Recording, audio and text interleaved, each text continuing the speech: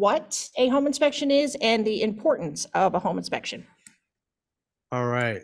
And then I think if we get lucky, we might have Uncle Anthony from our CDFI side here at Salitas House to talk about our mortgage program and some of our small dollar loans, because we do a little bit of everything here at Salitas House. A little bit of everything. All right. So what we've done is I wanted to make sure you guys know we just went live on YouTube. And so I want to just reiterate what Kim said. She said today we are lucky to have Patty Campbell from Habitat for Humanity presenting today. She said we have Mr. Charles Glover from Lakeland Housing Authority to speak about 5 new homes. She said that we have Mr. Matt Young presenting from a realtor's perspective. And she said we have also Dawn Perkins, the home inspector person from Rock Solid Home Inspections.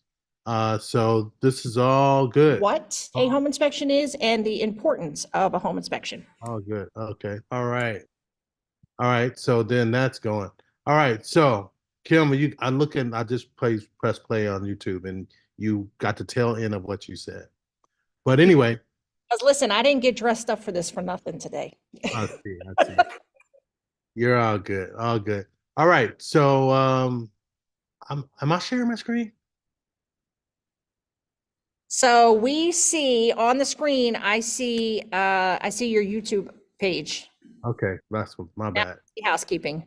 Okay, my bad. I wanted to see this. Actually, I'm going to stop sharing altogether because we are now about to introduce Miss Patty Campbell.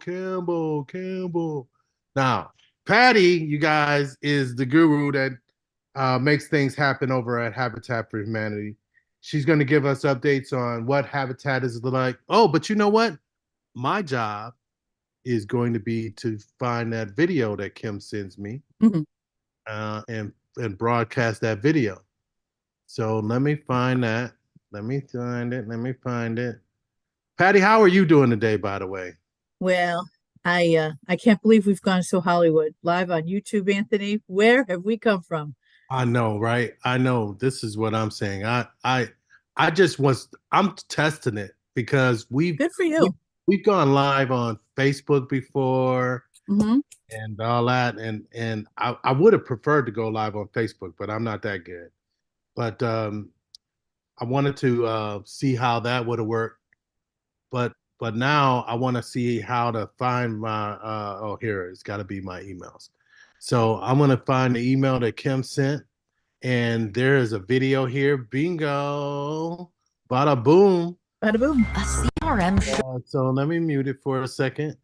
And we are going to go to this. You guys, this video is the bomb diggity, just so you know. So you want to get some tissue and get your notepad, because this video from Habitat is the bomb diggity. So we're going to play the video, and then Patty's going to follow up right behind it with her presentation to you guys. So stand by for the goodness.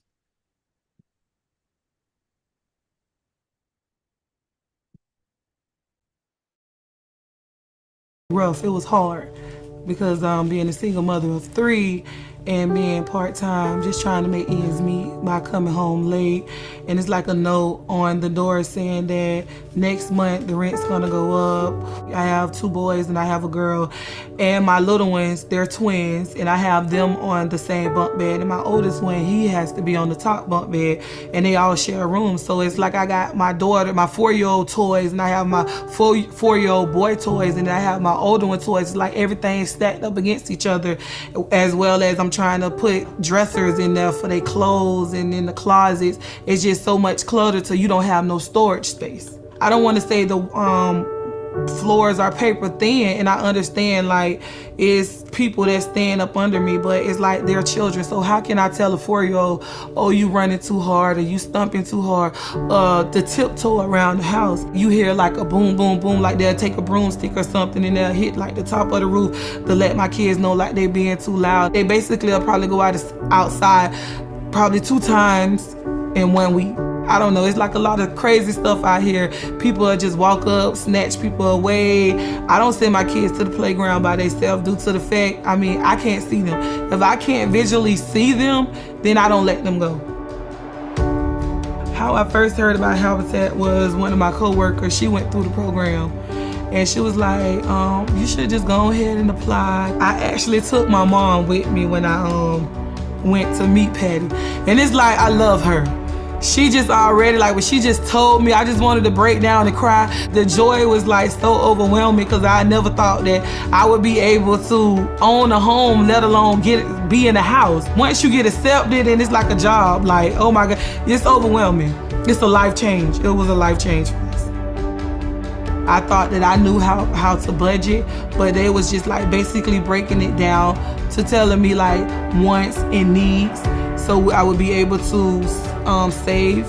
I kind of didn't know the meaning of what the sweat equity hours was, but as I was going through the process of meeting new people, learning different things, I'm gonna tell you, I didn't even know what a power drill was. I didn't know like none of that stuff. But as you get into this program, and it teaches you the different techniques, the different styles, how to take care of your own home. And that's the number one thing. Like as they were showing me as I was going to different construction sites on building homes, which I never thought I would build a home, but it's like some of them homes that I help with, I kind of pass by and I'll be like, yeah, mama built that home right there, y'all. Y'all just don't understand. I built that. You meet different people that's coming out and helping you, basically showing you like it is some kind of people in the world. And they coming to give back. They coming to help me. They coming to make my house. They coming to make me a house and a home for my kids. So all I can say is like, thank you. You learn so much within this program. Just to actually get those keys in my hand, just to walk through the door is like, oh my God, I just hope my heart just really don't stop. I just really hope my heart don't stop. Congratulations on your being a new homeowner. Comes all responsibility and God's love to you and your family. So with that, I'll present you with the key to your home and wish you all the blessings that a new homeowner gets. So.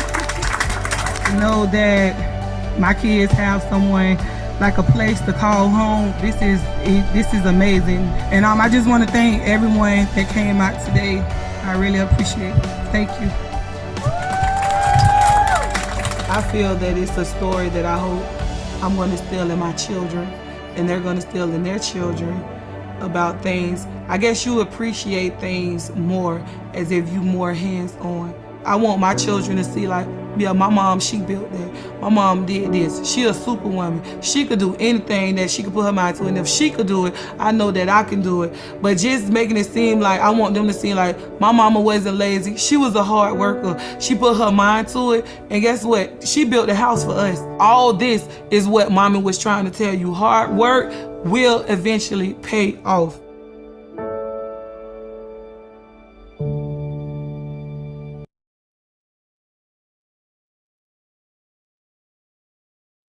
Okay, so good morning, everybody. My name is Patty Campbell, and I am proud to work for Habitat for Humanity of Hillsborough County.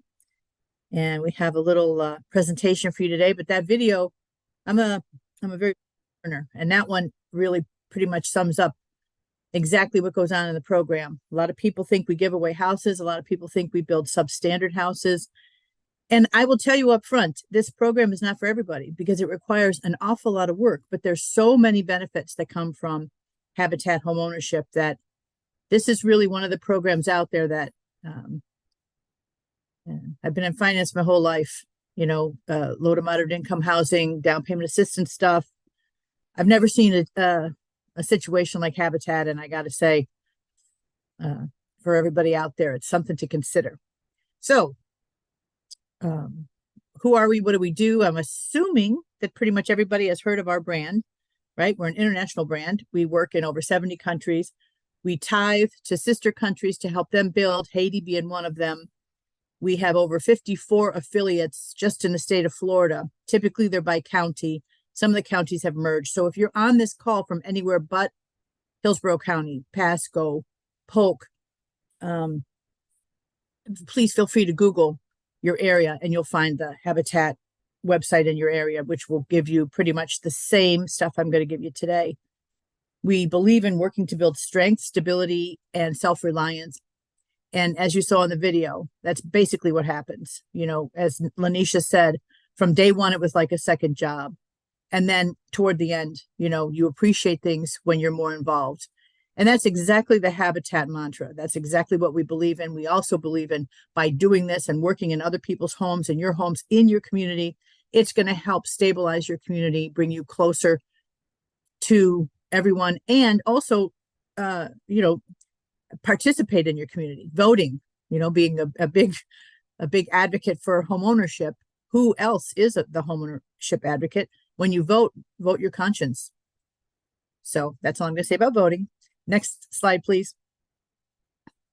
Do I qualify? Now, this is a big one because obviously it costs money to build a home.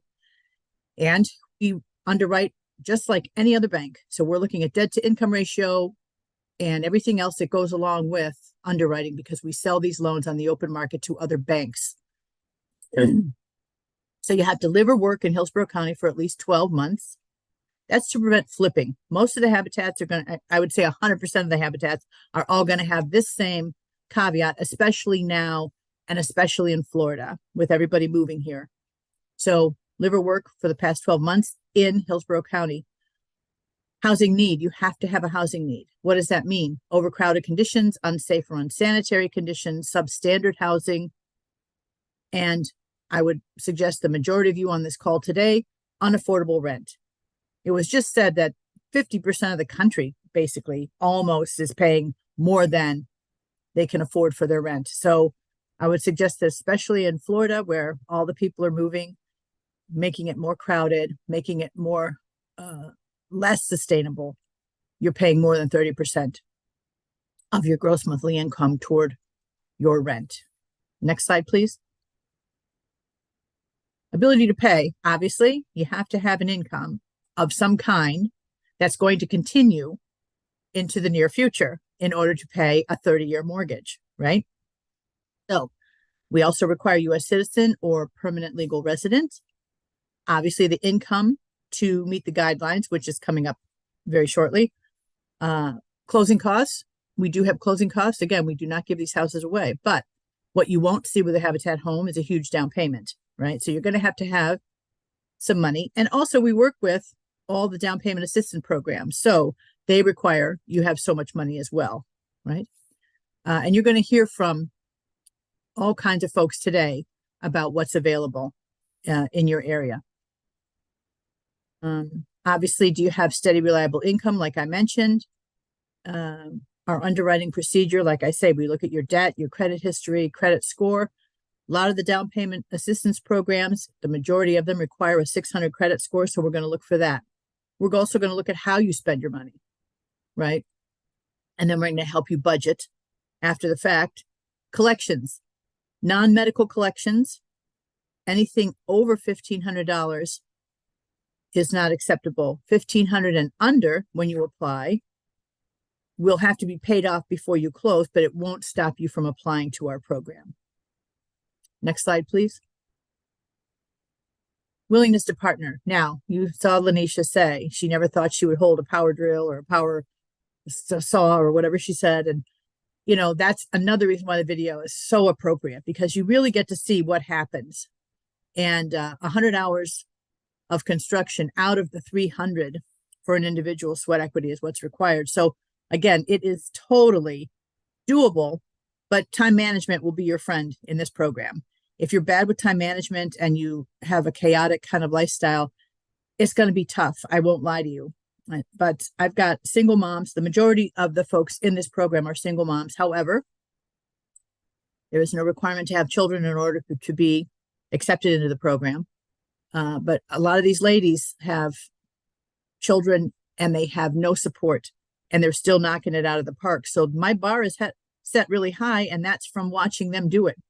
So all I can do is interpret that and tell you that I'm watching folks do it day by day by day. And I've been with Habitat now, it'll be 6 years this year. So 300 hours of sweat equity for one person, 375 hours of sweat equity for a dual applicant household. Your friends and family may assist in so many hours to donate to you. So again, time management and figuring it out with 18 to 24 months average in this program, there's absolutely no reason why this can't be done. Next slide, please. So currently, this is the gross monthly income required. And I know you look at this, some of you, and think, maybe this is fine. Some of you look at it and you're not there yet. We have to meet debt to income ratios. We have to meet guidelines. And I will tell you, since COVID, it is much more expensive for us to build our house. We sell it to you for what it appraises for. So think about that. The for-profit builders out there are getting a lot more for their 3-bedroom, 2-bath, 2-car garage houses.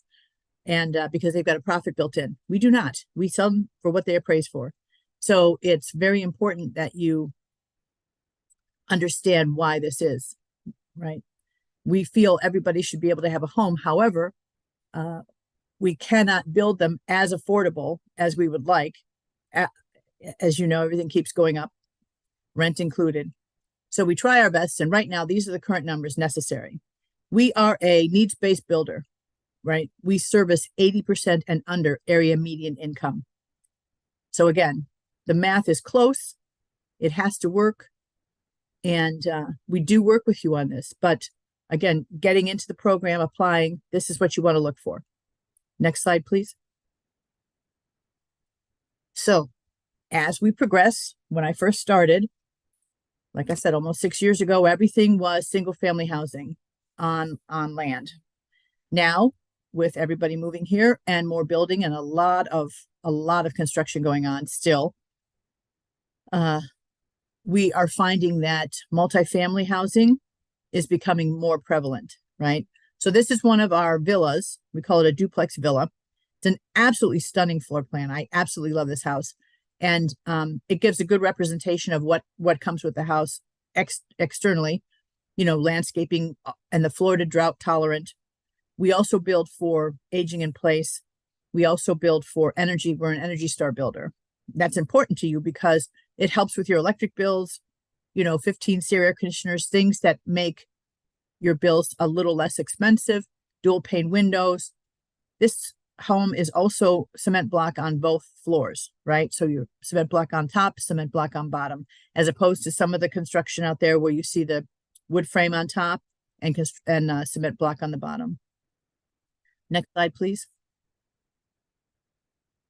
This is again another example of a duplex villa. Now, one of our sponsors was in the paving business. So they donated all these pavers to us. And so the house is not going to come with a driveway that looks like this. It's going to come with a driveway that you saw last time. But this is a great example of what the house looks like finished. Next slide, please. Here's an example of a single family home. We still build them, by the way, just wanting you to know that, and this would be a good time to talk about what we can guarantee and cannot guarantee, right? We can guarantee a well-built home. We can guarantee an energy efficient home. And we can guarantee that your mortgage is going to be affordable. 30% of your gross monthly income is what your mortgage payment is going to be, right? So that's the good news. But for all of you who are set on a neighborhood or an area or, and your mind is absolutely there, we cannot guarantee, hear me, location. We don't have a list of lots that we send you, not like when you go out to MI or Lennar and they've got the whole subdivision and you can pick a lot and pay a little bit more for a premium lot. We're a needs-based builder. We build for housing need. You need a house, we're going to build it for you, and it's going to be a great home that you'll be able to age in place into, have equity in, and have sustainably for the rest of your life. We can't guarantee school district and we can't guarantee closing date. We rely on, like every other builder does, all kinds of inspectors and everything else. And so if their schedule is behind, our schedule gets behind. So I need to let you know that up front too. Like I say, this program may or may not be for everyone, but what you will know is exactly what's going on when you get into the program. Currently, 18 to 24 months is the time spent in the program before you receive your keys and close on your house. And I know that's a long time for a lot of people, but if you weigh the good and the bad, you know, I think you'll find that this is a really great program. Also notice 0-step entry. We try to, like I said, build these houses for aging in place. And a funny story, I just recently torn my right knee meniscus. They say I'm only going to be on crutches for a couple days, but my house does not have 36-inch interior and exterior doors. So if I need a walker or if I need crutches, I'm going to be struggling a little bit more than you would getting around in your house, because we have the bigger doors, the wider doors for anyone that's in a wheelchair, power wheelchair, anything. This is a huge issue. The ramp, there's no ramp here. It's 0-step entry. So you can get into the house or have anyone who comes to visit you, or if by chance you have an elder adult in the family that is going to come live with you or stay with you for any length of time, it just makes everything easier. We try to think of everything we can to make the house more accessible. Next slide, please. This is a typical kitchen. A lot of times I'll get folks that'll ask me, hey, do I get granite? What colors are they? Like, again, needs-based builder, right? Although these cabinets are the soft close wooden cabinets, they're absolutely beautiful. And plenty of storage space. You see on the floor 12 by 24 ceramic tile flooring, and that's throughout the house. If you have a 2-story house or one of the villas, you get carpeting up top and tile floors on the bottom. To the left, you'll see a pantry door, which is a beautiful deep pantry for storage. And I'm envious because I don't have a pantry. My house was built in the 70s. And I would love to have a pantry. Also, I would love to have inside laundry room, which currently these houses have. I do my laundry in the garage, which is fine. I'm not complaining. I'm just saying it's really, for me, that's one of my things I would like to have in indoor laundry. But the appliances, kitchen appliances, are donated by the Whirlpool Corporation, and so we're very grateful for that. Dishwasher, oven, microwave, and your refrigerator. I get a lot of times, a lot of people will say, well, I would like the French door, stainless steel. And you know what? Once you get your keys after you close, you can knock this out, put your granite in, put all your appliances in. I think once you price that, though, you'll be very happy with what comes with the house.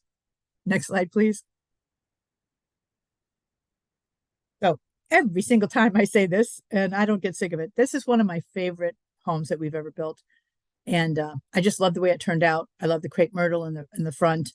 I helped with the landscape on this house, so maybe I feel a little more closer to it. The mom and 2 sons that live in this house are great people. And it was just an overall pleasure to build. But this is a good example of a Habitat home. You get your choice of exterior colors. You get your choice of interior cabinet and countertop. But for the most part, like I say, this is the Bahia lawn, Florida drought tolerant landscape, so that it's easier for you to maintain. Next slide, please. Another example of the kitchen. This is looking from the living room back, and this is a 4-bedroom home. We have an island kitchen in this one, and then also a breakfast bar. So the space is utilized very well. And then you get an idea of what the ceramic tile looks like, very neutral colors so that it's easily matched. Next slide, please. Here's the kitchen of the house that I said was my favorite.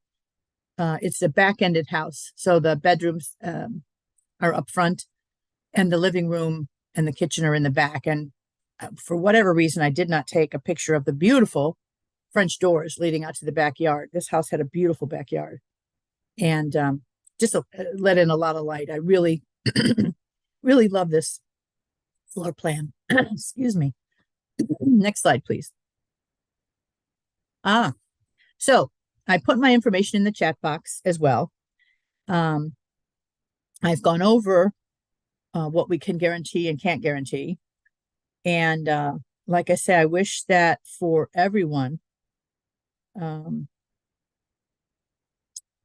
you learn a lot today. You will learn a lot today. And let me just say, this is not a commercial for Uncle Anthony, but for Salidas House to have the designation of a CDFI is huge. It is a very big deal, and it's a very important item. So you will find out this afternoon what that's all about. But I I ask you to look into Habitat. We do provide affordable homeownership. Currently, our application process is closed. We opened it up earlier. We got overwhelmed. And again, we're not for profit. We don't have a huge staff. So please be patient, but I will be more than happy to, not today because you're on this call, but whenever you want to reach out to me via text or email. I'm on the phone a lot. So calling is tough. You'll get a quicker response if you text or email. Anything you have in particular you'd like to know. All this information is also available on our website, so you can go back at your leisure and take a look at everything. The income limits are going to change April or May, because that's when HUD announces their new numbers. But for right now, this is what's current. So I would ask if there's any questions at this time. They need to go into the Q&A. All right, Patty, I don't see anything in there yet. Okie doke. Did we get our nugget from Patty, Kim? Well, I caught it. You Let caught me it? see in the chat. Did anybody catch the nugget list? The Well, nugget list item? Well, I don't know if they realized it was a nugget, but one of the most Hey, important things. listen, if somebody didn't realize that was a nugget, Well, she Well, that's mentioned why we're all a here. couple nuggets. She mentioned a couple nuggets because I heard an acronym that she mentioned too today. And so I didn't catch the nugget on my favorite thing. But I don't know. The chat is kind of quiet. What about your live class, Kim? Did they catch it? Oh, now Kim, you just told them. oh, my bad. Well, Patty, thanks so much for being here today. We've got a small class, and my assumption is these guys are pretty sharp and they're taking great notes. Thus, no reason, no questions. But you are free to reclaim the rest of your Saturday. All right, you guys have a great day. Thanks for joining. Anthony and Kim, as always, thanks for inviting me. It's my sincere pleasure. And I'll see y'all soon. See you soon. Bye, Anthony. All right, so here I'm going to give you guys your first break today, and I'm going to also give you your first identifying question. So I'm going to type the identifying question in the chat. Let's see, here it is. So your mother's maiden name, and it's 1021, 1035, 1035, 1035, 1035. Mother's maiden name, return at 1035. Mother's maiden name, please return at 1035. Mother's maiden name, please return at 1035. And while we wait for that, let me go back to my PowerPoint. Where is that? Here it is. 1035.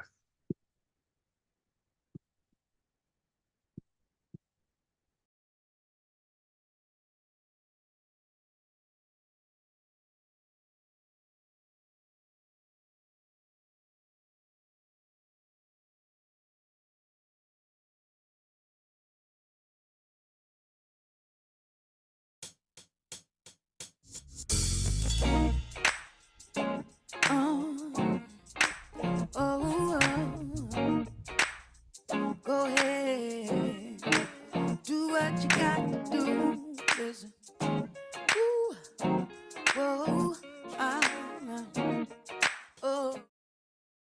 oh. Kim, for some reason, I don't know if these folks heard what I said. What happened? I don't know if they heard what I said. Like I said, we're gonna take a break, return at 10:35, and here is our first identifying question. Oh, and Maybe I see one understand answer. the answer to your identifying question needs to go into the chat, and the question is your mother's maiden name. Remember, if you don't answer the identifying question, your certificate will be held. Oh, okay, they woke up. They woke up. All right, I just want to check. Esa negrita que va caminando, esa negrita tiene su tumbao. Y cuando la gente la va mirando, ella baila de lado, también apretado, apretado, apretado. La negra tiene tumbao. Azúcar, azúcar. Y no camina de lado. Si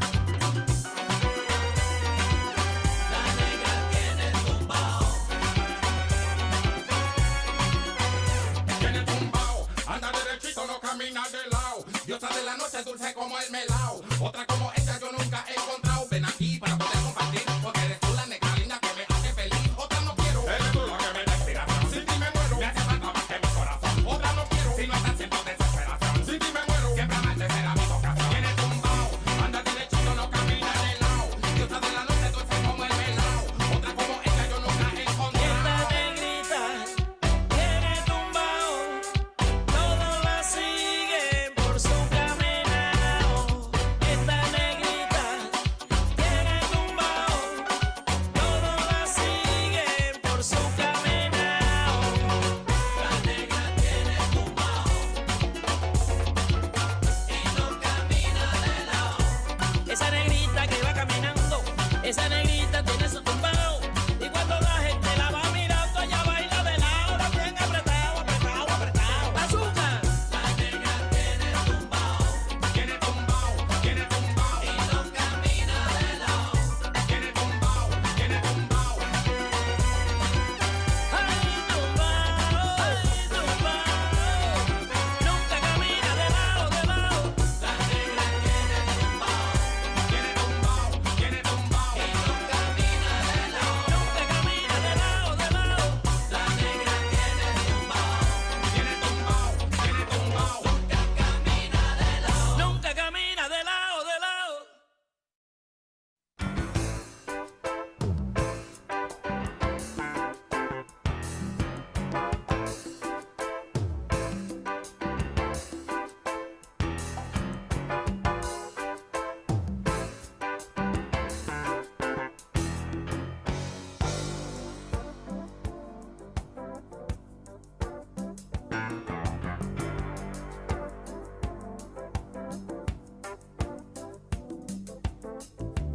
You ain't crazy, I'm gonna lie more. What you're feeling, there's a reason for. I wanna do right. Oh, gotta do right. Do I love you? Oh, you know I've tried. But what you after, can't find in my eyes. I'm gonna do right.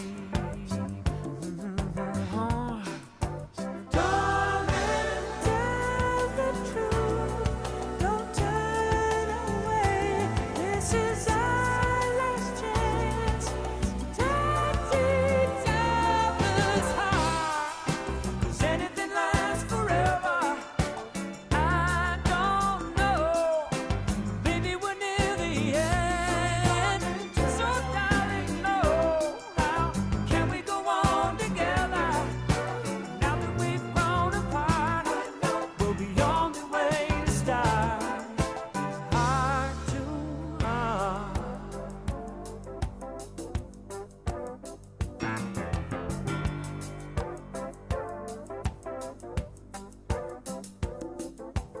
One by one, we're collecting lies. When you can't give love, you give alibis. Now I'm gonna do right. This time I got to do right. I don't wanna leave, I don't wanna say goodbye. Sooner or later, honey, there comes a time, mama, when you gotta do right. Boom, boom. Darling, tell the truth. Don't turn away from this one last chance. Touch each other's heart. 'Cause anything lasts forever. I don't know. Maybe we're near the end. So darling, no. How can we go on together? Now that we've grown apart, we'll be on the way to start. It's hard to I need a little more loving in my heart. People say that love will grow. So how was I to know love that's come through years and years can't find a way back home anymore?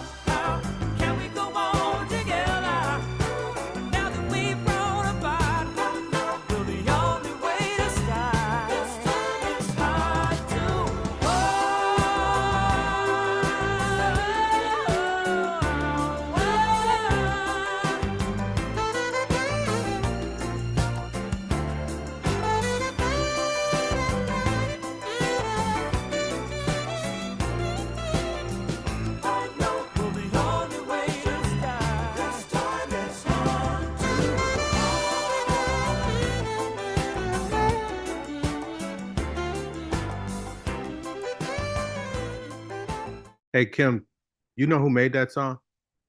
Well, I was in the ladies' room, so I really didn't get to hear it. So could you enlighten me, please? That anybody in your live class know who made that song? Hold on, I think I have somebody here in the live class. Who? Ambrosia? No. That was Kenny Loggins. Kenny Loggins. I just saw, it reminded me, I just saw a pretty good show on Netflix last night about when they made the We Are the World and how it all came together. It was actually really, really, really interesting. So Kenny Loggins was one of the people who was singing a lead part. A lot of people sang a lead part, a lot of big time artists. But when I heard this Kenny Loggins song, I was like, oh, that's Kenny Loggins. All right, that is all. For that tip.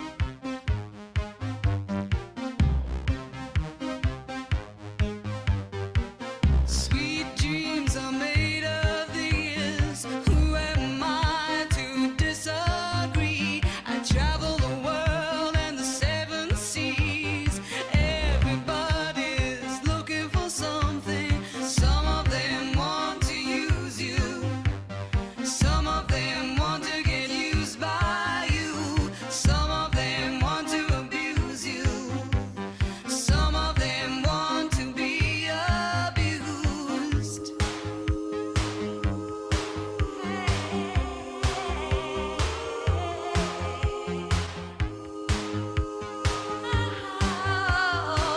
Sweet dreams are made of these. Who am I to disagree? I travel the world and the seven seas. Everybody's looking for something.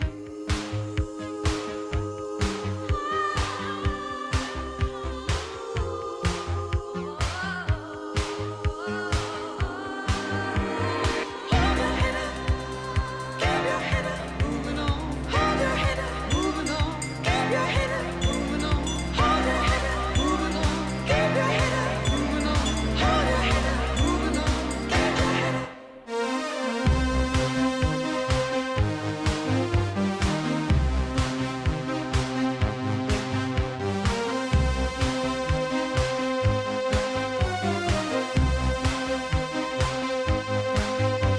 Some of them want to use you.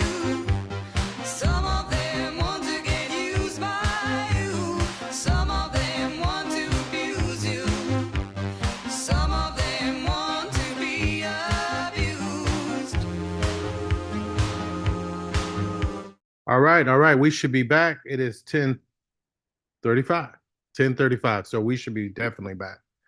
So let's see. So how's that nugget list coming along there, Kim? Because I haven't been tracking it. Like I know, are you tracking it somehow? Would anybody in your live class tracking?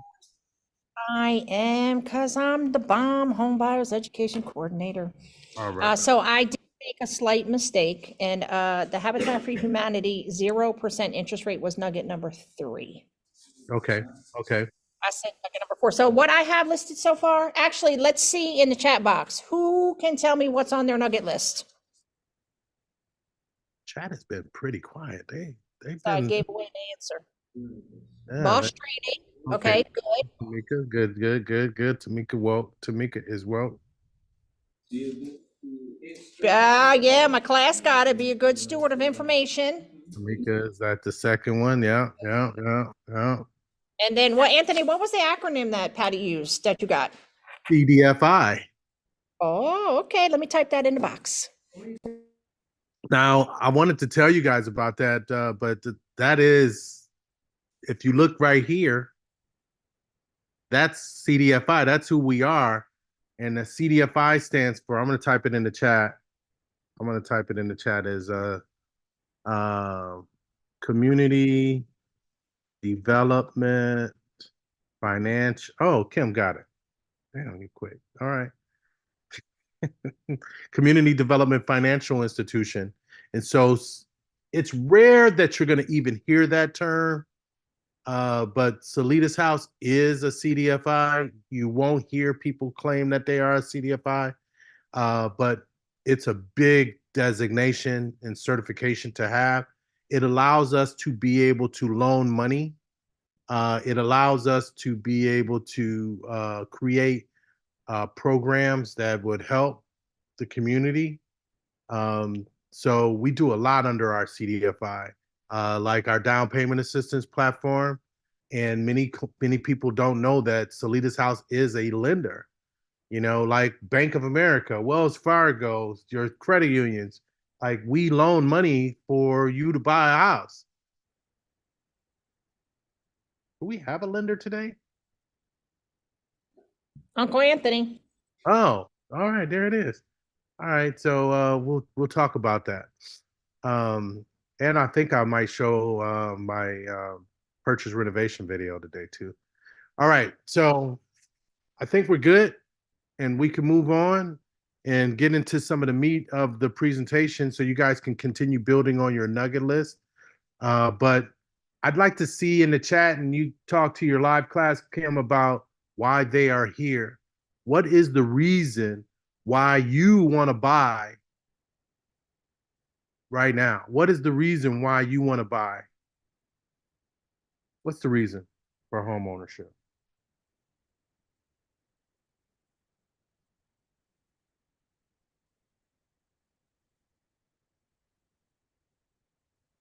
I just had a note. Okay. Thank you, Daniel. Security.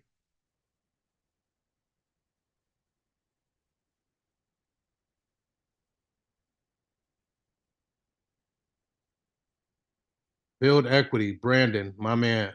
That is huge. That's my favorite word, actually. Curtis says, for my family.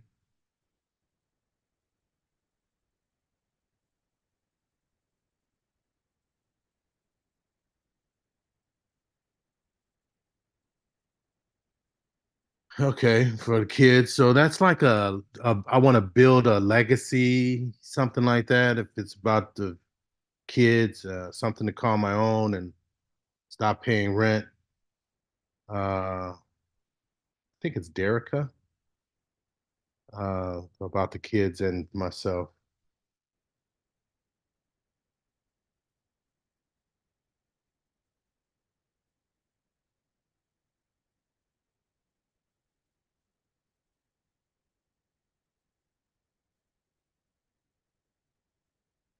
Okay, so I gave you guys some time. Here's what most people would talk about. They would talk about the stable housing. I didn't hear anybody say stability. Somebody said security. And nobody said tax benefits, of course. But somebody did say my favorite word, which was the equity portion. I didn't see anybody talk about control over their environment.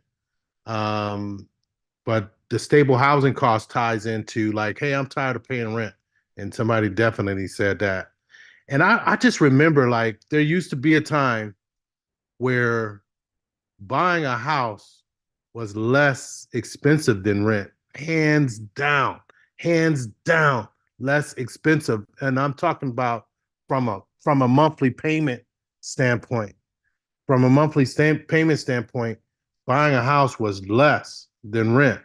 So right now, it's not the case that it's less. Right now, the case is the equity piece, the value, the building the legacy, the tax benefits. Right now, that's what you don't get as a renter for sure. That is worth its weight in gold. So here is some powerful information here, bosses. So this here tax benefit piece is huge. Tax benefit, all right. One of the first tax benefits that you get is the Form 1098. All right, the Form 1098. This form, I'm typing in the chat, this form is a form that you receive from your lender that will show the amount of interest you pay towards your loan. All right. So this form is the form that you receive from your lender that will show you the amount of interest that you paid towards your loan. So as an example, if you receive your form 1098 and it shows that you paid $6,000, you file that with the federal on your federal income tax returns. You show that interest on your federal income tax returns. Okay, so if you did that, this $6,000 turns into roughly let me see, the math I think is like 18% times 18%. Who's got that calculator? 6,000. Go ahead. 1080. Oh, 1,080. Thanks, Kim. $1,080. Boom. That $1,080 is real cash. That's a real cash benefit. That's what you're getting on your tax return as a refund. All right. I should see money bag emojis right now. That you should be happy about that, because as a renter, there is nothing that you get that I know of. Can somebody needs to tell me what you're getting as a renter right now, because there might be some new laws that I don't know about. I've been out of that rental game for a minute now, so I don't know. Daniel typed a big fat 0. Felicia typed a big fat 0. All right, so understood. Now, listen, your tax benefits don't stop there. Now, Kim, this is where I need your help, because last class we did a Google search on this product. It's called an MCC. Okay. The MCC stands for Mortgage Credit Certificate. All right. Mortgage Credit Certificate. This mortgage credit certificate is a tax benefit offered by specific lenders or local, how did they word it? Local housing finance authorities.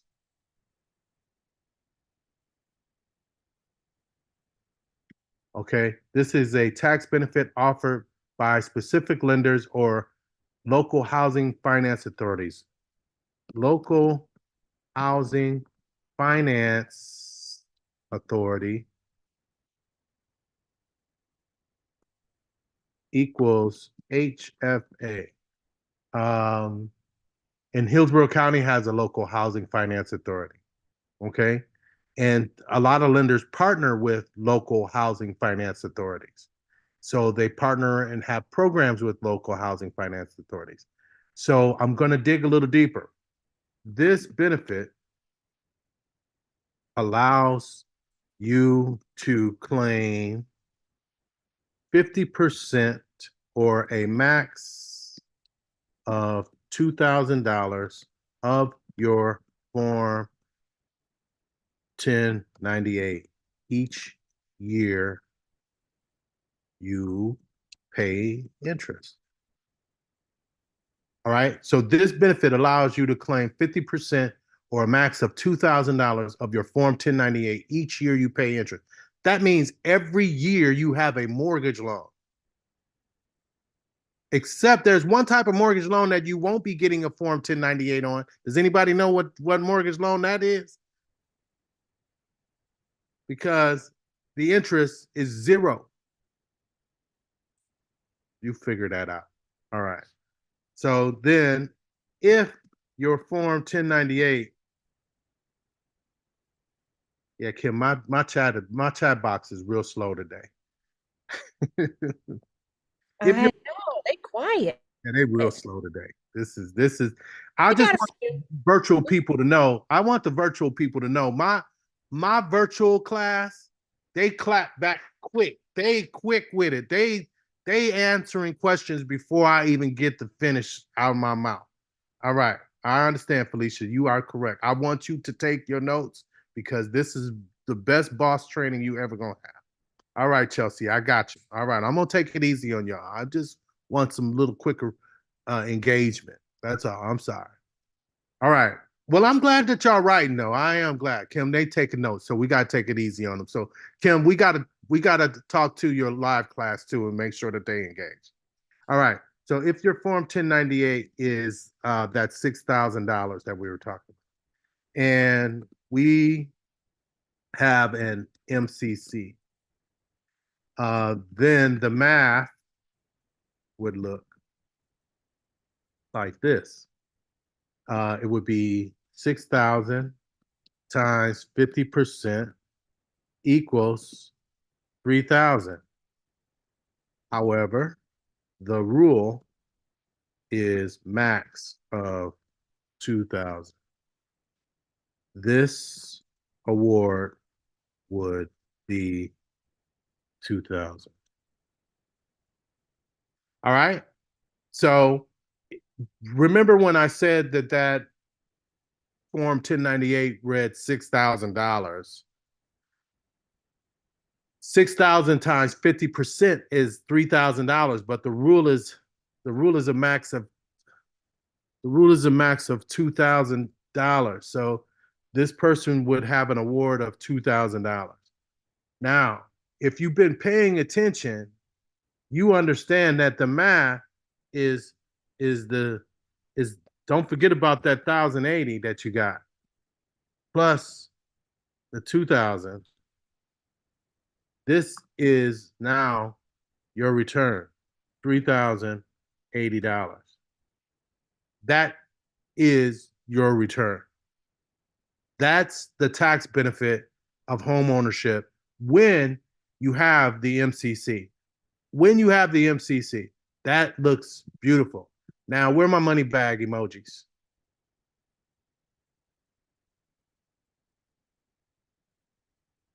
You're welcome, Chelsea. You're welcome. I don't know. I don't understand the airplane. What's the airplane? Kim, what's the airplane mean? What happened? Somebody put an airplane emoji. What's that? Because they gonna take a trip with their money. Oh, trips. Okay, got it. Okay. Okay, but listen, that's not what I want to see. I want to see pictures of houses because we're gonna put this money back into our house because Okay. because we're gonna continue to build on what Anthony's gonna talk about next. Yes. All Boss right. training.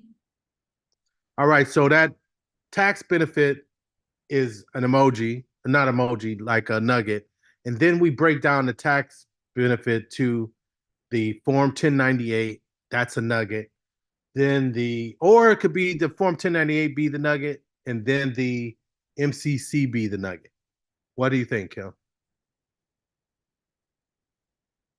All right.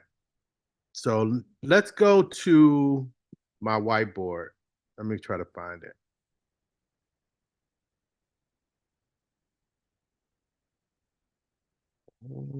I don't see. So I'm going to stop sharing here like that.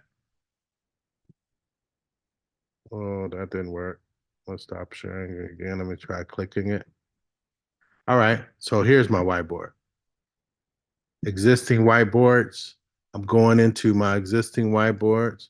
Okay, we still just see you, Anthony. All right. I'm opening it up. Okay, now we see it. Okay, you got it. All right. So let me take this. I'm going to make this larger. All right. So now you guys should be able to see that a little better. All right. So look at this, you guys. We're going to talk about my favorite word, which is equity. Okay. My favorite word is equity. Now, equity is the definition of equity. The definition of equity, all right, is the difference between the value and what you owe.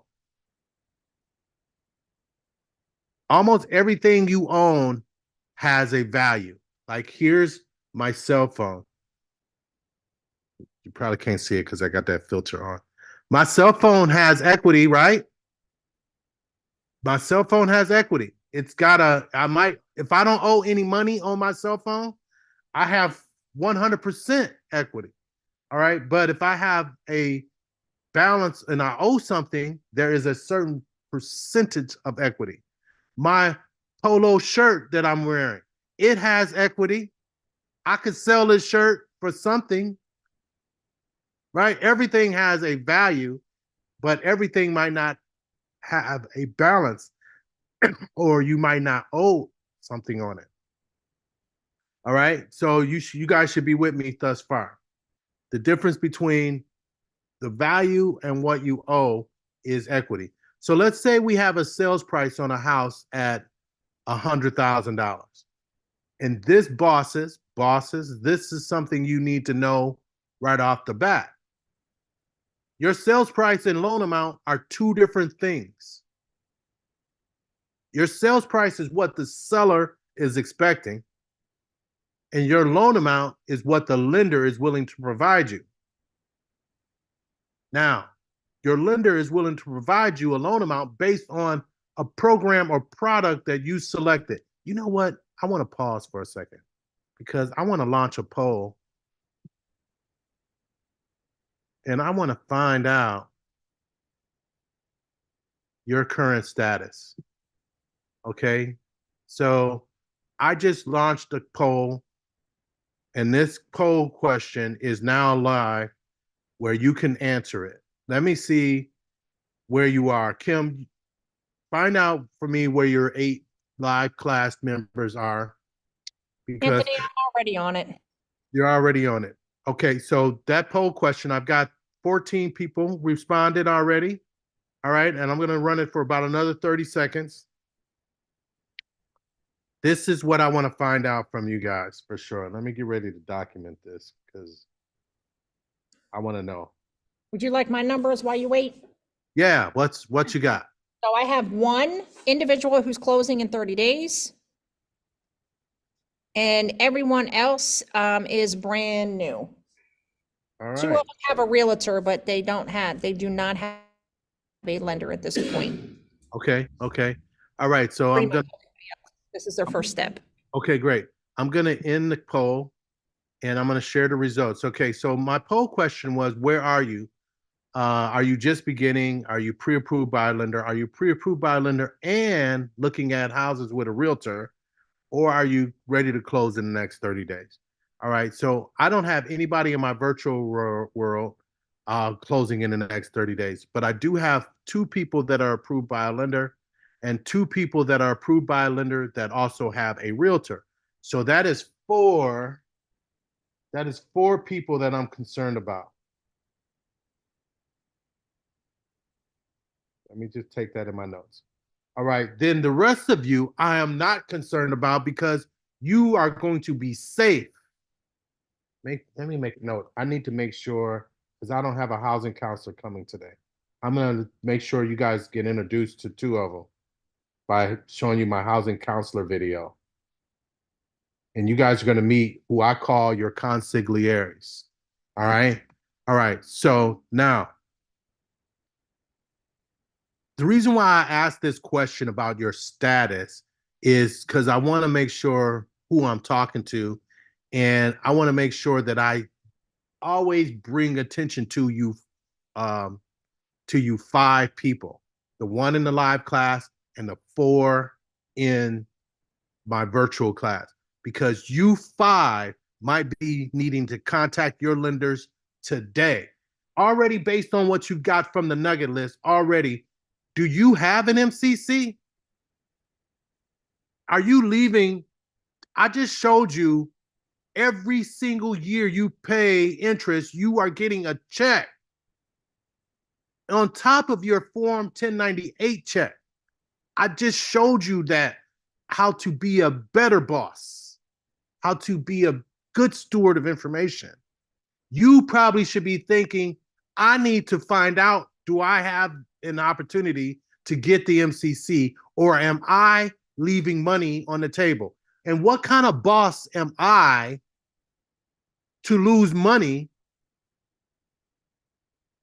for my company, my business, my process? What kind of boss am I to lose money?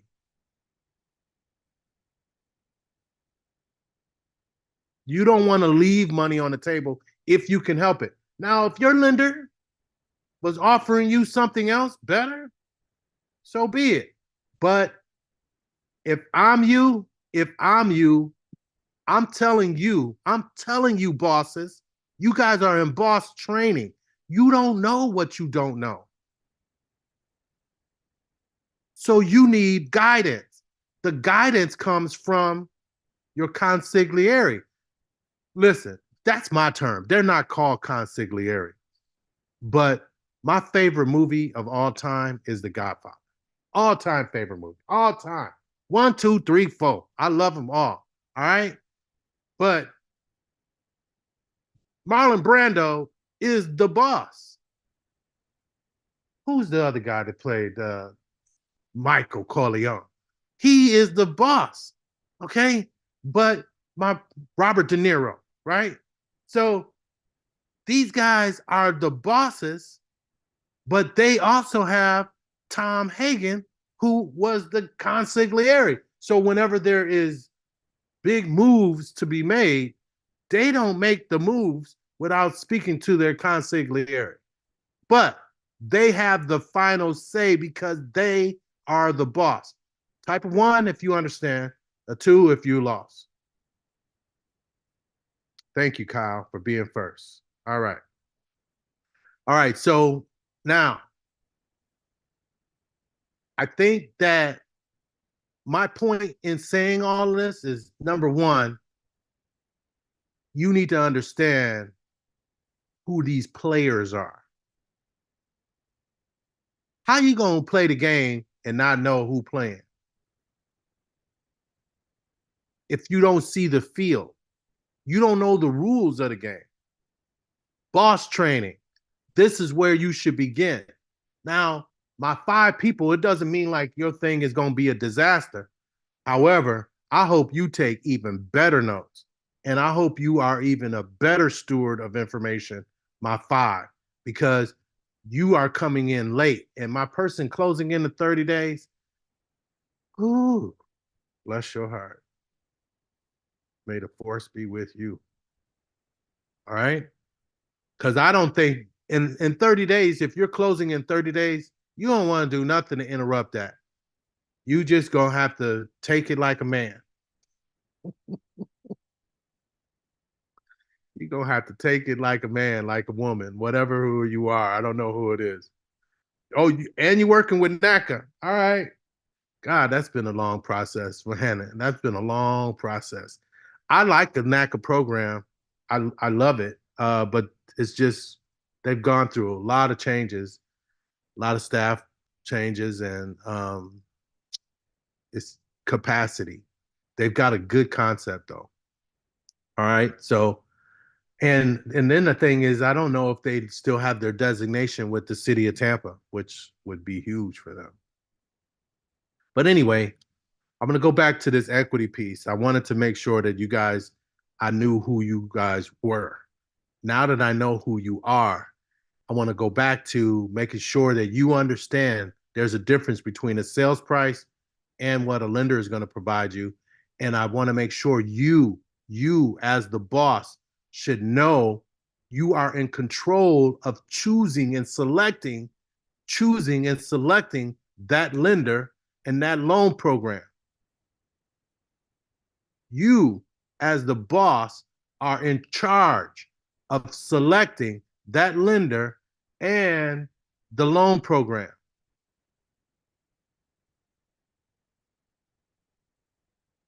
So the reason why I make sure to emphasize the lender and the loan program, because this shows a loan program that has a 3% down payment. The reason why it's 3% is 100,000 times 3% is $3,000, and then the lender is going to loan 97. Hopefully you caught that. Hopefully you caught that. You 5 that are approved by a lender, do you even know what kind of loan program you got? Is it a conventional loan? Is it an FHA loan? Is it a portfolio loan? Is it a USDA loan? Is it a VA loan? Do you know what you have? If you don't know what you have as a boss, you need a consigliere because you are working with a salesperson. You are working with a salesperson. I don't have anything against lenders. I used to be I didn't tell y'all this from the beginning, but that's how I got into this industry in 1994 when I first started. I've been doing mortgage lending since then. So I know a little bit, okay, but my point is like you have to understand the difference between those programs, which you will learn today. And if you are already approved by them, that means you listened to your salesperson. Like I see in the chat, somebody tell me they have an FHA loan. Bless your heart. Because it's a reason why you have the FHA loan. And you know what the reason is? Is because you chose it.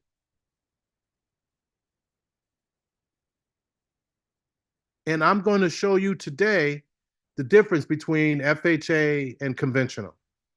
Now, with all that said, this loan amount is $97,000. This is what the lender is going to give them on the program that they chose and they selected. You choose and you select. You are in charge. So $3,000 is the down payment essentially in this scenario. Okay? The sales price is $100. Your down payment is $3,000. This is without any down payment assistance included. It will only draw confusion. But $97,000 is the loan amount. So if the down payment is $3,000, that is the equity, because the difference between the value and what you owe is $3,000. The difference between the value and what you owe is $3,000. $3,000 is the equity. All right, now just imagine if you fast forward 10 years. If you fast forward 10 years on this scenario, that house that you paid $100,000 for is now valued at $160,000, which would be great. Because when you're in your house, the simple fact that you live there does something to value, because there's no way people live in a house that is torn up, torn down, that they're not going to maintain. That's the assumption. You're going to maintain your house. If something breaks, you're going to fix it. That's the assumption. All right. So that helps with value. Over the years, the value should keep increasing because you maintain your home. So the other thing that I'd like you to think about as a homeowner, as a boss, is that every single mortgage payment that you make as a boss, bosses pay bills, right? So every single month when you make a mortgage payment, you are reducing the balance of what you owe. You are reducing the balance of what you owe. Instead of owing $97,000 after 10 years, let's say you owe $60,000. Now, you have to understand, bosses, that you have created a forced savings account. Let me see you type that into the chat to make sure you understand. Forced savings account. Thank you, Kyle, for being first again. All right. All right. So now, since the way that this forced savings account works is like every single month you reduce the balance. Then every single month you live there, you increase the value. So you are creating equity. This is real, because if you sold this house for $160 and you owe $60, look at the equity, $100,000. $100,000 is what you leave with in theory. And I say in theory because when you sell a house, you do have some costs associated with it. It ain't a lot, but you wouldn't leave with 100. But in theory, you leave with 100. Okay, that is how equity works. I'm thinking, since there's nothing in the Q&A, but oftentimes Kim is that quick, that you guys understand. Let me see ones if you're good and twos if you're not. Thank you, Kyle. Thank you, Sabrina. All right. All right. Kim, how's your live class? Oh, sorry, I couldn't find the mute button. We are good. Everybody understood your definition very well. All right, cool. All right, so I just want to mention here at this point, it's 11:08. We are going to have lunch at 12. All right, so we've got a little bit more to go through. So hang in there. I can't wait to eat lunch. I got something in the crock pot. Oh, it's going to be good. I can just keep smelling it. Oh my goodness. Oh, hang on, because I forgot my lunch. What's in there? Oh, you ever had or heard of 15 bean soup? Oh, yeah, I can't eat none of that. You all go on ahead and have that. Oh, you be Yeah. Now I can come by at 5 o'clock and, after class ends and get a to-go Yeah, box. But right now, the class would not appreciate that. Oh man. Well, All right, come on, let's go back to the content. all right, here we go. So let me go back to my PowerPoint. Let me find it. Oh, we still live. All right. All right. So everybody should see my screen now. Kim, how are you looking? You see it? Yes, we do. All right. So stable housing costs. I don't think I have to tell you guys now that rent is high. I don't think I even have to really go into that. Rents are crazy. Let me just ask, how many people had a rent increase so far this year since January?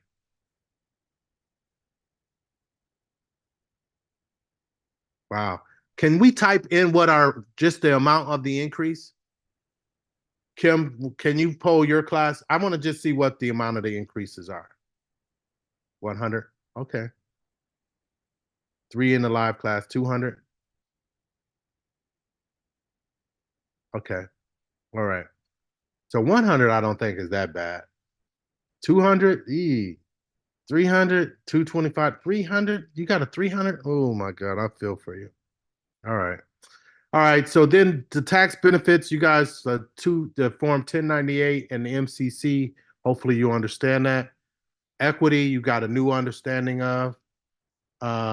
Control over your environment, of course you do.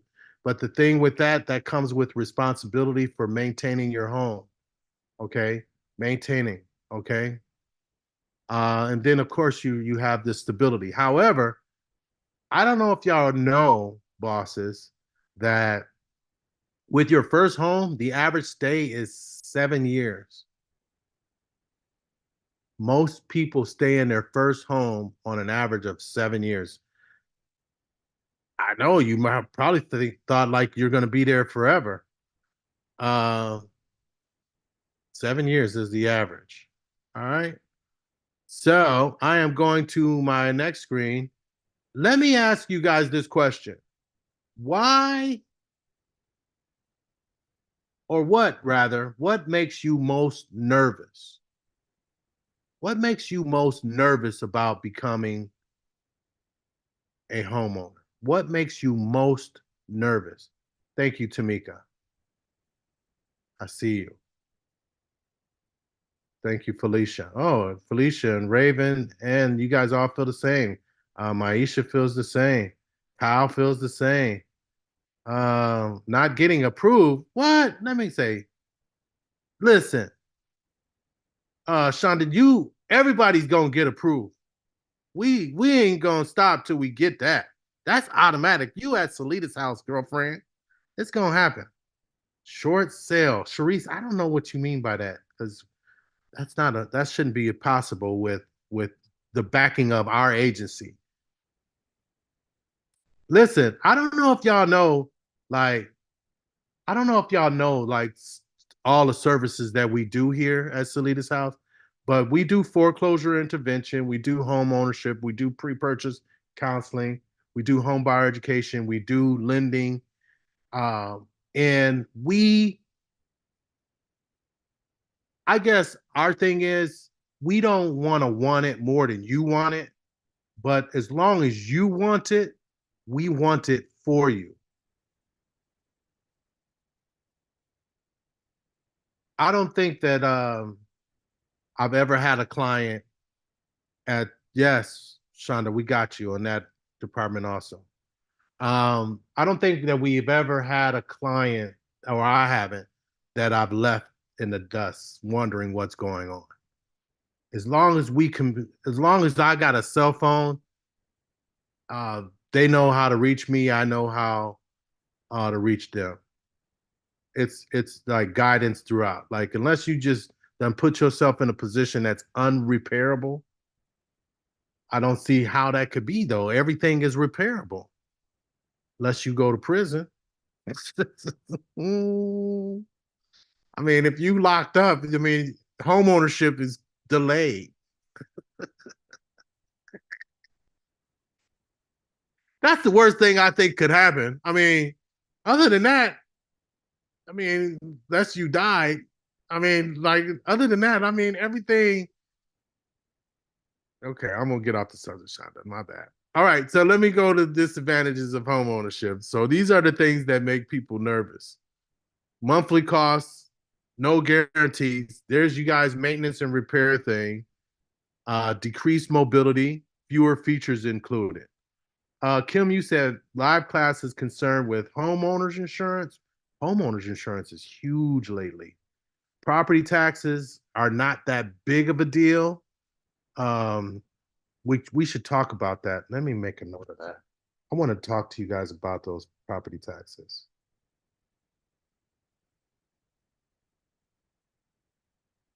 Oh, look at that. Kyle already put the hot tip in there for property taxes. Did he? Hold on, Kim. Let me see. Yes, Kyle, that is absolutely right. We're going to talk about that, Kyle. So I'm glad that you said that because that's huge. So I mean, it's essentially what protects you. So we'll talk about that a little later. But I want to talk now about the maintenance and repair thing because that's you guys' concern, right? About roof caving in and all that.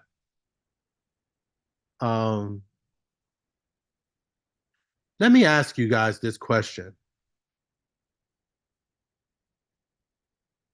What questions would you ask your lender? I'm curious. In order to know you got a good lender, as bosses, we got to conduct interviews to hire and bring somebody to make them a part of our team, right? Bosses, we conduct interviews, okay? And so there's got to be things of significance when you talk to a lender that, because the lender wants your business and they should earn it. Ooh, a lender wants your business and they should earn it. So how are you going to make them earn it? What's your line of questioning in that interview with your lender? All right, so let me see what you guys talk about. Rates,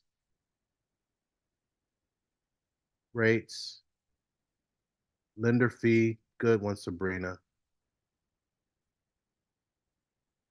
Yeah, sometimes Kyle just posts to host and panelists. Kyle, if you want everybody to see what you say, you post to everyone. Like Tamika posts to host and panelists. So Kyle, Tamika is talking about Kyle. It's telling Kyle we can't see, but Tamika, Kyle don't see what you post because you posted to host and panelists. So that's a tip. I think we need to say that at the beginning, Kim. You can hide what you see, what everybody sees, right? If you post to host and panelists, only we see it. But if you want everybody to see what you post to everyone. Okay, what loan options? Assistance program. Yeah, Kyle, there you go. Tamika, yeah. Do you work with down payment assistance? Gregory, good one. Yes, Tamika, thank you. So, Kim, the live class made sure to say the MCC. Yes, You they know what? did. I'm Good job, positive. live class. Good job. And then programs for first-time home buyers. That's a great question. So listen, you guys need to write these questions down. Where is the interest rate? Do you offer any programs for first-time home buyers? Do you offer the MCC? What are your loan fees? What options do you have for me? Those are good questions. What loan programs are there? I don't think they're gonna tell you, Felicia, about hidden fees. Tanisha asking about their fee. What is their fee? That's a good question. What do you earn on my transaction? How is your commission calculated? Do you work? Here's another good question. Oh, Kim just posted it. Are you approved with the city of Tampa? Because your lender needs to be approved with the city of Tampa if you plan to use the city of Tampa's down payment assistance program. If you plan to use the city of Tampa's down payment assistance program. That's a great question. Here's another great question. I'm going to type it in the chat. Can you approve me with a human underwriter before I find a property? That's a good question. Here, do you have a loan program with no private mortgage insurance? Oh, that's a really good question right there. Really good question right there. Here's another one. Do you have a loan program with no down payment? Oh, what's human underwriter? Chelsea, I'm going to talk about that. I'm going to talk about that. Good question, though. I'm going to talk about that.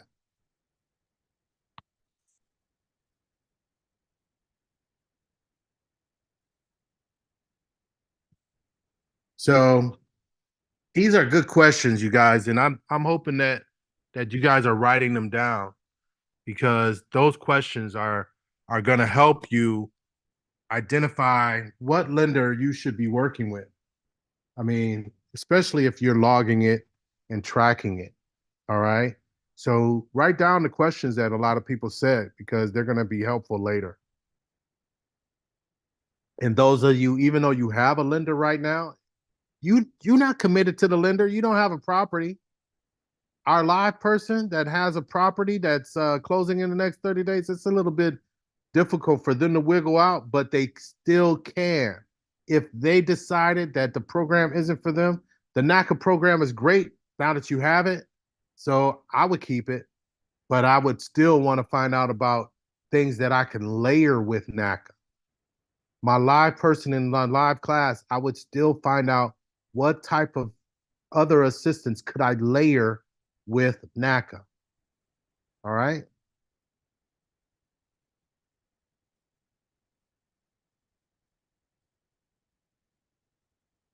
Okay, so I'm gonna delete that. Put that in the chat. I mean, in the Q&A. So let's talk about the questions that you would ask your realtor now. Your realtor questions. What kind of questions would you ask your real estate agent? You're conducting interviews, you're recruiting a lender, you're recruiting a realtor. what type of questions would you ask your realtor?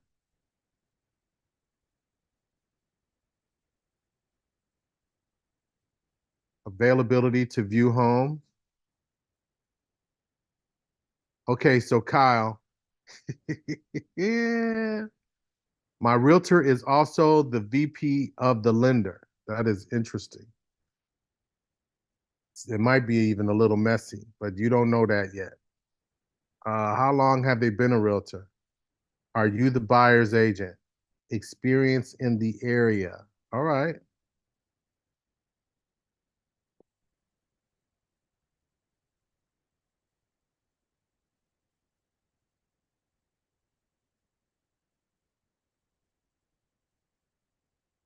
So I want to talk to you guys about this maintenance and repairs thing, right?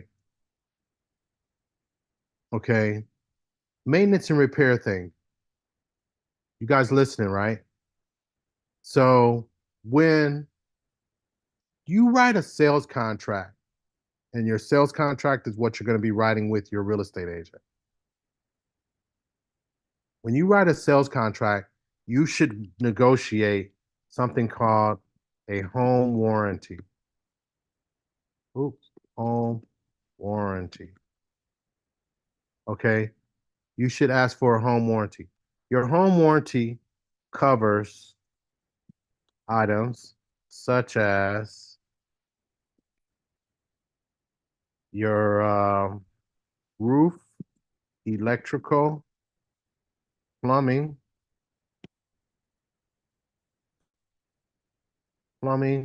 heating, and AC, and appliances.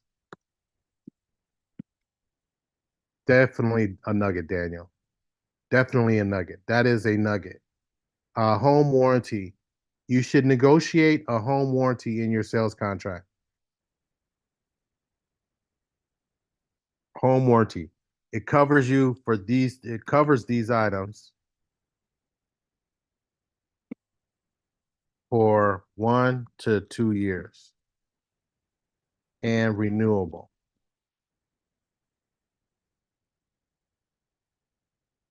All right, 1 to 2 years and it's renewable. The cost of this warranty is $500 to $1,000.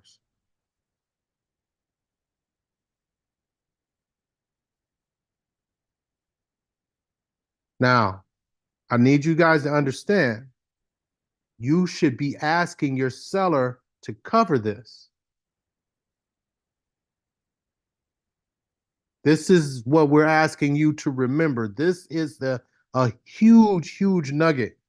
Do you understand? Like if you're, okay, I can testify to this because when I bought my house, that was the first thing that happened to me within 4 months is my AC unit went out. My condenser unit failed. But I had a home warranty. You know how much that would have cost me to get a condenser unit and an air handler? Thank you, Kyle. Thousands. Thousands. Matter of fact, 11,000. But I paid $150 and maybe 2 Heinekens because the guy that was doing my AC my AC work, I gave him 2 Heinekens. Yes, yes. So, I mean, but that was my deductible that I paid, and that's the way the home warranty works, is you pay just the deductible on your plan. So it's huge. It's huge. So I'm a big fan of home warranties. Now listen, here's a question for you. What if you ask the seller to provide a home warranty and the seller says no? What if you ask the seller to provide a home warranty and the seller says no? So we say leave. We say go to the next house. Sabrina says it's a red flag. Manuel says on to the next one. Okay.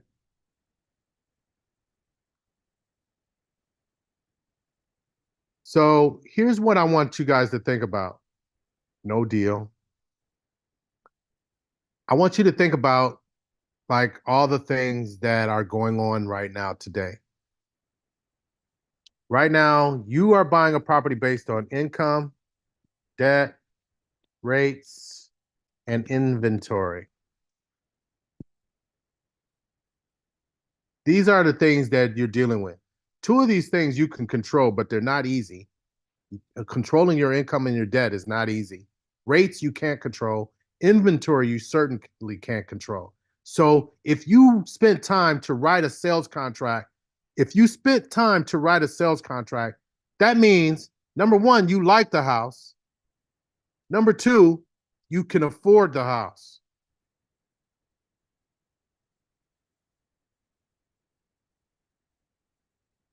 That's important. Think about where I'm going here. You like it and you can afford it.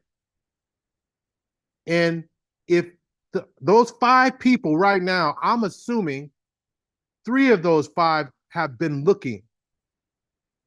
And you should be able to testify to it's not easy. It's not a bunch of houses out here with your name on it. Because what generally you can afford does not exist. Generally. They're few and far in between.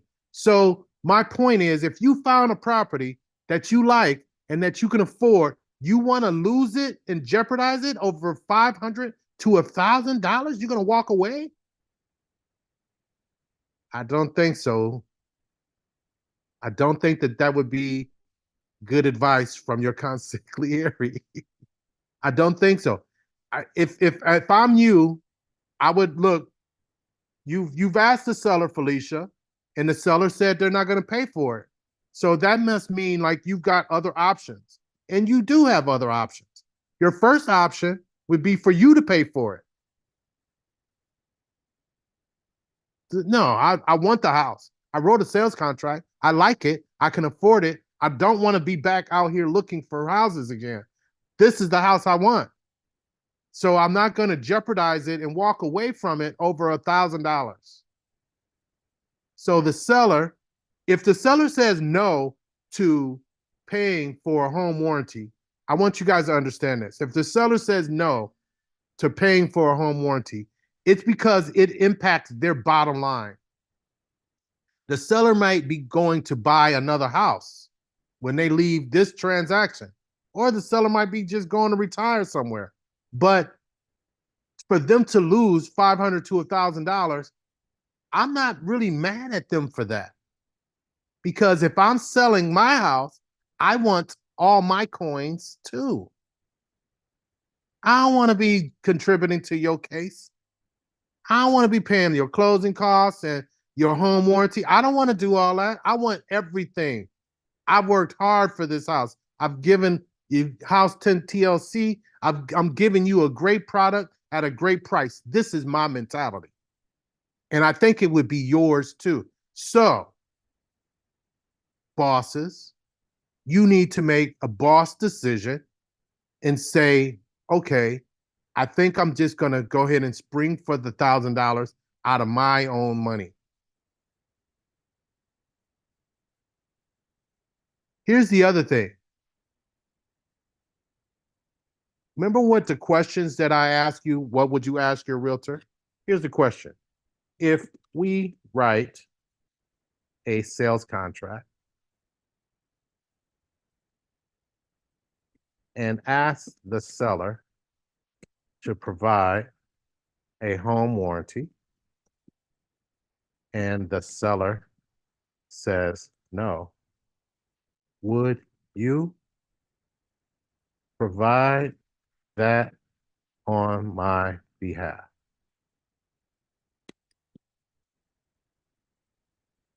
If we write a sales contract and ask the seller to provide a home warranty, and the seller says no, would you provide that home warranty on my behalf?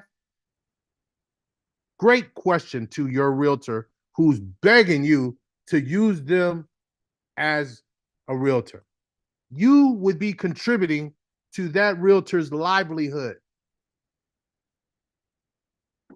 if you select that realtor as your realtor, you are contributing to their livelihood. So for them to pay for a home warranty on your behalf is a cost of doing business.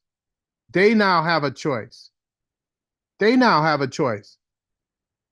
Do I get half a cake or no cake?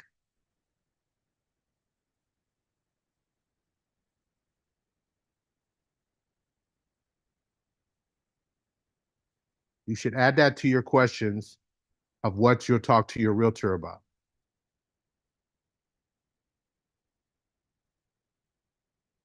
So here's the other question for your realtor. How long should I expect for a return phone call?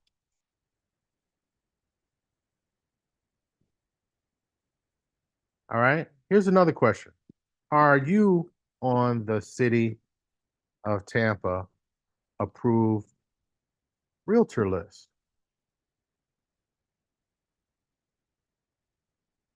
I like that question, Kim. Are you part-time or full-time? I like that. Great question.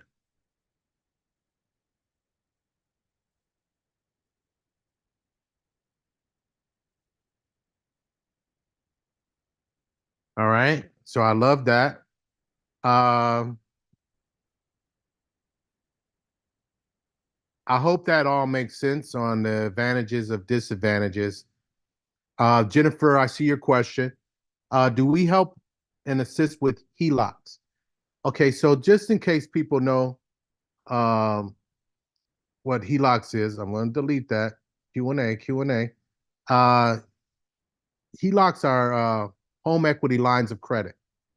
Okay, and so we do not do home equity line of credits as a lender. We do other loans. We have a loan called a flex loan that we could do that could work like a HELOC. But that's what we do.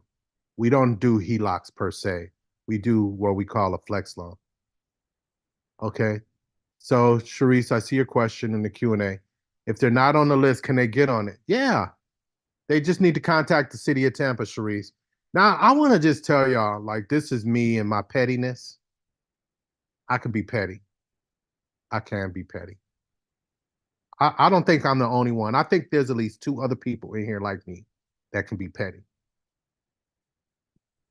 I could be petty. So when your realtor called me asking me a bunch of questions about down payment assistance, I don't want to tell them nothing. Why you don't contact the city? Why you contacting me? It's not my program. Contact the city. Oh, well, what's the city's contact information? Look, Google it. So before you have your realtor contact me, you better make sure they know that Anthony can be petty. You better tell him right off the bat that he can be petty. He can be petty. He might not be one to train you on down payment assistance.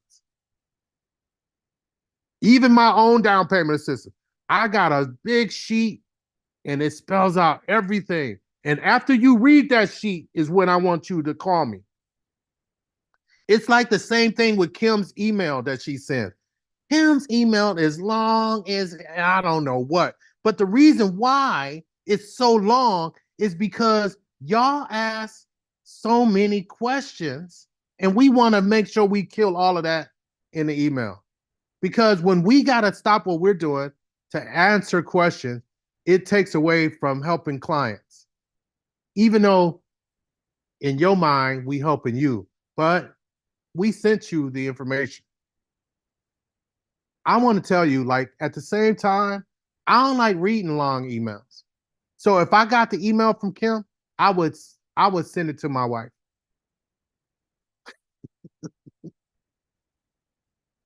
That's how I would do. I would send that email to my, okay, babe, tell me what to say.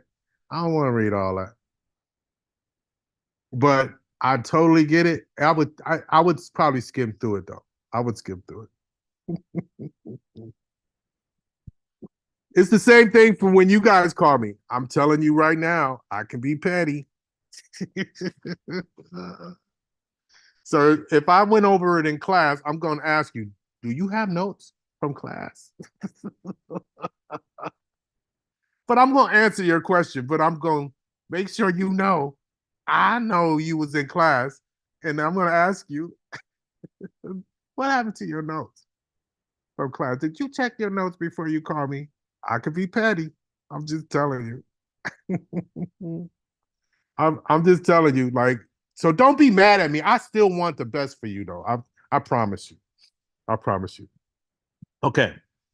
So Jennifer, do flex loans available for probate buyout? What's a probate buyout? I don't even know what that is, Jennifer. But I think that I could help you. Now, Jennifer, that's something that you should definitely talk to your housing counselor about, because we can do a loan for almost anything. And guess what? Our loans that we do don't tie at 100% to your credit report. So if the loan makes sense for us to do, we'll do it. But understand, if you borrow money from us, you are committing to a long-term relationship, because your loan is, as long as you have a loan with us, you need to be seeing a housing counselor. Okay, so Jennifer, I see what you posted. That's what I thought it sounded like somebody passing and then, oh, you want to get rid of the siblings. It's too many of them. So, okay, that's almost like yeah, I think we can figure something out for something like that. Definitely. All right. So we got that. What time check it was? What's my time check? My time check, Kim? 11:40. Think we got time for this or no? We're I going think so, because our 11:30 presenter is MIA. no call, no show. MIA. I'm going to text during lunch and find out what's happening. I just don't want to stop right now for that. All right. So check this out, you guys.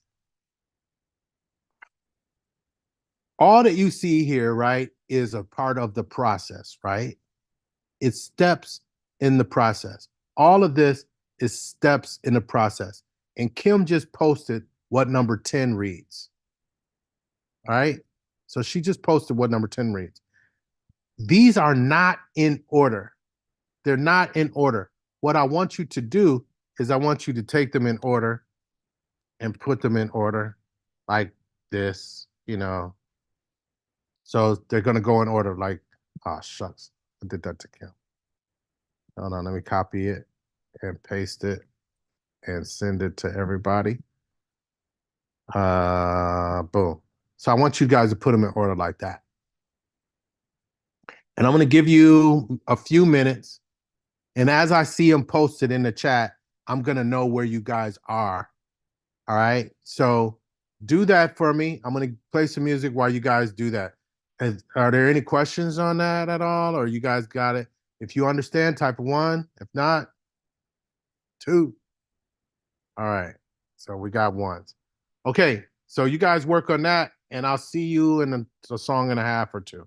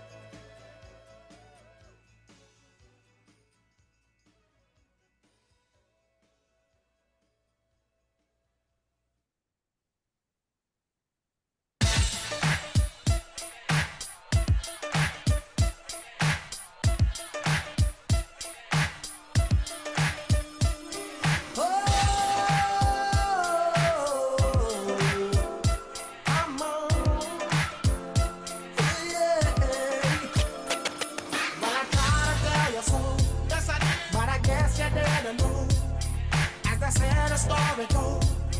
Baby, now I got the flow. Cause I knew it from the start. Baby, when you broke my heart, that I had to come again and show you that I'd win. You lied to me. All those times I said that I loved you, you lied to me. Yes, I tried. Yes, I tried. You lied to me. Even though you knew I'd die for you, you lied to me. Yes, I cried. Yes, I cried.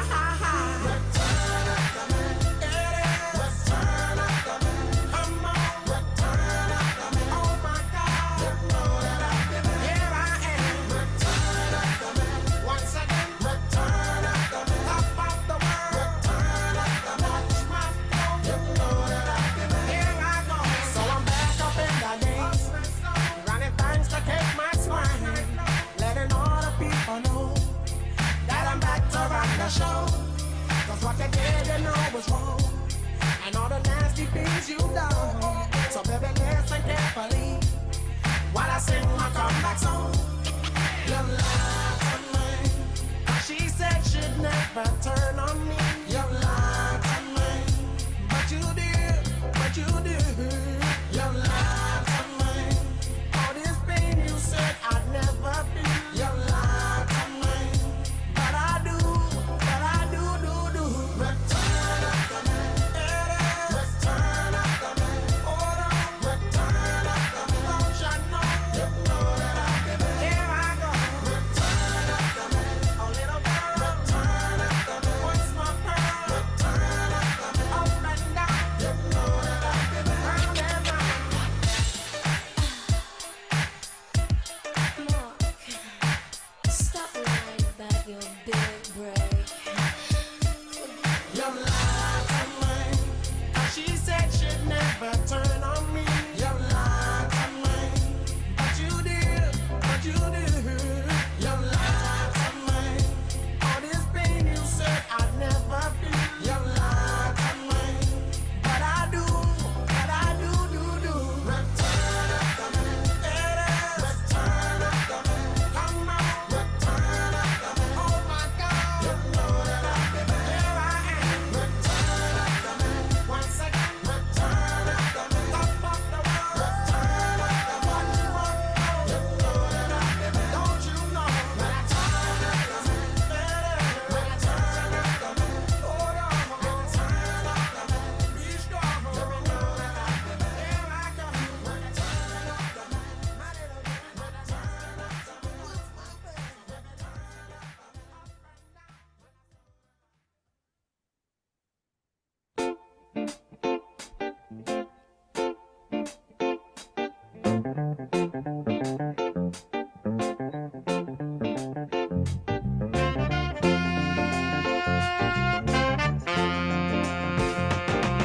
A clean-up woman is a woman who gets all the love we girls leave behind.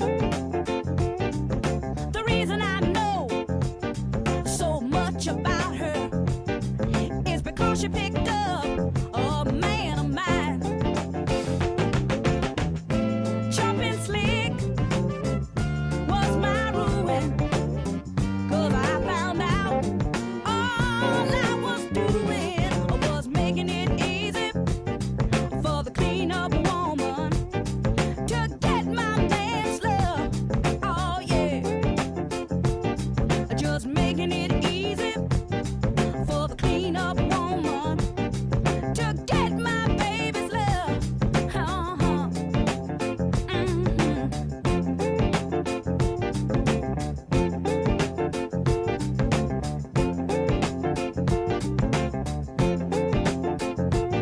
I took this man's love and put it on a shelf.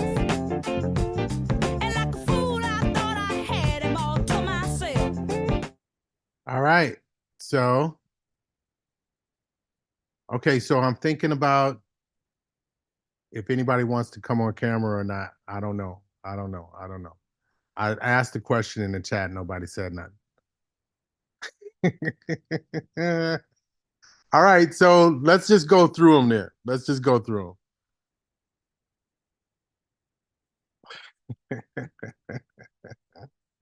All right, so I want to go through on what I have. Let me just see real quick. Let's see if anybody have what I got. Because normally y'all don't get it. 37548. 37, no. 37, no. No. 38. 37, no. 38, no. 37, no. 38, 38. What is 8?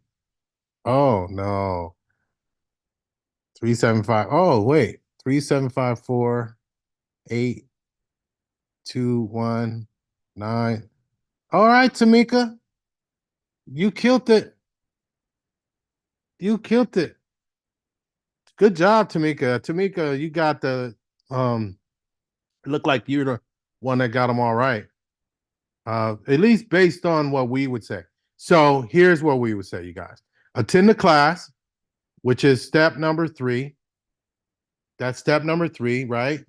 And then we have, listen, it's the way we're suggesting. We're suggesting it be done this way. Okay, so, and then we say, you should be able to determine how much you can afford. Now, listen, when we say determine how much you can afford, we're saying you determine how much you can afford. Here, I want to type this in the chat because it's important. We bosses, let me say bosses, should understand affordability.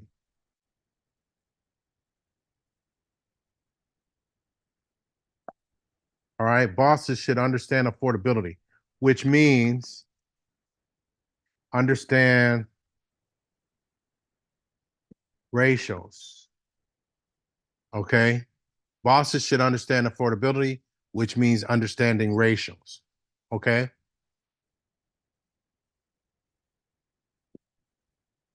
That's how you determine how much you can afford. So as an example, right? This is an important topic, man. What time is it? Time check. 11:53. I only got 7 minutes. I want to talk about this though. I don't care. All right. So as an example, go ahead. Oh, so why don't we break for lunch 3 minutes or 7 minutes early? Because you're going to get real passionate about this. Oh, you already know me too well. Okay. All right. Kim just hungry. That I am. All right, so let's do that. Let's see. It is 11:54. We return at 1:15. That'll give me enough time to cook my rice. Return at 1:15. Return at 1:15. And I'm going to ask an identifying question here. Let's see. Here's the second identifying question. And remember, virtual people, you need to put the answer in the chat right away. Okay? You need to put the answer in the chat. The city you were born. That is the identifying question. The city you were born. All right. So I see you guys at 1:15. I'm going to leave this screen up. Do not log off. Do not log off. Your screen needs to match my screen always. Do not log off. All right. We'll see you at 1:15.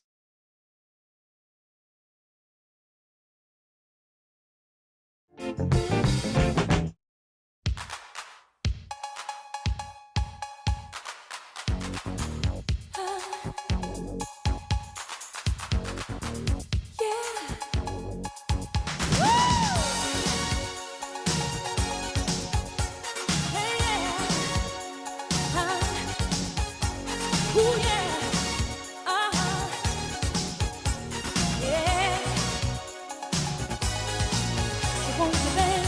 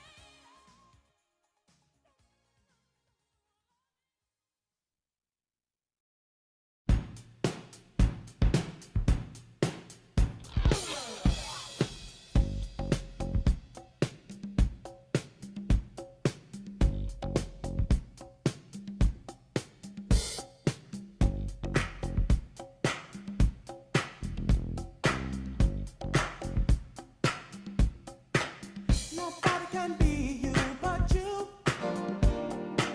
Nobody can be you but you. Nobody can be you but you. Nobody can be you. Don't get too wrapped up in someone else's style. It'll change in a while. You gotta find what you're all about and know just who you are without a doubt. Everyone's a star, and your gift you must find in time to take you far. Yeah, yeah, yeah. The whole world's a stage, and no one else can play a part. Ooh, that's why I say, yeah, yeah, yeah. Nobody can be you but you. Nobody can be you but you. Oh, nobody can be you but you. Nobody can be you. You better look out and try to hold you down and make your ideas seem less than profound. You better look out and try to make you seem you ain't got the mood to make the groove and make it mean you know it. You better look out to make you feel like you ain't for real. You don't know the deal. You better look out to try to change your mind. Tell you you ain't mine, baby, and that ain't for real.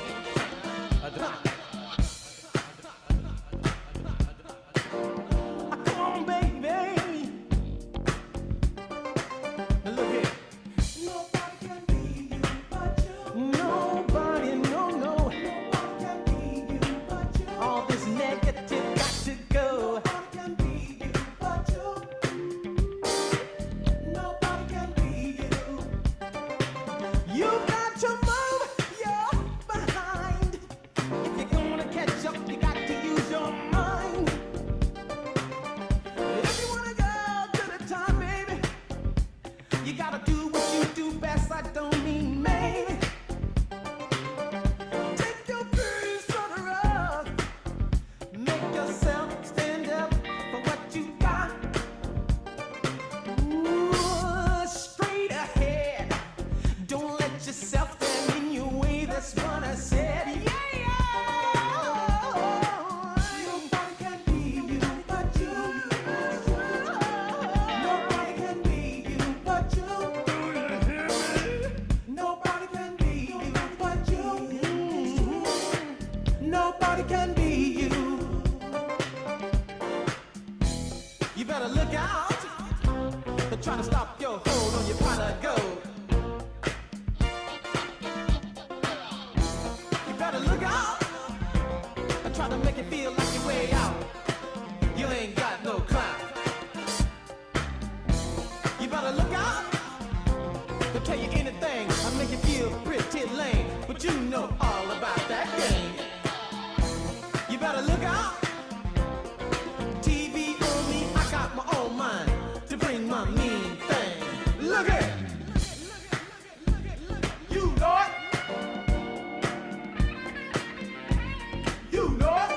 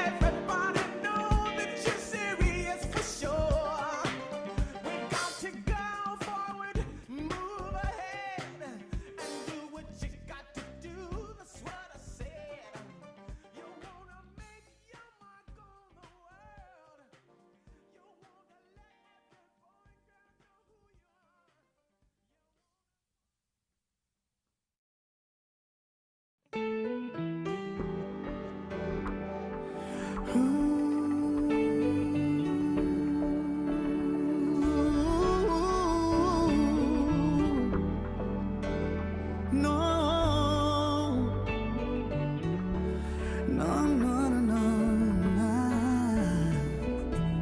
Yo no sé si tú, no sé si yo seguiremos siendo como hoy. No sé si después de amanecer vamos a sentir la misma sed. ¿Para qué pensar y suponer? No preguntes cosas que no sé. Yo no sé. No sé dónde vamos a parar, eso ya la piel nos lo dirá.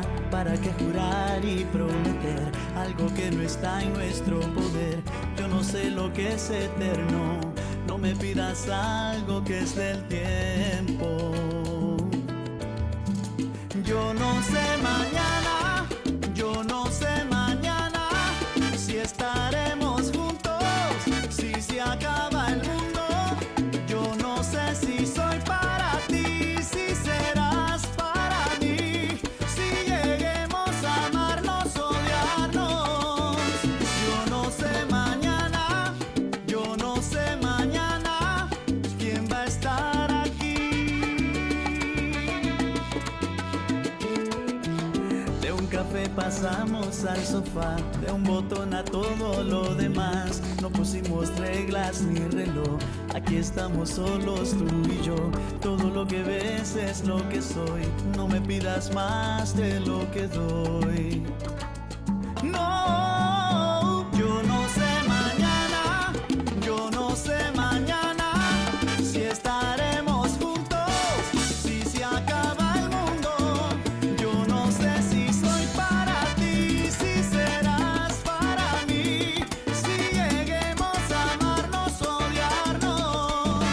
Yo no sé mañana, yo no sé mañana quién va a estar aquí. Esta vida es igual que un libro, cada página es un día vivido. No tratemos de correr antes de andar, esta noche estamos vivos, solo este momento es realidad. No, no, no sé. Oh. Yo no sé mañana. Esta vida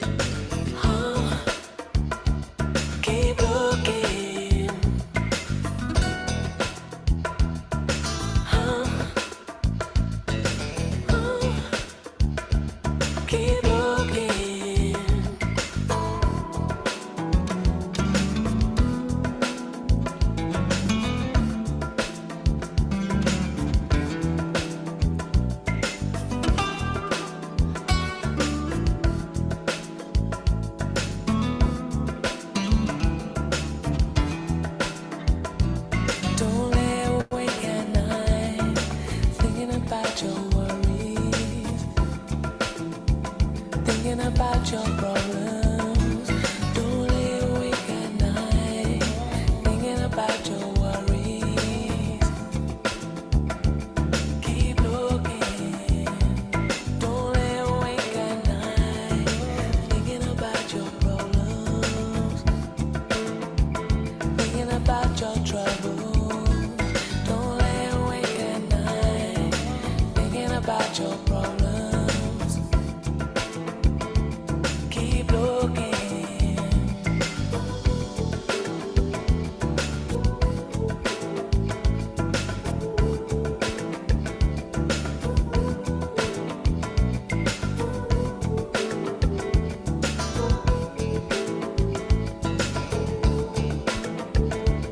Keep looking. If you never let show, then don't hold on. Keep looking. If you never let show, then don't hold on. Keep looking.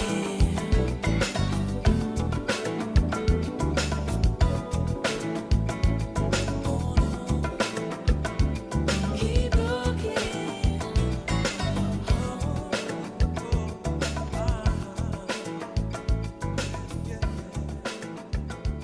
Keep looking.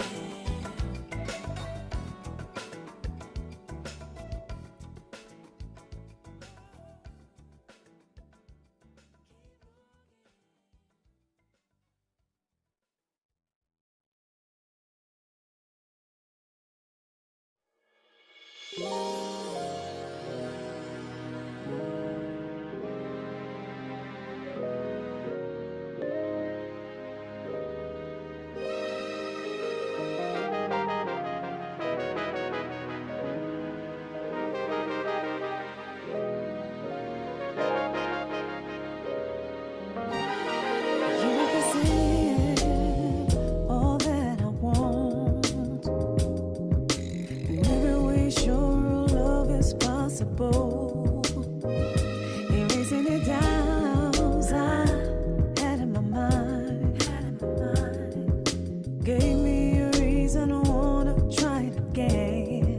There's not much you have to prove. You impress me. All the strength you be in you is good enough. You got what it takes that makes you just so special.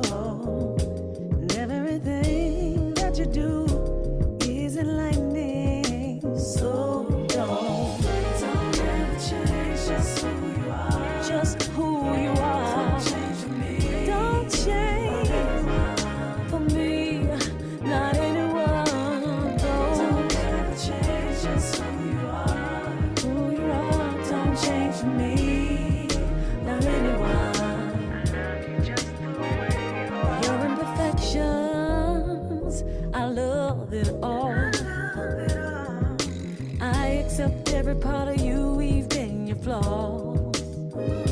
You can talk to me without using clever words.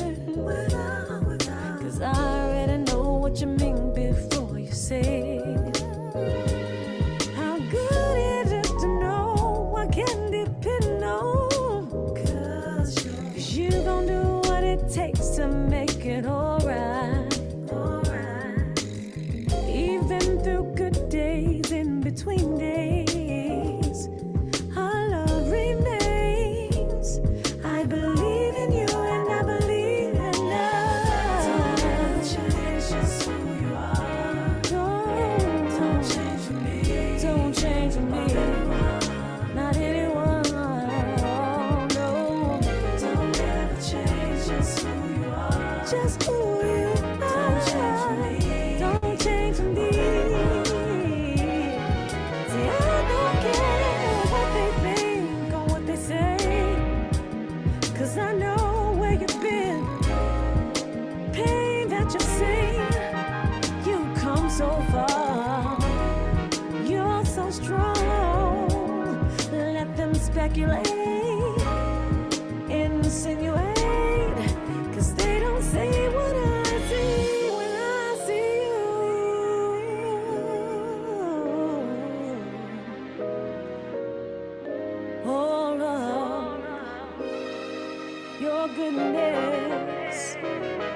your heart, your resilience.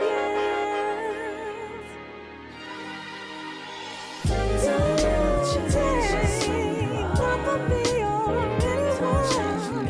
Don't change me, don't change me. Oh, oh, oh, oh.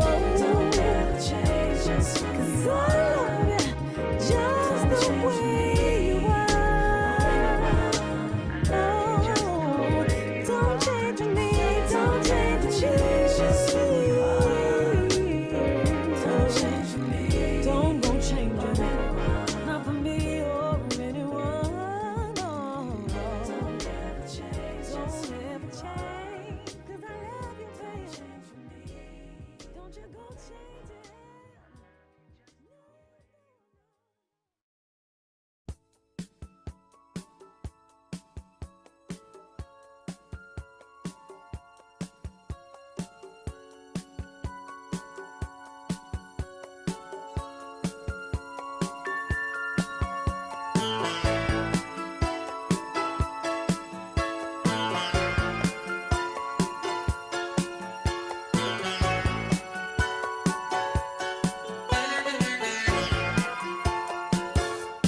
Come on and hold me, just like you told me.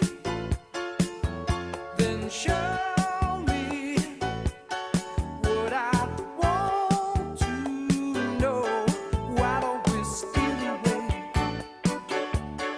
Why don't we steal away into the night?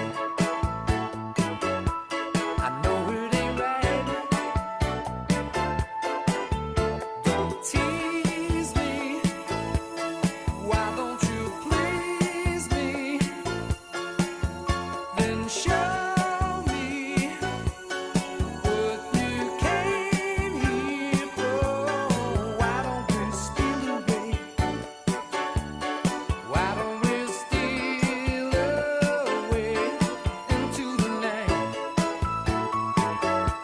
I know it ain't right. Into the night, baby. Make it tonight.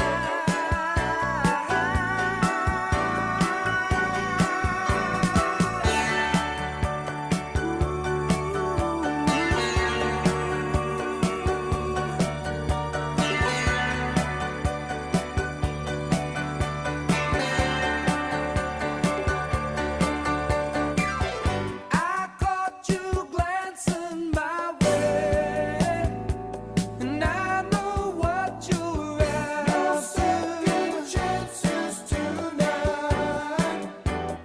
Why don't we steal away?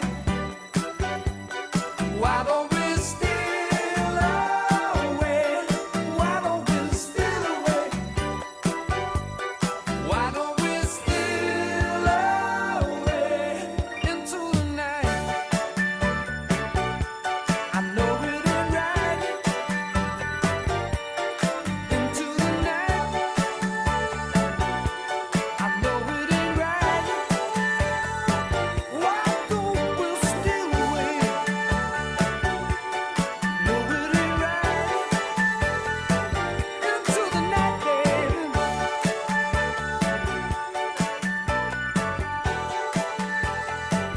Why don't we steal away? Make it tonight. Why don't we steal away?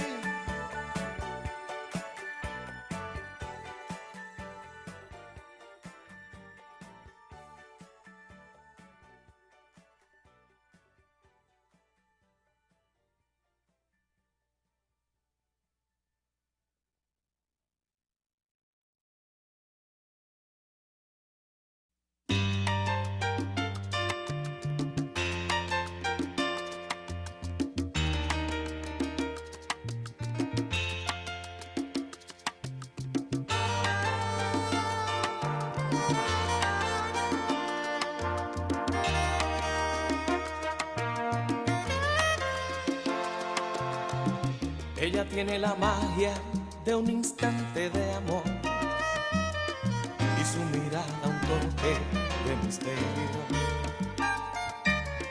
Cuando ella llega siempre suelo perder el control. No vuelvo a ser el mismo si la beso. La conciencia me dice que no la debo querer y el corazón me grita que sí debo. La conciencia me frena cuando la voy a tener y el corazón me empuja hasta el infierno, al abismo dulce y tierno de sus besos.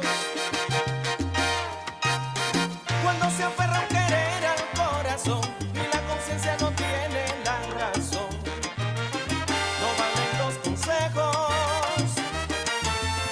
Cuando se prueba del fruto del querer, cuando se aprende a sentir más de una vez, no queda más remedio que darle cielo y alas al amor y hacer de lo difícil lo más bello.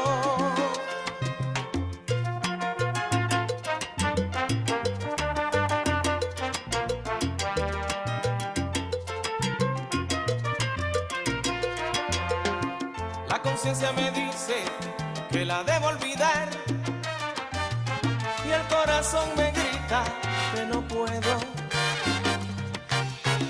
La conciencia no sabe que no se puede hacer más cuando te vuelves preso de unos besos, de un te quiero, del deseo, del corazón.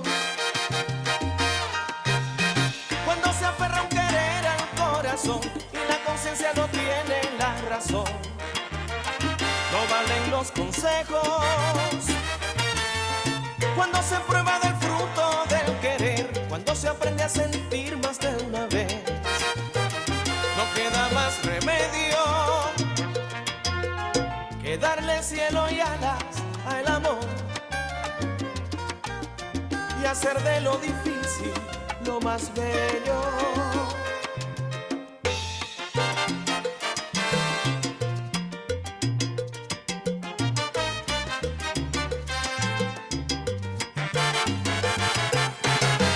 Me dice el corazón Que la quiera y me entregue sin condición, pero me grita la conciencia.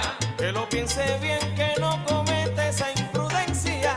Me dice el corazón, Olvidar es mejor la pasada experiencia. pero me grita la conciencia. Peligro, cuidado, utiliza la razón. Me dice el corazón, No pierdas por nada esta ocasión. pero me grita la conciencia. Equivocarte de nuevo no puede ser coincidencia.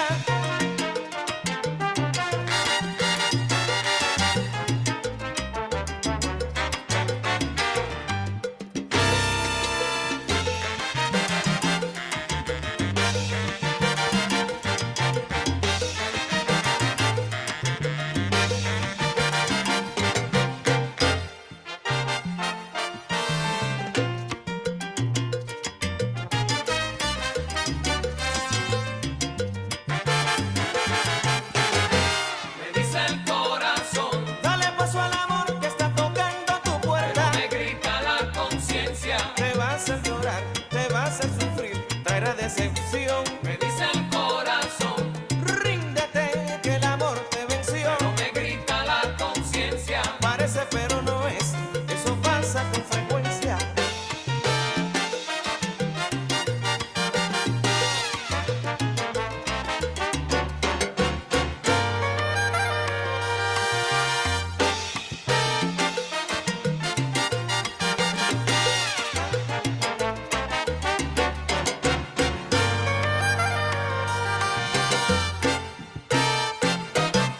Me dice el corazón que debo quererla, Me grita la conciencia. que no es hora de querer, no hace falta una desilusión. Me dice el corazón, Que no se puede querer con inteligencia, pero me grita la conciencia. que no se ponen de acuerdo la conciencia y la razón.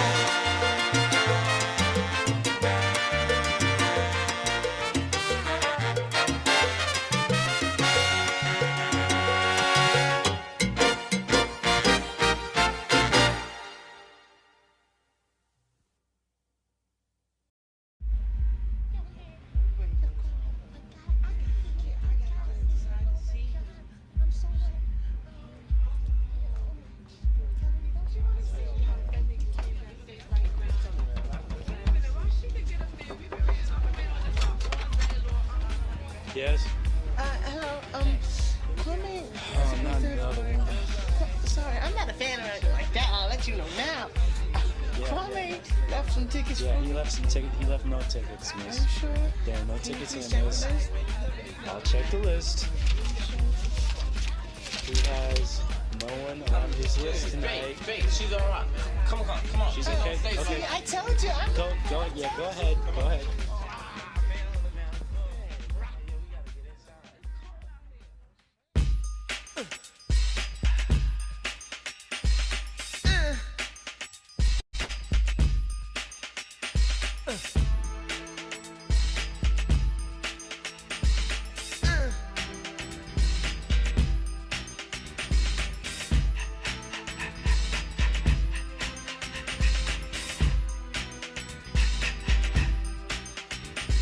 You know, we've been together for some time, and I've been experiencing some kind of feelings that's changed and rearranged for the better. And I hope that you've been feeling the same way, and pray that you ain't running game. Hey, just what do you have to say? As I sit here thinking about you, suddenly I feel ashamed. You do? The feelings deep inside me suddenly begin to change. When I see your face and hear your voice, I seem to lose despair. I get relaxed and overjoyed whenever you are near. Only you can make me do the things I do. You can make me bring the world to you. Yes, it's true.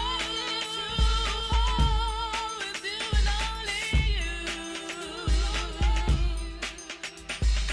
Well, you seem to know what I'm saying. But let me just explain once more, okay? Check it out. It don't take a genius to know I care for you. Love, cherish, respect, and always be there for you. Why not? It's quite simple. A love affair like this, I can truly get my heart into. Haven't you? Cause you're my morning flower. For you, I get my fortune, fame, and power. No, I'm not kidding. But shouldn't we just enjoy this and take it as it is? You do? So do I. Don't you see each other apple in my sleepy eyes? My dear, I must confess that I'm your love slave and you're my empress. I love you like a wife, mother, sister, or daughter. Worship your every move, even drink your bath water. I'm not playing, it's true. And my love is for only you. You can make me do the things I do. You can make me bring the world to you. Yes, it's true. Yes, it's true. It's you and only you. I see you got the picture. So come over here and let's get freaky. You ready? 1 and a 2 and a 1. I wanna do it like and give it to you just like. Come over here and do it like. Turn around and I do a little something like. 2 times. 1 more time, hit it. What? Let me take you by the hand and talk to you just for a while. And I'll kiss your cheek and say sweet things Just to see you smile. Cause it's my brightest of my day and turns my gray skies blue. The reason that I'm happy cause of you. Only you can make me do all the things I do. If it's true, I'm in love with you. I'm stuck to you just like crazy glue. Call me up for the rendezvous. I'm not the kind of guy who just likes to slam bam, thinking ma'am, then I'm through. You're the only one for me, yep, just you. You and only you. Why? Cause of the things you do. Oh. Don't you see I'm the one for you? These words are true, and my love is for Only you. only you. Make me do the things I do. You can make me bring the world to you. Yes, it's true. It's you and only you. Come on, sweetheart, let's go home.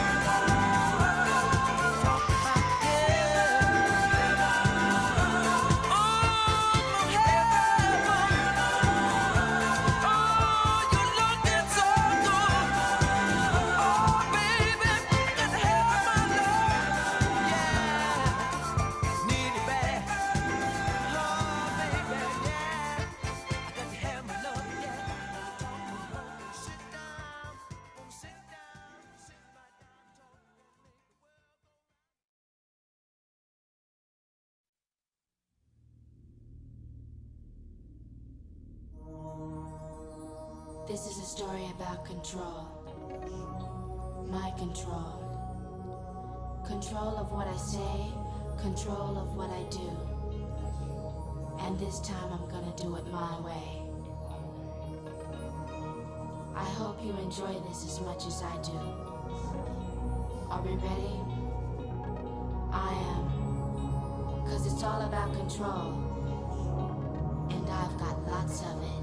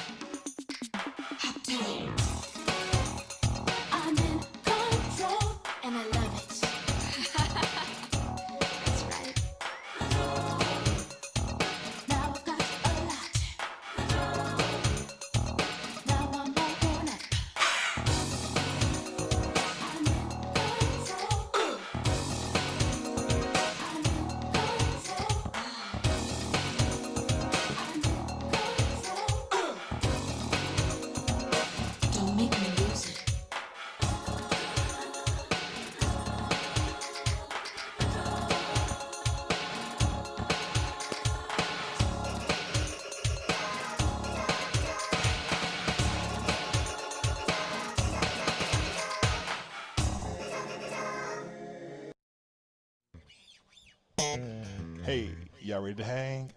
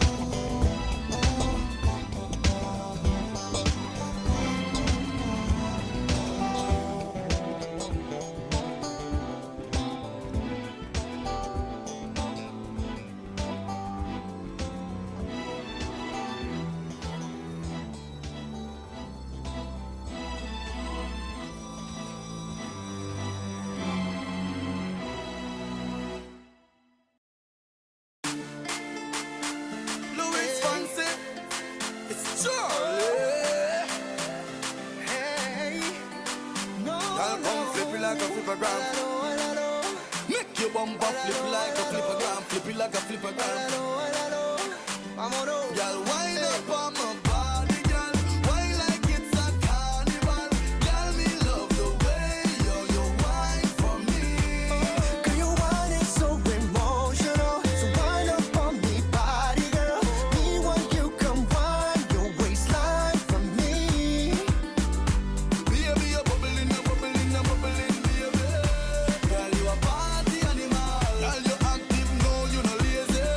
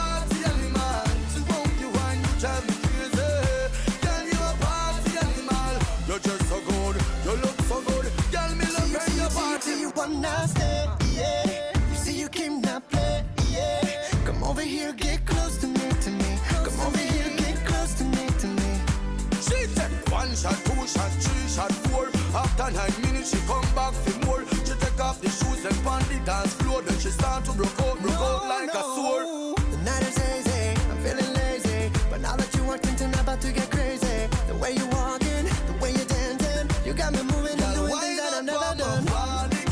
Why like it's a carnival?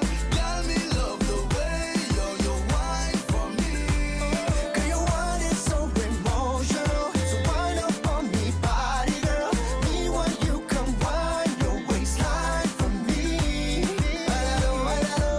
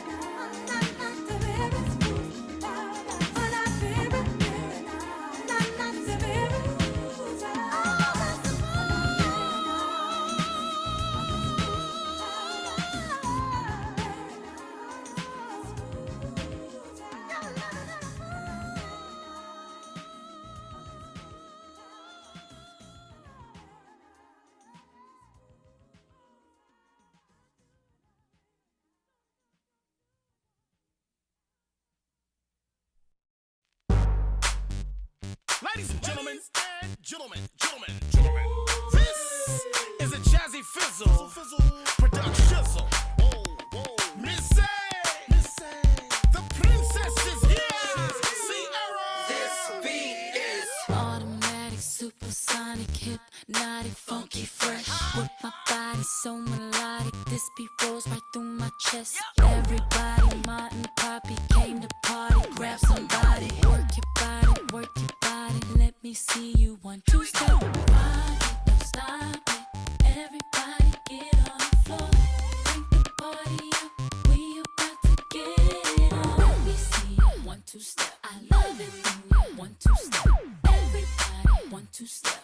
This beat is Outrageous, so contagious, make you crave it. Jazzy made it. So retarded, top charted. Ever since the day I started, strut my stuff and yes I flaunt it. Goodies make the boys jump on it. No, I can't control myself now. Let me do my 1, 2 step. Rock it, don't stop it. Everybody get on the floor. Bring the party up. We about to get it on. Let me see you 1, 2 step. I love it when you 1, 2 step. Everybody 1, 2 step. We about to get it on. Don't matter to me, we can dance slow. Whichever way the beat drop, our bodies will slow. So swing it over here, Mr. DJ, and we will rock you. Don't matter to me, we can dance slow. Whichever way the beat drop, our bodies will go. So swing it over here, Mr. DJ, and we will rock you. I shake it like Jello, make the boys say hello, cause they know I'm rocking the beat. I know you heard about a lot of great MCs, but they ain't got nothing on me. Because I'm 5 for 2, I wanna dance with you, and I'm sophisticated fun. I eat filet mignon, and I'm nice and young, best believe I'm number 1. Rock it, don't stop it. Everybody get on the floor. Bring the party up.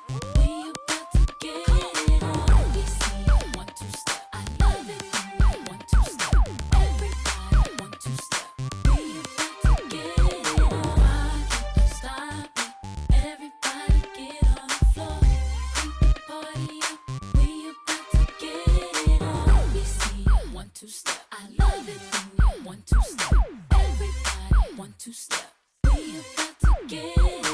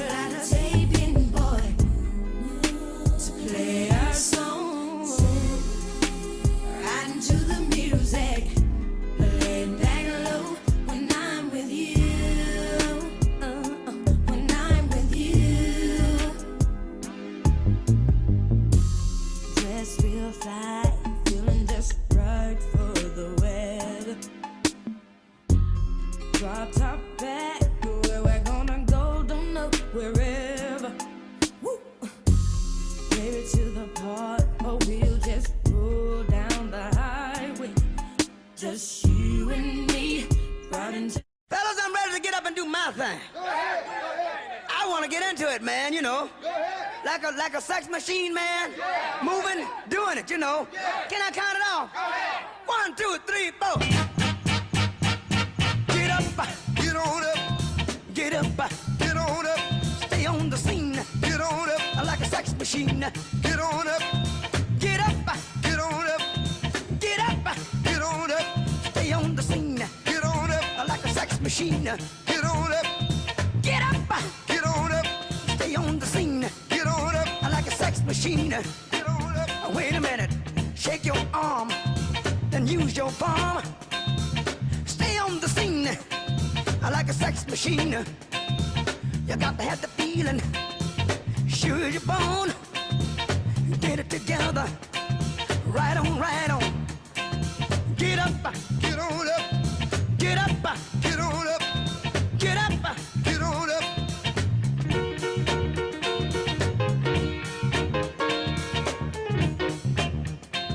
Ha!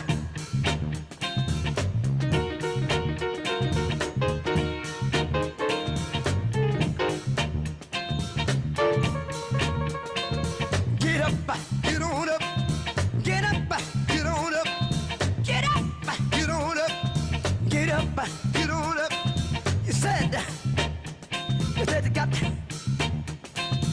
the feeling. You got to get that.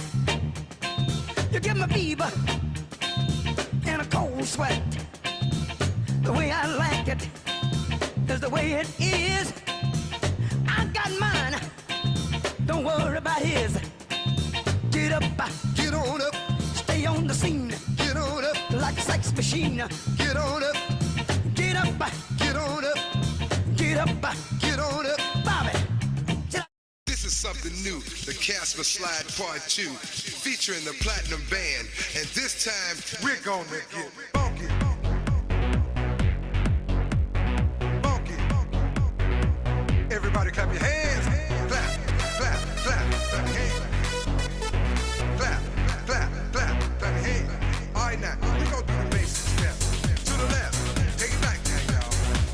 One hop this time. Right foot, that's up. One hop this time. Right foot, that's up. Left foot, that's up. Cha-cha, real smooth. Turn it out. To the left. Take it back there, y'all. One hop this time. Right foot, that's up. Left foot, that's up. Cha-cha, cha-cha. Now it's time to get funky. To the right now. Mr. Worldwide checking in. I just want to say, Charlie Wilson, it's a true honor. I appreciate the love. Now let's show the whole world how to have a good time. Everybody's working hard for the weekend, then we're spending it all, yeah. When tomorrow comes, you know you can sleep in, so you know that it's on, baby. Do what you wanna do, go where you wanna go, move how you wanna move. Everybody, body, drink what you wanna drink, step how you wanna step, love who you wanna love. Everybody have a good time, good time, good time.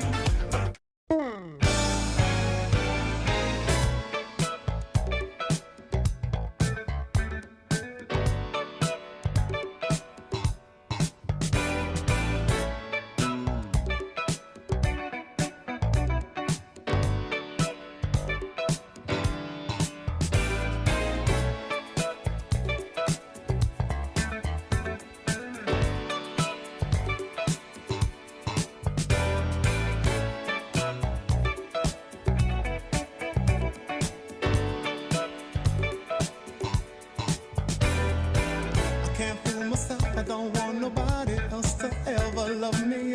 You are my shining star, my guiding light, my love fantasy. There's not a minute, hour, day or night that I don't love you. 'cause I'm always thinking of you. I still remember in the days when I was scared to touch you, how I spent my day dreaming, planning how to say I love you. You must have known that I had feelings deep enough to swim in. That's when you opened up your heart and you told me to come in. Oh, my love. 1,000 kisses from you is never too much. I just don't wanna stop. Oh, my love. A million days in your arms is never too much. I just don't wanna stop. You know, you make me feel so good inside. I've always wanted a girl just like you. Such a pure, pretty young thing. Where did you come from, baby? And ooh, won't you take me there right away? Won't you, baby? Tenderoni, you got to be. Spot my need, just sugar fly with me. Don't you know now is the perfect time? We can make it right near the city lights. When the night is the love and pain. Let me take it to the max. I want to love you, pretty young thing. You need some loving, tender love and care, and I'll take it there, girl. I want to love you, pretty young thing. You need some loving, tender love and care, and I'll take you there.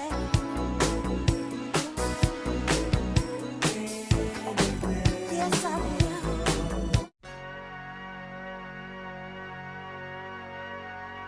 Dearly beloved, we are gathered here today to get through this thing called life. Electric word, life, it means forever, and that's a mighty long time. But I'm here to tell you, there's something else. The afterworld. A world of never-ending happiness. You can always see the sun, day or night. So when you call up that shrink in Beverly Hills, you know the one. Doctor, everything will be alright. Instead of asking how much of your time is left, ask him how much of your mind, baby. 'Cause in this life, things are much harder than in the afterworld. This life, you're on your own. Kim, did you know like Michael Jackson and Prince really had a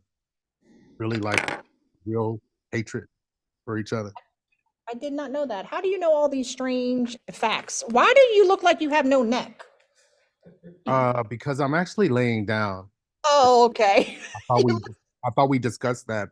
Well, we did, but in the picture, you actually look like you're sitting up with no Yeah. neck. So I've changed positions. Okay. But yeah, they had a real dislike towards each other. Okay, so what was the beef about? It was something about when James Brown had a concert, and it all started with that, and James Brown called Mike on stage, and he called Prince on stage, and Mike outdid Prince. Oh, for God's sake. Mike showed up Prince, and it was on and popping from there. All right, well, maybe Prince should have stepped it up a little bit. Yeah. But two of my favorite artists of all time, they were salty. All right, so hopefully everybody had a great lunch, and so you guys, I'm laying down teaching class today because I had a medical procedure on Wednesday. Today is Saturday, so Okay, hold on. We're not still live on YouTube, are we? you know we are. Yeah, I didn't stop it. You sure you want to talk about that on YouTube? Well, I just said a medical procedure, but you're at leading on to let me just be quiet.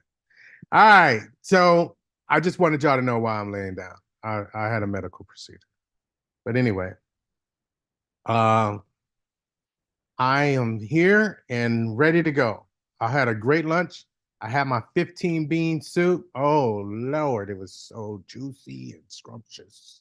If you guys haven't tried that, it's a real easy crock pot meal. You throw all the beans in, you get you a nice smoked turkey leg or turkey wing, and you throw that in there. You chop up some onions and you throw that in there, and you get you some smoked sausage and you throw that in there, and some water, and that's it. And let it just slow cook, and that meat start to fall off that turkey bone.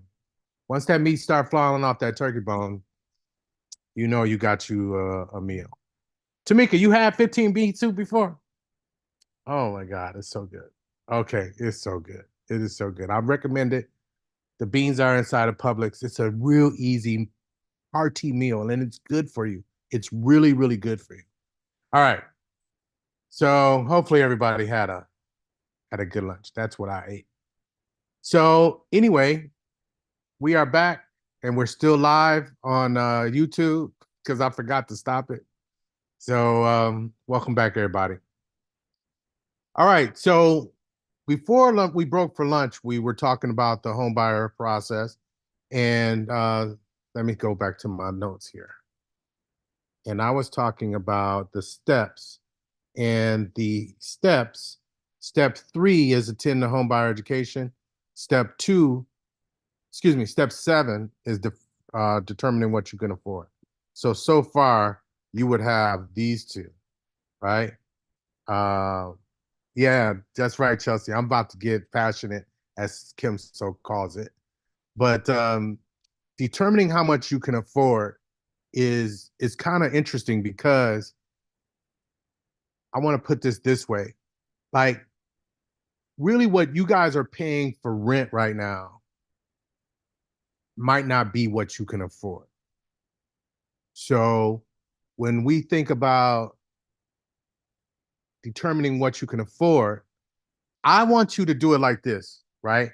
So I want you to type your rent and then mortgage payment.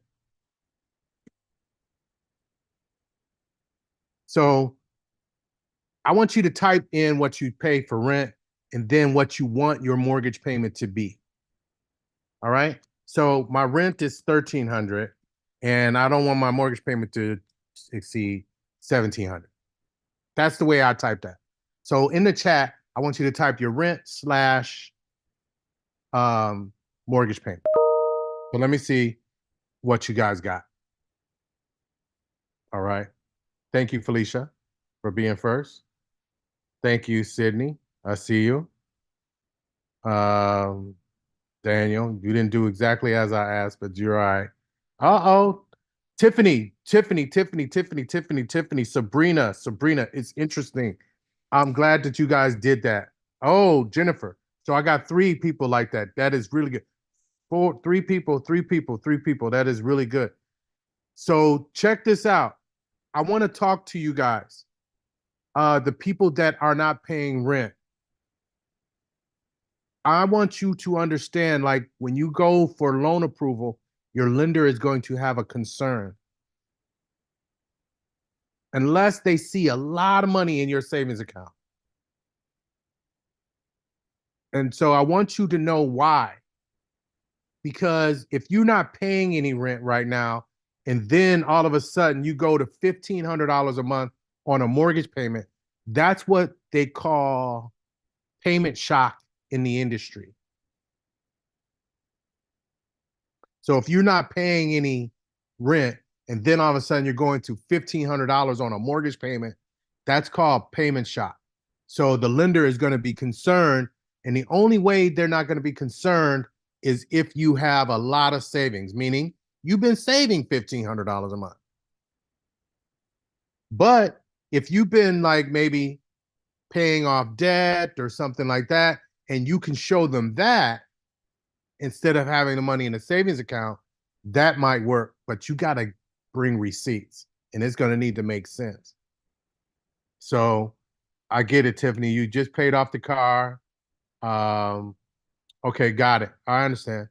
So great. But I want you, Tiffany, right now, today, Tiffany, I want you to try to plan to get your receipts in order right now. So when you go see your housing counselor and you get ready to see your lender, you're going to be ready. Because I've told you this today. All right. And I'm telling you, yeah, congratulations on the no car payment. That's a heavy, heavy thing. Oh, did you say and the payment was 1,400? I just caught that. I said, didn't you just see I said, was Tiffany driving a spaceship? Oh my God. All right. Kim, you remember we used to do that in our live. Yes. But let me ask this question. Was the car payment really $1,400 a month, or you were making double payments because you wanted to pay it off sooner? Yeah. Okay, I got it because sending payments via Zelle. Mm. So, all right, well, we all in Tiffany business. This is pretty interesting though, Tiff. So thank you for sharing, like being real transparent, because it does make for interesting conversation. And you could be helping somebody because obviously you are not alone. Okay. So, because it was through a private person. Oh, okay, I get it. All right. No, I get it. All right. So that explains all of that. But at the same time, Tiff, I want you to be prepared for when you go see your lender, and your lender doesn't want you to experience the payment shock. So you're going to want to have those receipts. Hey, I was making extra payments to my car payment. And first of all, they're going to freak out when they see what your car payment was. But they're going to be really happy that you no longer have that debt to help determine your affordability. I'm really interested in what your affordability, where it would fall too. Because who else was that? That was you, Jennifer, and Sabrina, I think, that all had the zero. So I think it's interesting, like you guys get prepared for that. I hope that you all catch that. And then the other thing is like, I'm concerned about you guys with the low payments. And it didn't used to be low, but the payments that are under $1,500, I think we should try to do maybe later, Kim, maybe a scenario so that people see what $1,500 can afford on a mortgage payment. And that way, people who want to pay $1,800, you got an idea. And then the people who want to pay $1,200, you got an idea.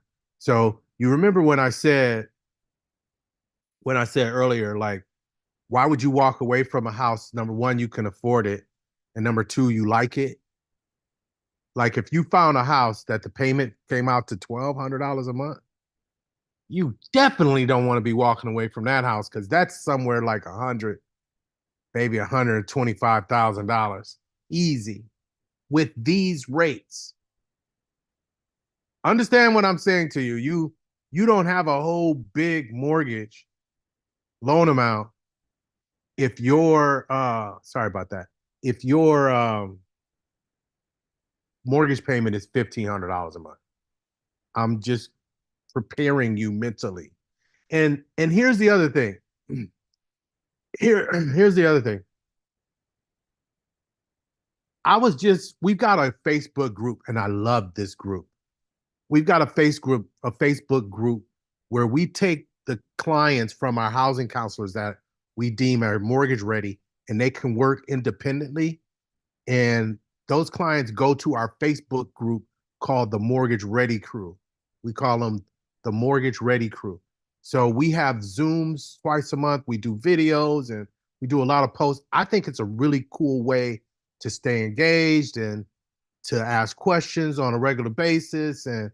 And that way, because sometimes your housing counselor can't meet with you every 2-3 months. Okay. So we meet every single month on a weeknight and on a weekend every month. But anyway, there was just recently a post that somebody posted in the Mortgage Ready Crew about being discouraged about the inventory of houses. So I say that to say, like, that same thing that I was talking to you guys about earlier. Well, number one, you got income. Number two, you got your debt. Number three, you've got the rates. And number four, you've got the inventory that's available for sale, right? So I don't think that you guys should get frustrated. I think that you guys should be good stewards of information, good bosses, right? Be good bosses and be realistic. I don't tell anybody, any client what to do. Like, oh, you're never going to be able to buy. I never say anything like that. I never say, you're never going to buy a house. I don't say, you should do X, Y, and Z. I ask you questions and then say, what do you think? I ask you questions. So like the client that posted, like, I'm never going to be able to buy. I'm like, well, what do you feel about the market? I mean, what do you think you could change? You could change your income. You could change your debt, but that's challenging. And then, or what you can do is just be realistic. Don't be mad because the market is the way it is, the prices of homes. I don't think that you should be upset. I don't think that you should be frustrated. I think that you should just be realistic and say, what are you going to do?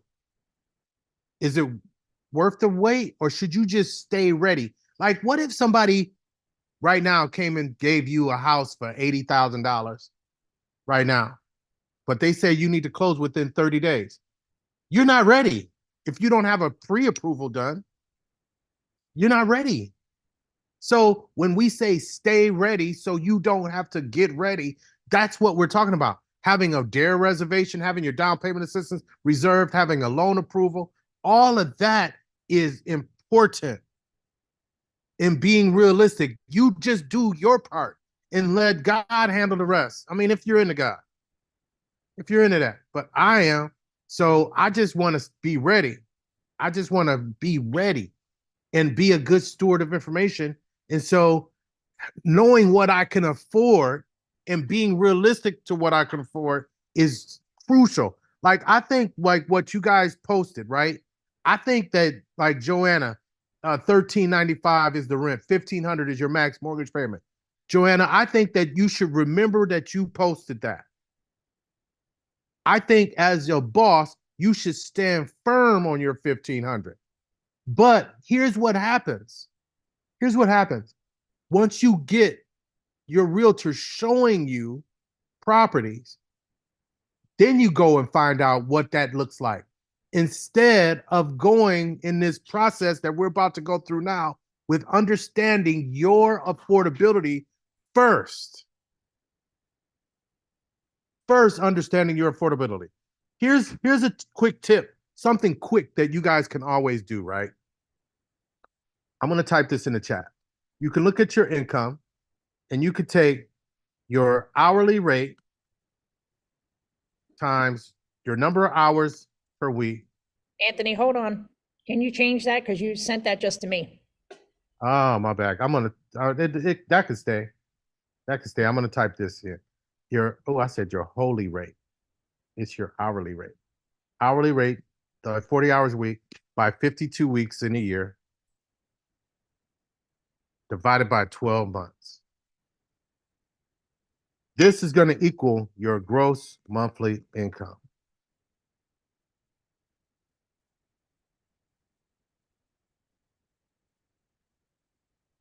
That's going to equal your gross monthly income.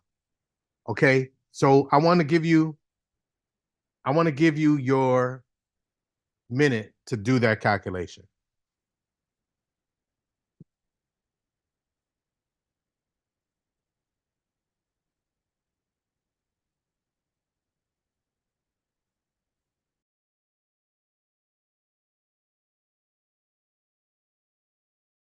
So after you guys do that calculation, you have another calculation that I want to show you.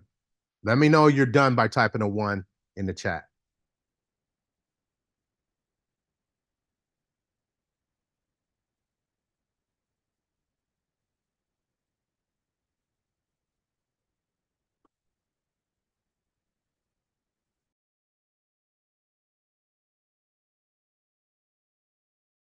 Okay, so now that most people are done, right? So take your gross monthly income. Let's call it GMI, right? GMI times 36% equals All right. This question mark is going to equal your max housing payment. So then how would you calculate? I'm going to delete that. It's in the chat.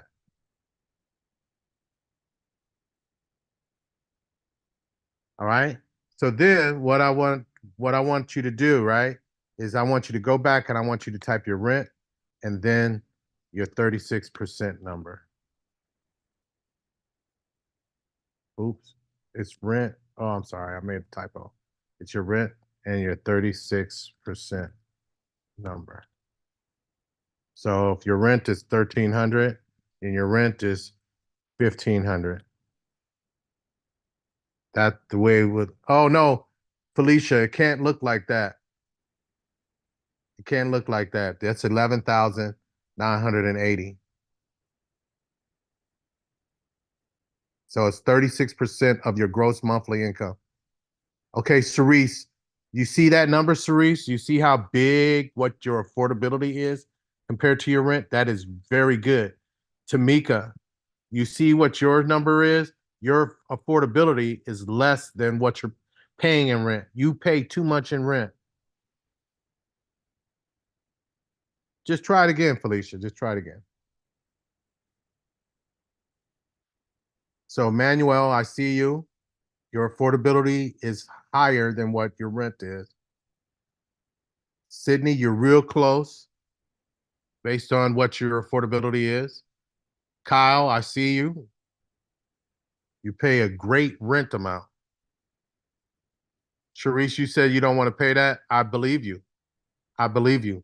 But Sharice, it's good to have options. It's good to have options. Willie, ask your question in the Q&A so I can help you. So I see a question. I am a small business owner in renovation. Should I calculate it by my yearly income? It varies monthly. Okay, so Daniel, great question because you're self-employed. Okay, so in order to figure out your gross monthly income, why don't you take your annual and divide it by 12 what you earn, what you paid yourself from the business, or what you netted from your tax return. So sometimes people that own businesses, they file a Schedule C, and their Schedule C has a bottom line number. That is your net income. That is the income that a lender is going to use for a self-employed person. Jennifer, I like your number. That is awesome that your affordability is at $2,160. Remember that you're paying no rent. And so the payment shock possibility is there. So you will need to help your lender understand, or you will need savings. Tanisha, your number is phenomenal. Chelsea, your number is phenomenal. Willie, my gross monthly income is 5. So yeah, that's exactly right, Willie. That times 36%, that's going to be that second number. And your first number, Willie, is your rent. Okay, so Adrian is in the Q&A. 901 is my rent. No, Adrian. You're taking your gross monthly income and you're calculating, you're taking your hourly rate times the number of hours you work per week, times 52 weeks per year, divided by 12 months. So scroll up to find my formula. What I did a formula right above all those ones. I put hourly rate times 40 hours times 52 weeks divided by 12 months equals gross monthly income. Then my gross monthly income is what I take times the 36%. I hope that helps you, Adrian.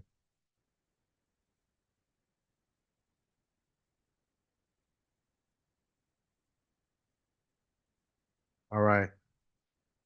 Willie, you caught me slipping. I wasn't supposed to answer that because it was in the chat. Got me slipping, Willie. You got lucky on that one. Okay, Felicia. I see your number, Felicia. You pay too much in rent. That's why you're doing this exercise. And then Daniel, that first number, Daniel, is that your rent? Okay, so the first number, Daniel, should be the rent. And then the second number should be the 36%. Okay, so Adrian, that 93,600 is not a correct answer. So I don't know what that 93,600 is. That the annual? Is that the annual income?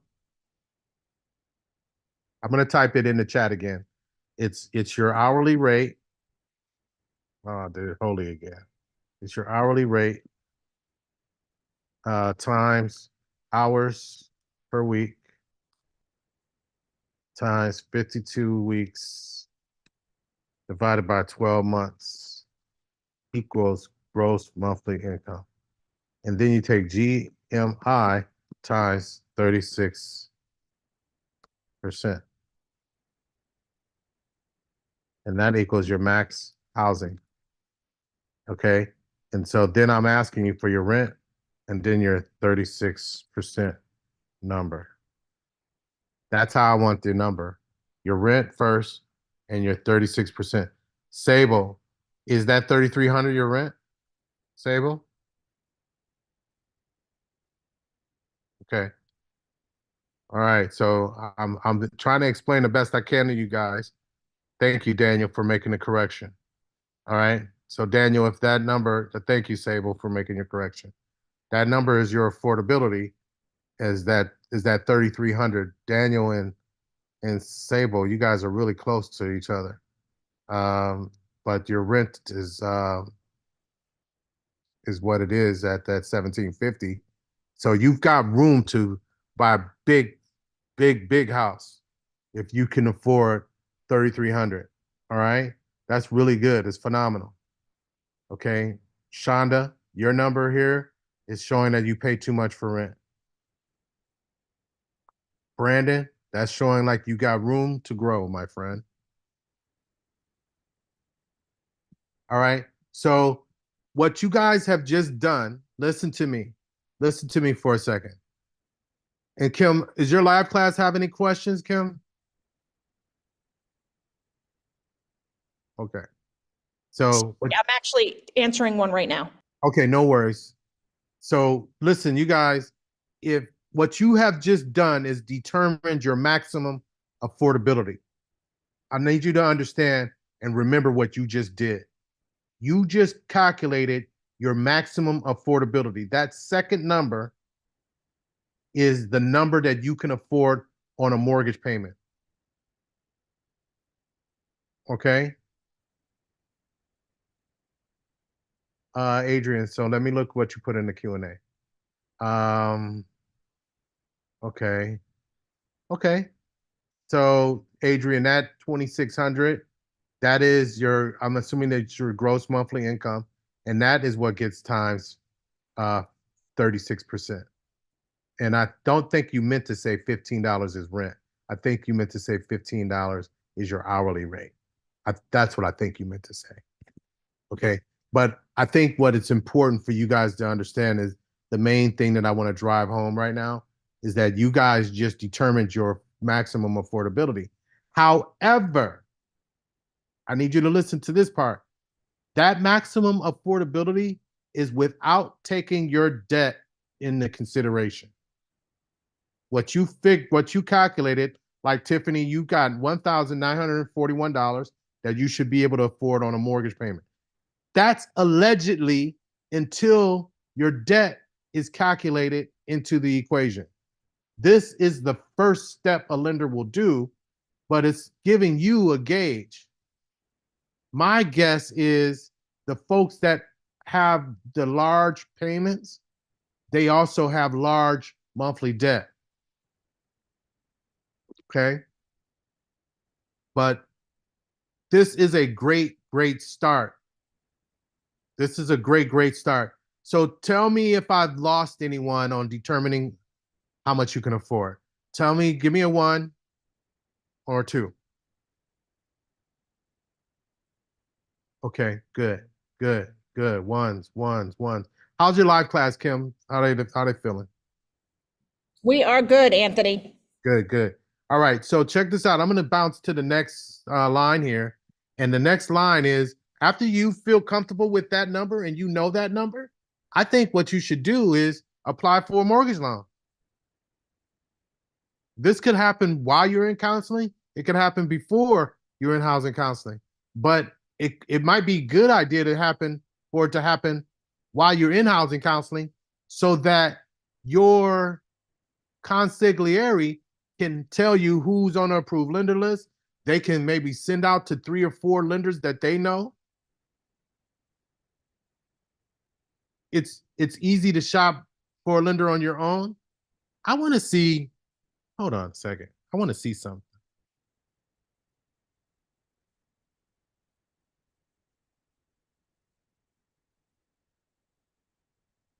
I think I got a cool little video. I think I did for the Mortgage Ready crew.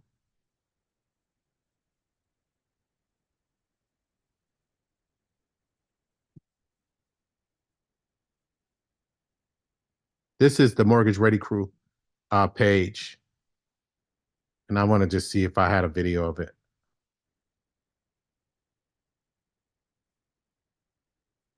On shopping for a lender. This is some of the city limits, purchase renewal. Okay. But here, this loan comparison, this is the sheet we use.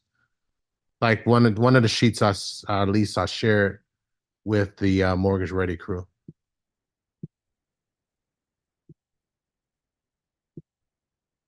I'm gonna open it up. I'm gonna show it to you guys. And I want to just know, like, if you guys think you can do this, right? I want you to tell me if you think you could do this. So I'm gonna make this big. All this is an Excel spreadsheet, right? It's an Excel spreadsheet, right? That first row, I just put the cost. I put the name of the banks that I have things from, right? And then I put their interest rates. This helps me see better. It helps me see better, right? I can see the whole playing field. I need you to understand. I can see the entire playing field this way. All right. So I just want to know if you think you can do this. All right. And then the date that you got the cost estimate, it's like requesting a cost estimate from a lender. You're basically saying to a lender, I like to see a cost estimate based on my income and debt. And here's my middle credit score. Okay, so let me type that in the chat. I'd like to see a cost estimate or scenario that will show me your rate and fees based on my income, debt, and middle credit score. That's what you're telling the lender. And listen to me. A lender might say, oh, we don't do that. Okay, on to the next one. Oh, I can't do that until you apply. On to the next one. Because a lender does not have to pull your credit report in order to provide you this information. I want to repeat that. I want to type it in the chat too. A lender does not have to pull your credit report to provide a cost estimate. All right. And Kim said that that's a nugget item.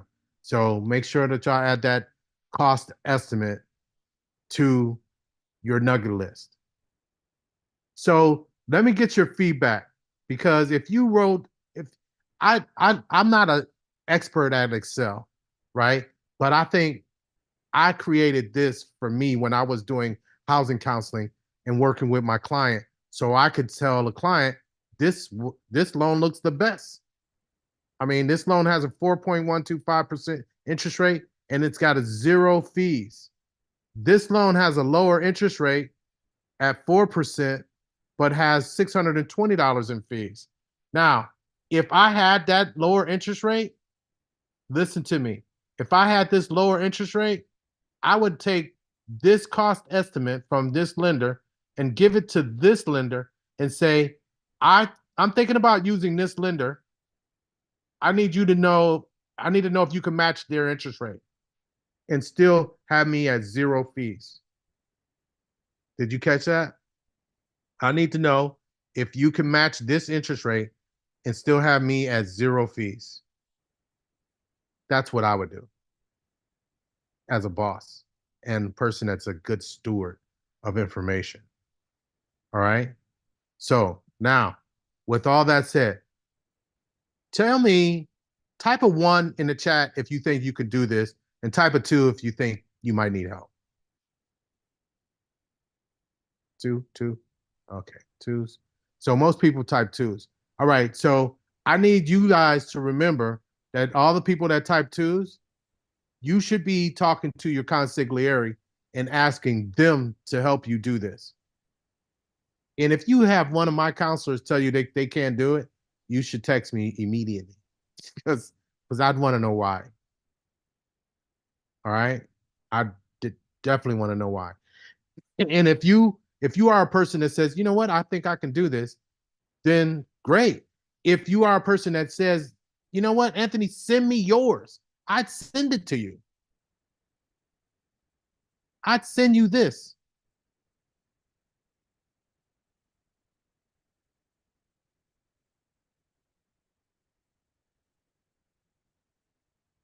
But I'm not going to send it to you, Chelsea, till you do your part. All right? All right. So I'm going back to my PowerPoint. And let's finish. Okay, attend the class, determine how much you can afford, apply for the loan, and getting your loan approved. Okay, so getting your loan approved, let's see, what step is that? See, Felicia, you starting already. You cannot join. Felicia is on, oh my God. Felicia already asking to join the Mortgage Ready crew. You cannot join, Felicia. You have to be referred by your housing counselor. Okay, Anthony, I got another one Yeah. for you. You ready? What? So in the Q&A, somebody said, do you know that consigliere is mostly used with mafia according to Google? We are the Salinas House Mafia. There it is. It's me familiar. All right. So the loan approval is step 4. So attendant home buyer education is 3. I'm gonna type it 3, 7, 5, and then 4. This is what you would have right now. And I think only one person had that right up to those steps. Okay, so let's talk about a loan approval. Okay, so loan approval. Okay, so loan approval is like the Olympics. You got a bronze medal, you got a silver medal, and you got a gold medal. Okay, so loan approval is the same way. Bronze is known as pre-qualification. Bronze is pre-qualification. Well, what is pre-qualification? Pre-qualification is running numbers. You can do it with or without a credit report. Some lenders want to do it with a credit report, so you can have your credit report pulled and you can feel somewhat committed to them. Okay, so pre-qualification is up to that point. All right, so it's important that you understand. All right, I say Joanna, I saw it. Did you answer Joanna, Kim? Because I just saw it. I did, Anthony. Thanks so much. So pre-qualification could be with or without a credit report. But I can, if somebody wanted me to pre-qualify you, I could do it in maybe 10 minutes. And you could too.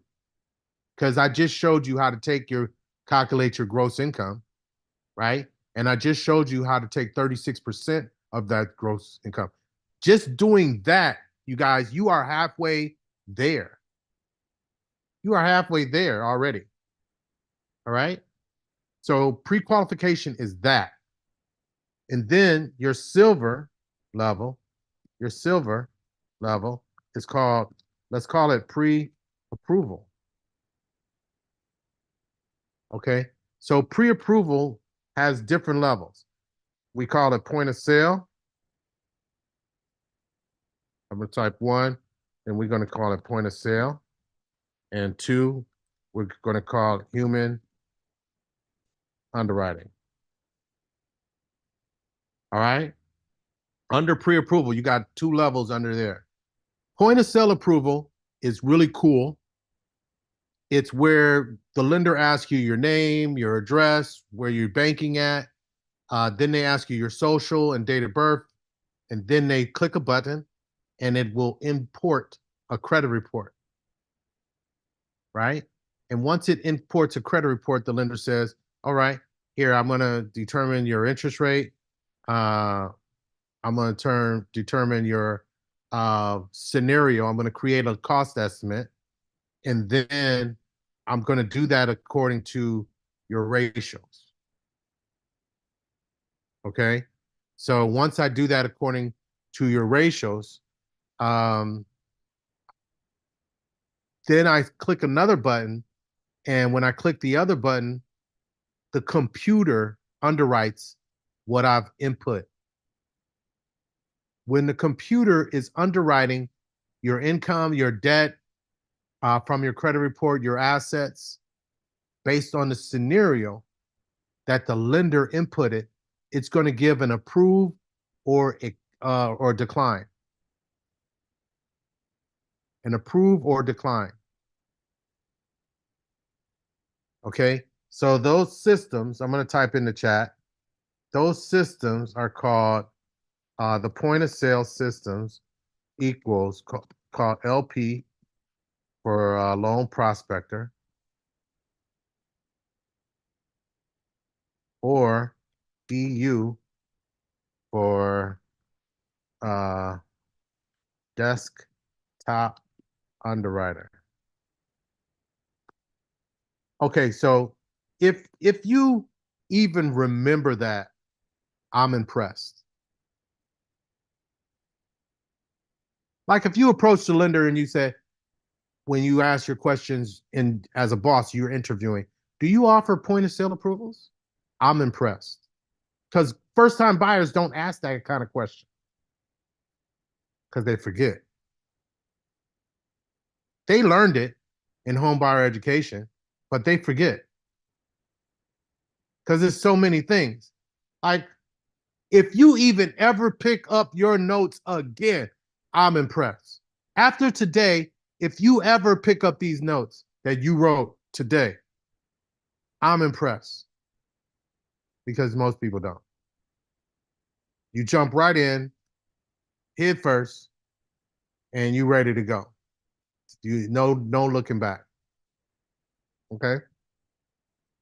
All right. I'm going to delete that. That's a question. Hey, Anthony, can I impress you, please? You want to impress me? Oh, snap. Look, hold on. Talking about notes. Look at this. What's that date say? Oh, no, let me see. 2017. Oh, why my name on there? It was those, Kim, are those your notes from class? Yes, the whole book. Oh my God. Oh my God. 2017. That's 320. That's 7 years ago. Yes, I've been working with you for 7 years now. Man, that's impressive. You know, y'all, Kim came to home buyer education class and walked out with a job. Oh, 7 years ago. Boy, I'm so glad that God intervened us. Thank you, Jesus. All right, come on, let's talk about human underwriters. Yeah. So hold on. Let's see Q&A. May you repeat the question? Oh, so Shonda, I think I was asking you, right? I think I was just only making a comment that if you were talking to your lender during an interview, right, with your lender, you're a boss. You got to recruit lenders and realtors, right? You got to recruit the lender that's going to be with you for who knows how long. And the same thing for the realtor and a lot of other people involved in the transaction. But if you were talking to your lender and all those questions we talked about earlier, and you asked your lender, do y'all offer point of sale approvals? That's what POS is. POS is point of sale. First of all, I'm impressed as a lender because I'm like, this buyer know what POS is? I'm thinking my life is gonna be easy working with you because you understand the process. If you know what POS is, you understand what's about to go down. Because buyers don't ask that question. So I'm impressed. So no, Tiff, before we went to lunch, I was about to get into how much you can afford. How do you determine how much you can afford? And that's what we spent probably 30, 45 minutes ago on. So now we're going to pre-approval and we're talking about bronze, silver, and gold.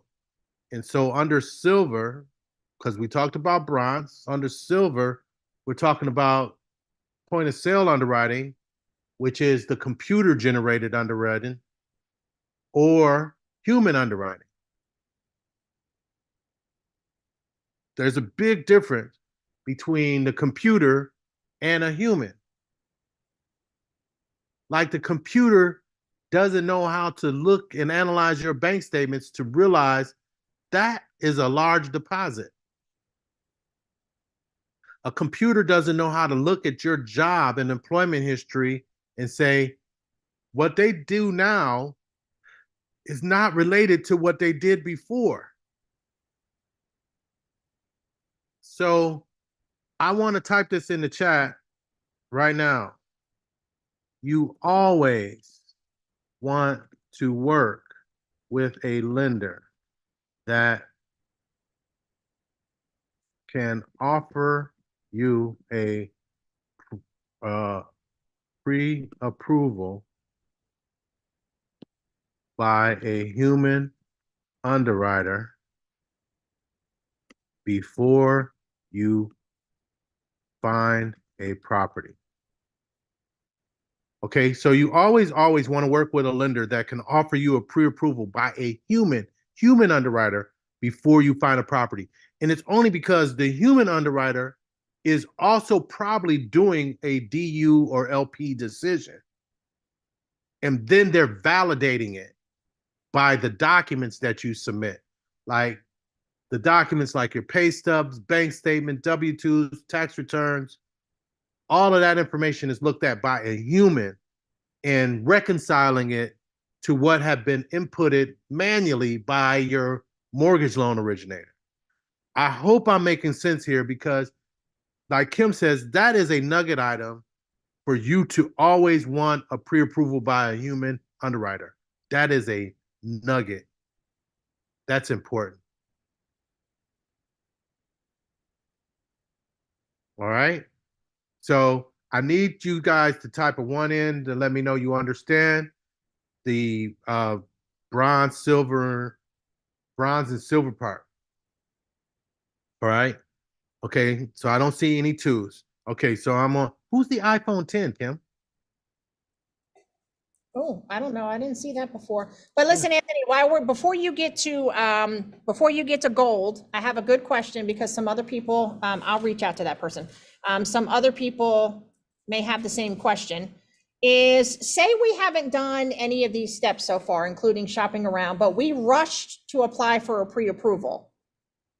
Do we have to stay with that lender or can we still shop around? Oh, good question. Absolutely not. Listen, you guys should know as bosses, you're not entitled to stay with anything until you sign your closing documents.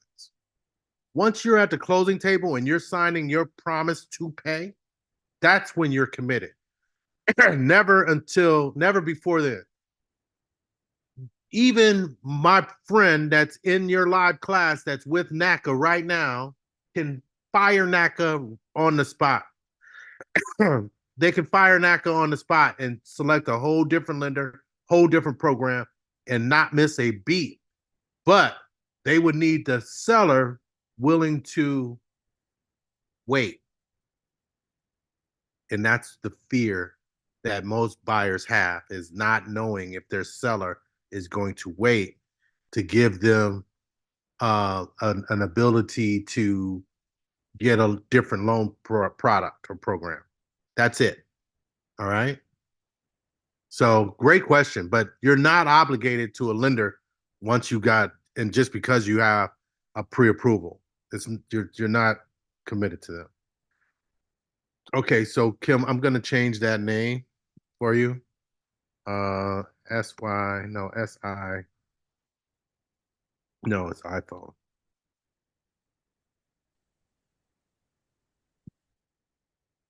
Sydney Samuels.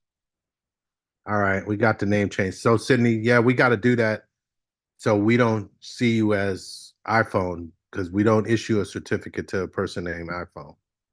All right. So the gold, I want to type this. Gold equals loan commitment. Loan commitment. Loan commitment is when you are approved and your property is approved. When you are approved, you're approved based on credit, capital, capacity. Think about that. The 3 C's. There's actually 4 C's, and the 4th C is collateral. But that's part of what I'm saying to you. You are approved based on credit, capital, and capacity. And the 4th C is the collateral, meaning that your property's approved. The 4 C's, that's right, Daniel. Yeah, it could be a nugget for sure. Because here's the thing, like when you have your credit in order and your capital in order, meaning your assets, you're ready to apply for a mortgage loan. All you need is a credit score minimum and a minimum investment. Like most loan programs have a minimum investment. Do you understand? Most loan programs have a minimum investment. Sometimes it's 1% of the purchase price. Sometimes it's 3%. Sometimes it's nothing. So it just depends. Yes, nothing. It just depends on the loan product that you as the boss select. Gold is loan commitment. Loan commitment is when you are approved and your property has been approved. Your property gets approved by having an appraisal done. An appraisal gets done. So once the appraisal gets done, the underwriter reviews the appraisal, just like the underwriter reviewed your credit. Your property's got credit. Just like the underwriter reviewed you for capital, your property's got capital. Just like the underwriter reviewed you for capacity, your property has capacity.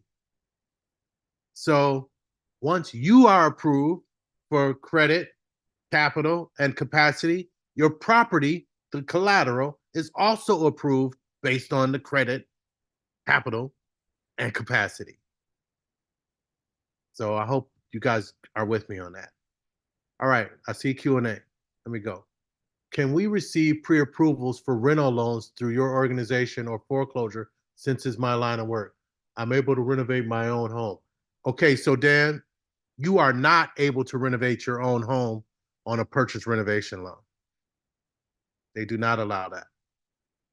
So if somebody told you that, I'd like to know what loan program they're going to do, because the 203K loan doesn't allow that, and the Fannie Mae Home Style doesn't allow that. So I'd be interested to know how you did that. But the answer is yes, we can do pre-approvals on the purchase renovation, which we're going to talk about later. A human underwriter's only job is to help with our pre-approval by reviewing our payment history, debt, etc., correct? Well, yes, they are pre-approving you as an underwriter, but an underwriter is going to approve the property too. So the underwriter is also going to review any post-closing conditions. So the underwriter's with that transaction throughout. So they're approving you based on where you're at on those 4 C's, and to make sure that everything's good after closing. Okay, no worries, Dan. No worries at all. All right. Let's see. So I'm moving on. We have now you guys should understand bronze. You should know what it is. Let me see what bronze is in the chat. Bronze level of approval. What is it? What is it called in the chat? Thank you. Thank you, Sabrina. Thank you, Tamika. Okay, so give me silver in the chat. Brent, give me silver. Tiffany, I think that meant what I think it did. Okay. There, give me gold. What is gold? Yes, yes. Gold. All right, Sabrina, I see it. Yes, loan commitment. So now you guys as bosses, you know the difference between pre-approval and pre-qualification. If a lender gives you a document that says you have now been pre-qualified, your response should be like, what's this? When do we go to the next level? And if a lender gave you a document that says you have been pre-approved, your question is, by who? A computer or human? I hope you understand now how to connect these dots now. That's how you connect these dots. Because after we get that approval, now we decide what kind of house we want and need. Because now we have essentially money in our pocket. We now have money in our pocket. So now that we have money in our pocket, we should be able to, I guess, start creating what I would call non-negotiables. So there's probably 1, maybe 2 non-negotiables you should have about the house you select. Think about that. My house must have this many bathrooms. My house must be in this area. My house must be without a HOA. You know, you might have 1 to 2, you got to have 1 or 2 non-negotiables, but you should remain flexible and realistic.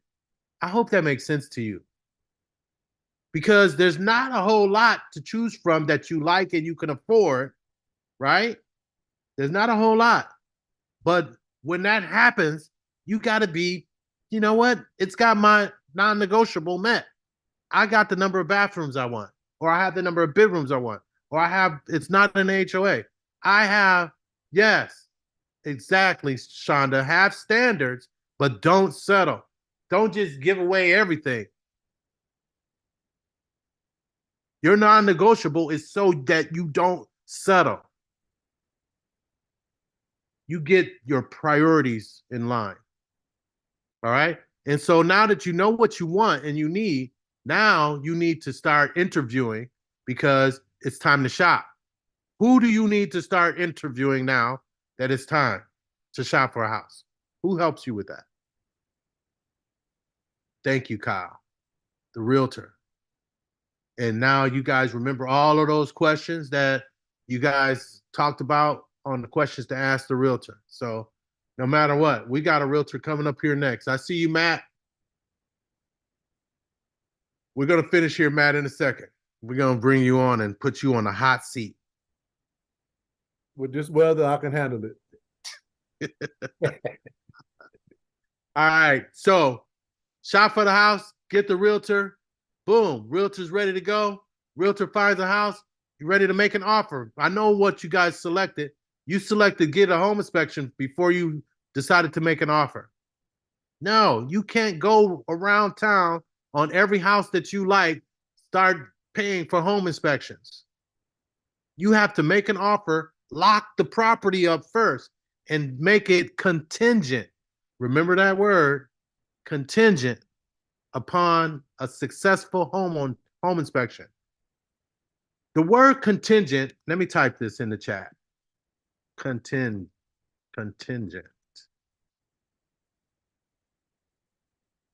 That word is something that must happen. That's my skinny dictionary version.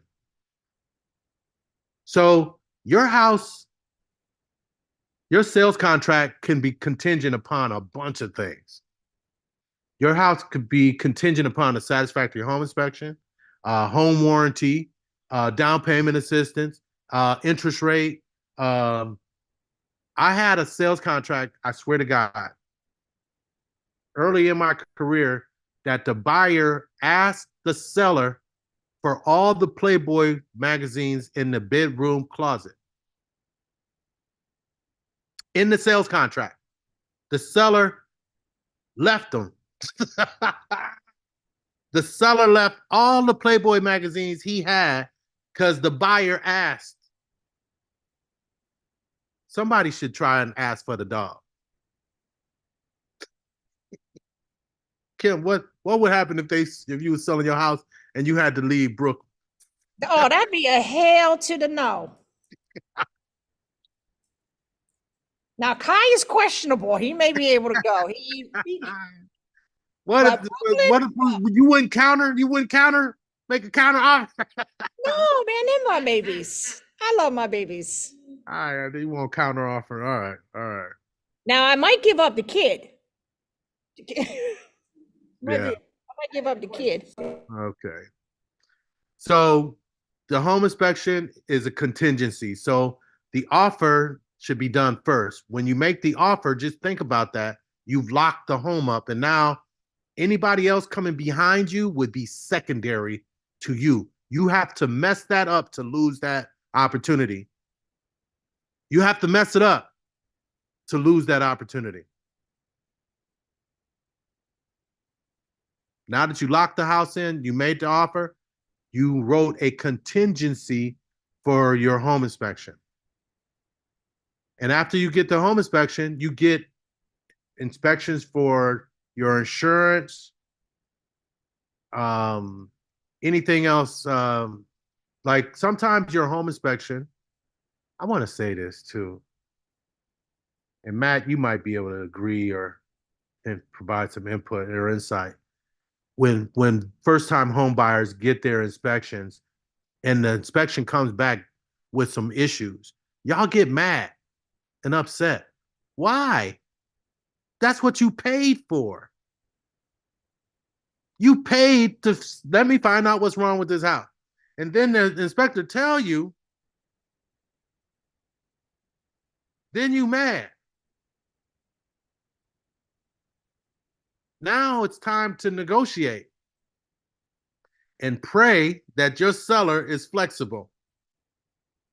Because I want to just tell y'all right now, and Matt can concur to this, if you're asking for City of Tampa down payment assistance, the City of Tampa will have an inspection, and you should do that inspection before you pay for your traditional inspection, maybe the same day or later or earlier, but within 24 hours if you can.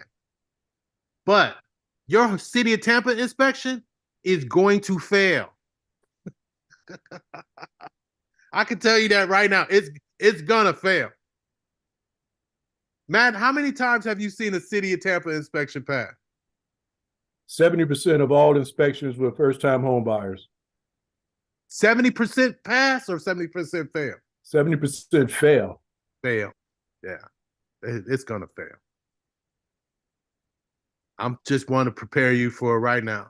But don't worry about it. It's usually most of the time I see, Matt, and I don't know where you see. Most of the time I see window screens. Can I comment? Yeah, of course. Yeah. Okay, so of the 70% that I've seen fail, I was successfully able to negotiate with the seller to get those issues fixed. So when they come out and re-inspect, it passes. That's what's important right there. Now, to add on to that, successfully renegotiate with the seller, I'm 110% at my success rate with renegotiating with the seller. Good. That's good. That's important. It's an important skill to have, Matt. Thank you. Yeah. So Chelsea, I hope we answered your question. I see Kim is responding, but most of the time it's something small, GFIs, the outlets, the window screens. It's always something petty.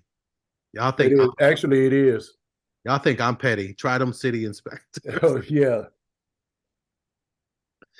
Good deal. So after you get all those inspections done, then it's a wrap pretty much. You're at closing. Now, listen, Matt, I'm bringing you on in a second. Listen to this, you guys. I want to tell y'all, when y'all go to closing, you should be at that closing with your chest stuck out. Just walk in there like you own the place. Because you have arrived. And here's why I say walk in like you own the place. You paying everybody in there. Your money that came to that closing because you buying a house is paying everybody closing. Make sure Matt open up the door for you if he your seller. Tell Matt to come pick you up. Everything.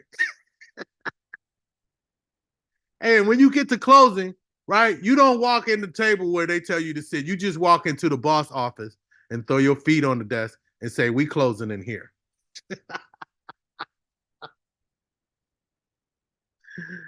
Man, listen, I want to give you some insight, right?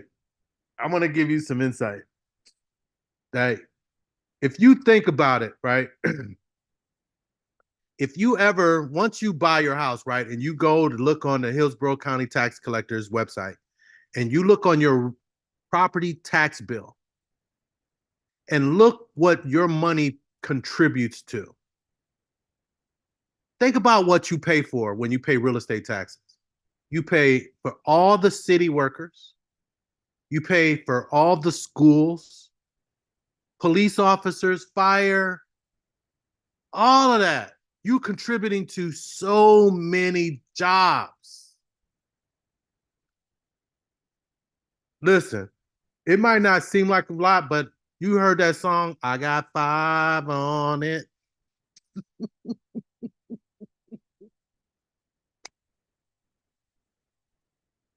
That's how y'all should walk in. That's how y'all should walk into the closing. All right, Matt, let me start serious. No. I got a challenge. I'm going to challenge somebody in this workshop today who uses a Salinas House mortgage. Please roll up into Anthony's office like that and let me know when your closing day is so I can record it. Man, hey, Kim, you know I'm going to be like, what can I say? Hey, welcome. You need something to drink? You need some juice, some wine? Well, I don't care what it is. If you closing with our mortgage at our office, you are royalty. I'm sorry, Matt. All right, so you guys, I'm going to introduce you to our rock star realtor that's coming on deck. His name is Mr. Matt Young. Matt Young has been a partner of ours for a long time. He's one of our few realtors that understand the importance of housing counseling. And he understands what we do as an agency. And so I think that that is an important relationship, that you have a person that you work with that connects the dots, right? Matt knows we do home buyer education. Matt knows we do pre-purchase housing counseling. Matt knows we do down payment assistance for the city of Tampa. He knows we do our own down payment assistance. He knows we do lending. He knows all things our agency, and he's a rarity. And I give him big props too, because he's a vet. He's with I think he's an Army vet, but he ain't no Marine Corps dude like me, but that's all right. I forgive him for that. But you guys, please give your attention to Mr. Matt Young. You got the floor, Matt. All questions in the Q&A, Matt. Thank you very much. All questions in the Q&A. I am Matt Young. I am a realtor. I've been a realtor for about 10 years now. I've been working with Salidas House for about 8 years. And I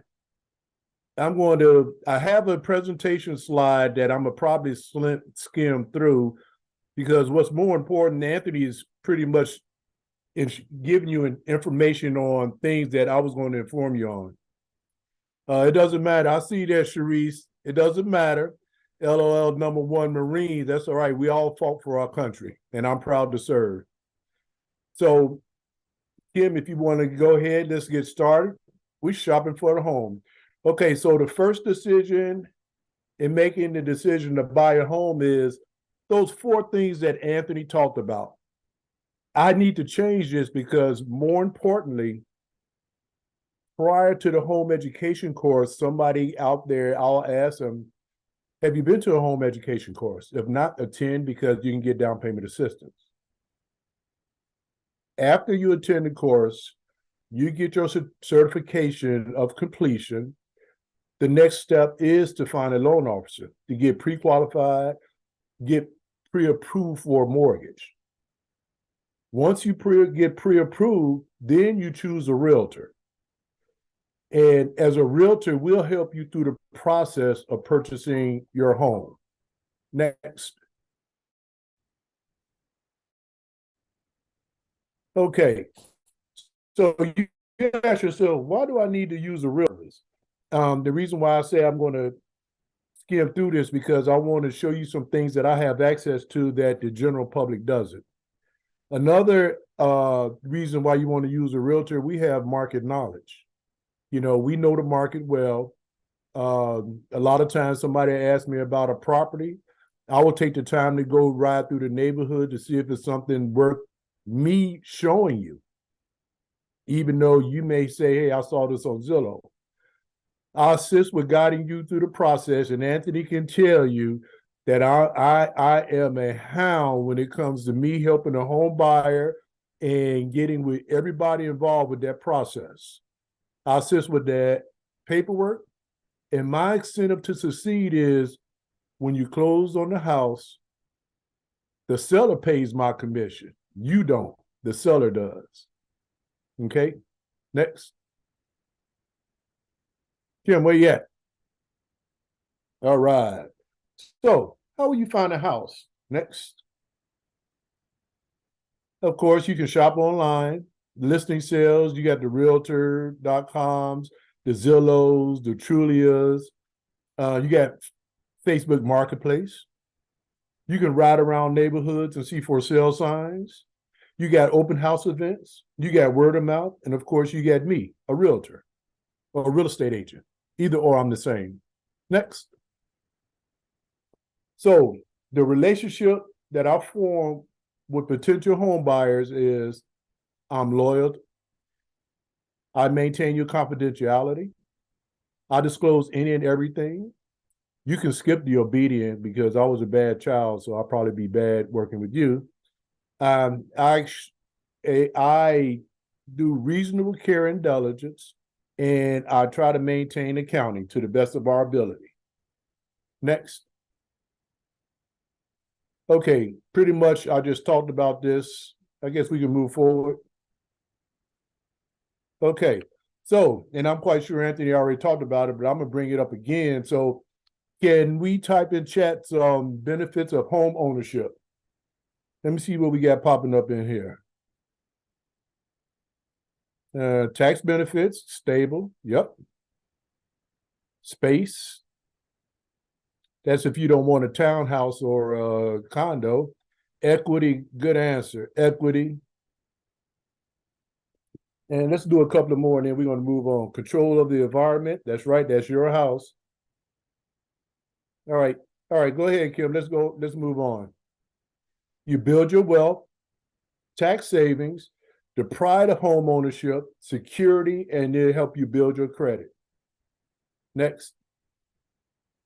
Okay. So that home inspection that Anthony was talking about, yes, I'll pay for that inspection, or I will pay for your appraisal. And I need to update my presentation because I will pay 2 of the 3, either your home inspection, your appraisal, and your 1-year home warranty. So that's a new one you can throw on there, Anthony. Yes, I'm a realtor that'll pay for that home warranty for your first year. Next. Okay, so what can we name some responsibilities of home ownership? I guess nobody want to participate. That's all right. I ain't mad at you. Let's move on, Kim. The repairs, there you go, Felicia. Maintenance, you paying your mortgage, your upkeep. All right, Kim, let's go next. On-time mortgage payment, you got to pay your own property taxes, your insurance, repairs and maintenance, and you have to purchase your own appliances. All right, what's next? Okay, generally what happens is this. When somebody say, hey, Matt, I want to buy a house, I'll ask these pertinent questions. We form an agreement that I will be your realtor. This is my house hunting checklist. As you can see, my checklist is kind of in-depth. I would say 80% of the time that I pass this out is not being used. Okay, but the thing is this, if I get this information, I know pretty much exactly what you're looking for in a home. Next. Any questions? Oh, all questions go into Q&A. Okay, so if Kim can share my screen, or if I can get access to the screen, I can give you some information on, I can show you ways for me to help you find a house. So what I need to do, Kim?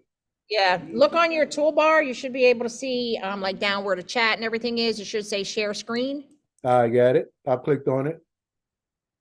And then now you should be able to look on your desktop, whatever it is that you want to share. And you just click on what you want to share with us. And click share. All right. Can everybody see that? Yes, we see it. Okay.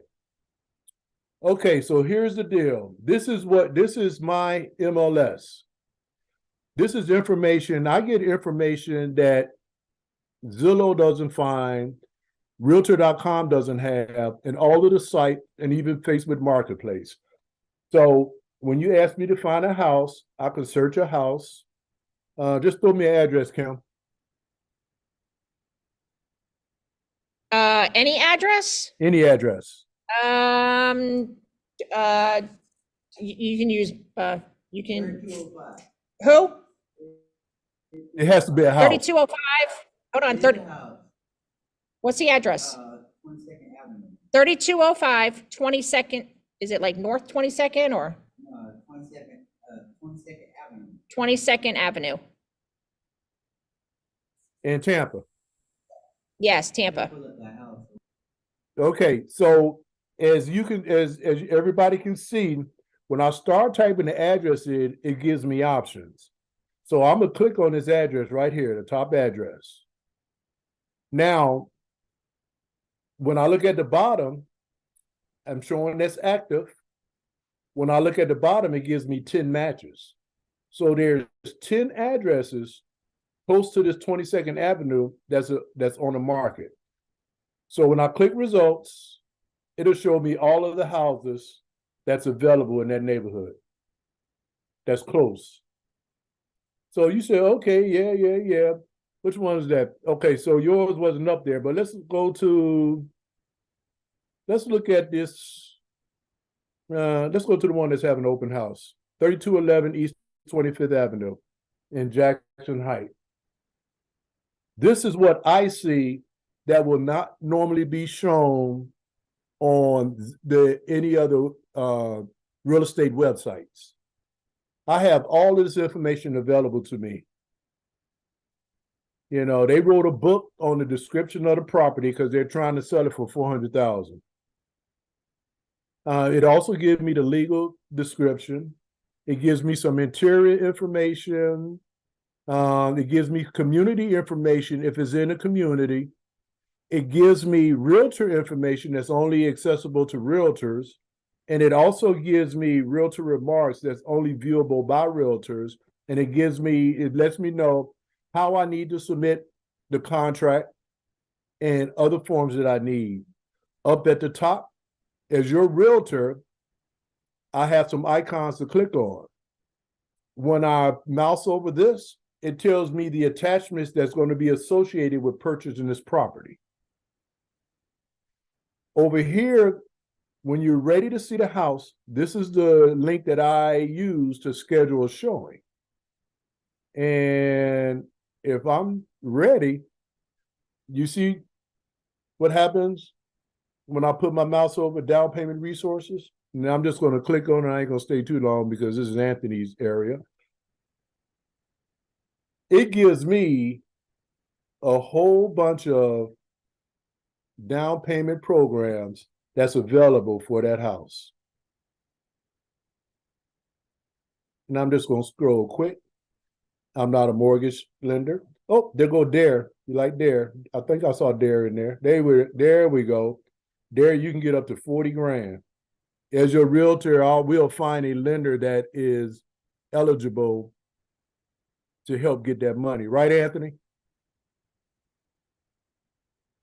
He disappeared on me. Okay, now, to find out, here's another tool that I use. To find out if this house is available for down payment assistance from the city, what I do is I'll select the address. There's another tool called Tampa Gov, My Services. Can I move this window out of the way? Because the window is in my way. Yes. I'll click on search. I'll put an address in. And if the address pops up, and we're in luck. I'm just going to mouse over it. See where it says neighborhood? That neighborhood, if this is highlighted, it lets me know that it's available for East Tampa or Dare down payment assistance. And when I clicked on community, it's eligible for East Tampa down payment assistance. So with the 40 grand we can get from Dare, we can get an additional up to 20 grand with the city of Tampa. So these are a couple of tools that I use in my help in helping you find a house. Now, are there any other questions? Oh yeah, we got one up in Q&A. We got a whole lot, I think they put in chat. Oh, I think I answered that one, Sharice. Oh, that has changed. I am waiting on a new link because they got a new webinar that they're going to let all us realtors and lenders know the changes. But my last email that I got from Dare, they went up to 320,000, I think. You know, if you give me a minute, can I do that? Can I look right quick, or do I need to keep it moving? It's 350,000. Oh, it's 350. Yes, 350. Okay, cool. Thanks. Any other questions? So we got a whole, I bet they're all in chat. Oh, no questions. Okay, let me put this up right quick because I know they're going to ask for it. Boom, boom, boom. 1 second there, Kim. I'm coming up behind you. There's Yeah. So Matt, all we see is your email. Oh, you do? Yeah, we see your email. So what do I need to do to change it? Oh, it is paused. How do I unpause it? Oh, resume share. Now what do you see?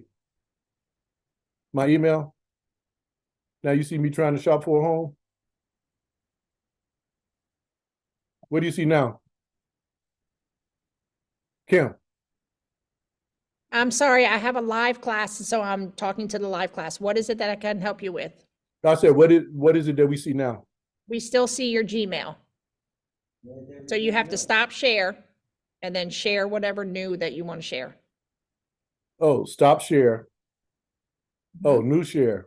Oh, I got then you. share And I'm not technology advanced. That's okay. That's what we're here for. All right. Okay, so this is my contact information. In regards to we're having the city inspect your house, me being able to negotiate with the seller to get those things fixed. That's what RENE. I am a real estate negotiation expert. I'm also a realtor. I'm also a senior real estate specialist. I'm a military relocation professional, and I am a short sale foreclosure resources. Those are my certifications.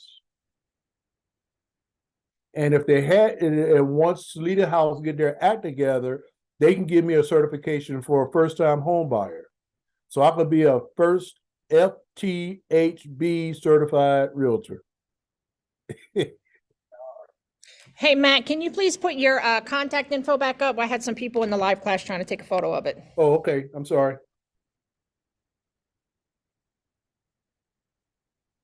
Is it big enough for them to see?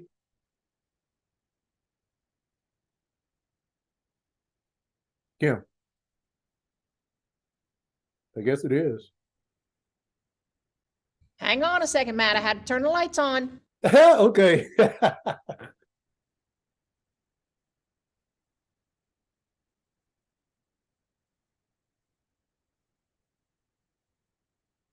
All right, we're good. We're good? So we got 2 questions in the Q&A. Let's see what they say. Let's see what they're asking.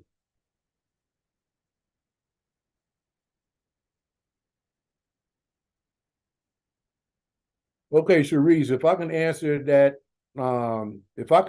that successfully, that would be more of a lending question.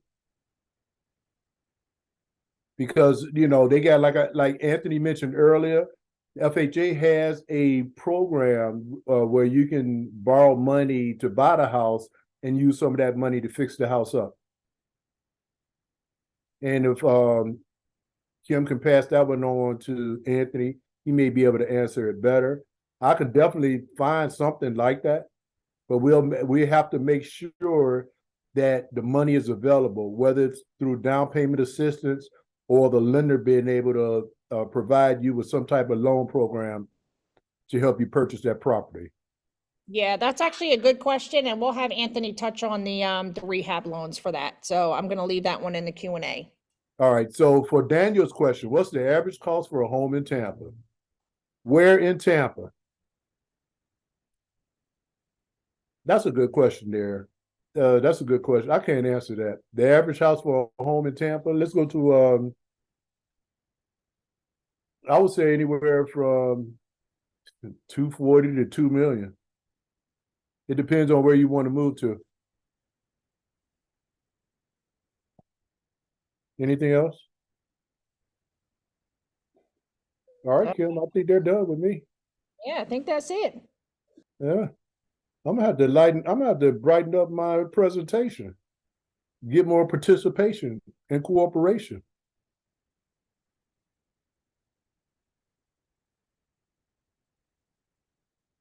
So let me see. I click on stop share. That means you get your screen back, right? Yes, thank you so very much, Matt.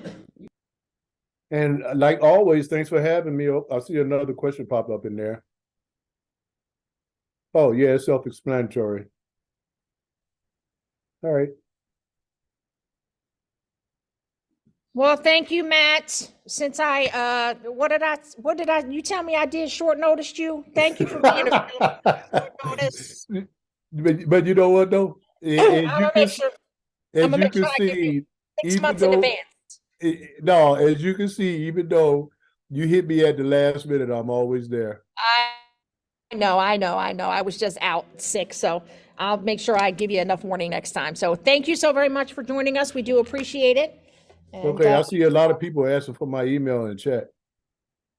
well, they should be asking for that in the Q&A. And because I have to get my next presenter on because we're 15 minutes behind schedule. I know, but that was Anthony's fault. But anyway, thanks for having me. I'm out. Matt, if you want to type it in there real quick while I introduce our next presenter. That way they'll have it. Hello, Miss Dawn. I think you're muted.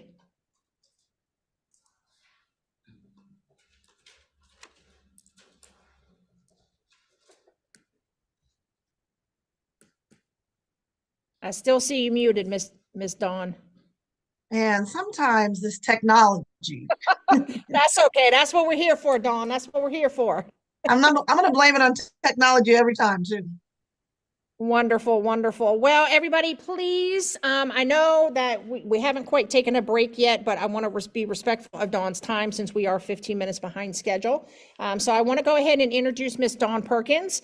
She is with Rock Solid Home Inspections, and she is going to speak to you. Thank you, Matt. We'll see you next time. All right. Hey, Don. See you, Don. Hey, Matt. She is going to speak to you about what a home inspection is and what the importance of getting a home inspection. So please welcome Dawn. Dawn, give me a few minutes to pull up your flyer. Okay, fantastic. Hey guys, while she's pulling up my flyer, my company is Rock Solid Home Inspections. We do home inspections basically everywhere from Weeki Wachee to Sarasota. So all over Tampa, Pinellas, Hillsborough, from Sarasota, Hernando County. If you've got a house there, we are there. But you folks are in Tampa, so we would definitely be able to take care of you. So we do the full home inspections plus some ancillary services that I can get into if we need to. But really the presentation is not really going to be around my company, but the 3 reasons why you would need a home inspections. So I know that you guys are putting all your questions in the question and answer. What I'll do just to set this up is that I'll go through each one of them. After the one, I'll ask questions. After the second question, third question, and then we'll wrap it up. Okay. All right. So quickly, let's go over what a home inspection is. And I'm just going to read it verbatim.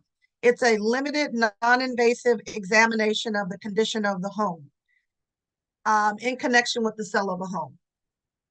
Here's what that means. That if the inspector comes into your house and there's some siding on the house, or there are some things that are in the garage that's in front of the hot water heater, he can't move things. He can't pull back siding to see what's going on with that. So it's a very limited, non-invasive examination of the home. The reason that's important for you to know, not just for Rock Solid, but whoever you decide to hire for your home inspection. We hope it's going to be Rock Solid, by the way. But the reason I tell you that is because I want to set up the expectation on what the inspector is going to do. And if you have that expectation, then you won't get upset if it doesn't come together the way that you thought it should. So this is about the time I stop here and I say this to everybody that's listening. So you guys are doing everything you can right now to get into your home. Bravo, building wealth. I love it. There's a lot of steps to this, as you can see from just being in the class, for majority of your day. Write this down. The home inspection doesn't come into play, you guys, until way at the end of your process.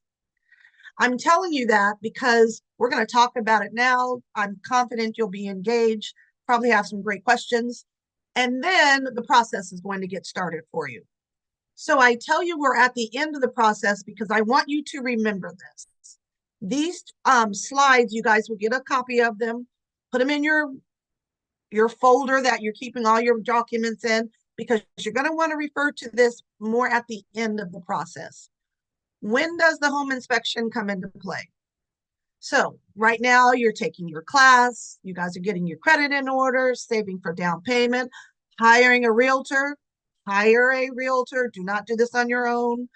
You're out looking for a home, then you write a contract and you get your mortgage. See, there's a whole lot that goes on.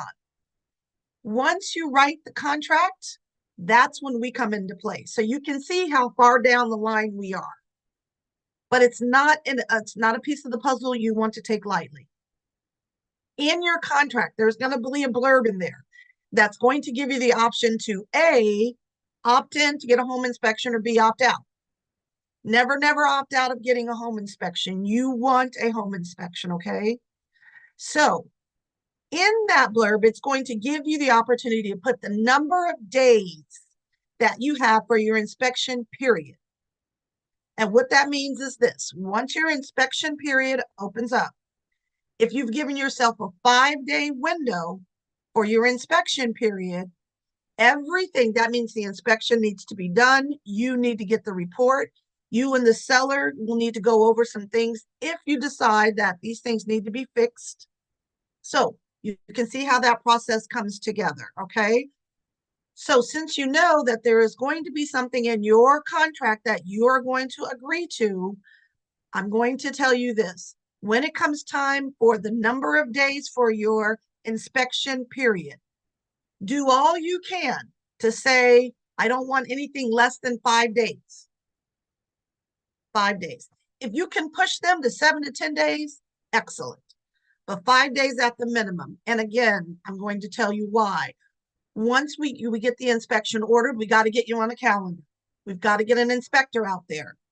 You've got to go through the walkthrough with the inspector the same day he is there. So by all means, be there to do your walkthrough.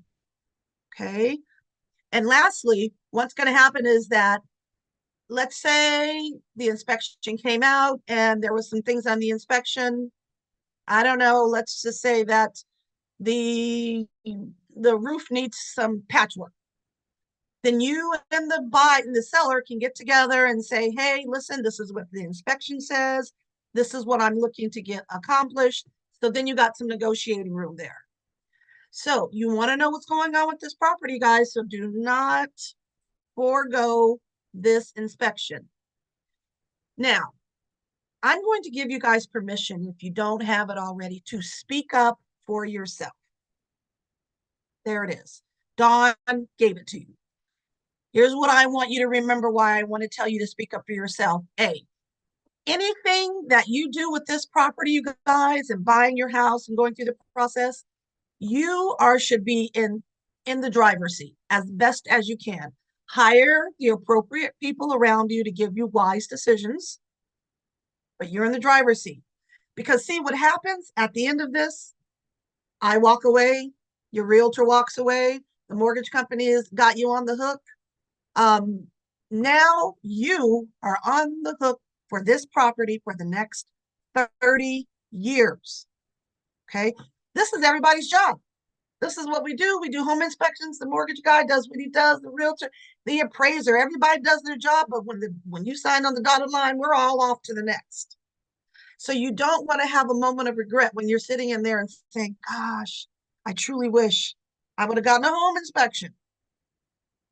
All right. So speak up for yourself. Now let's get back into this. Here's one time you're really going to want to speak up for yourself. You remember I just mentioned to you that the inspection is non-invasive. Again, they can't come back in and they can't pull back siding. Here's what they cannot do either, you guys. Let's go back to the garage I just spoke of. Let's say that there's a bunch of stuff in the garage, and I have seen this, where a lot of sellers will, they want to make their home look nice, so they'll have a stager. So what they'll do is they'll put a bunch of stuff in the garage. But guess what's in the garage? Your hot water heater. It's a garage. It probably has a garage door. That's probably where your electrical panel is. If a large piece of furniture or whatever is in front of the hot water heater or the electrical panel, the inspector cannot move it. Do not get mad at he or she. The state of Florida will not allow inspectors to come in and start moving things out of the way, because you break, you buy.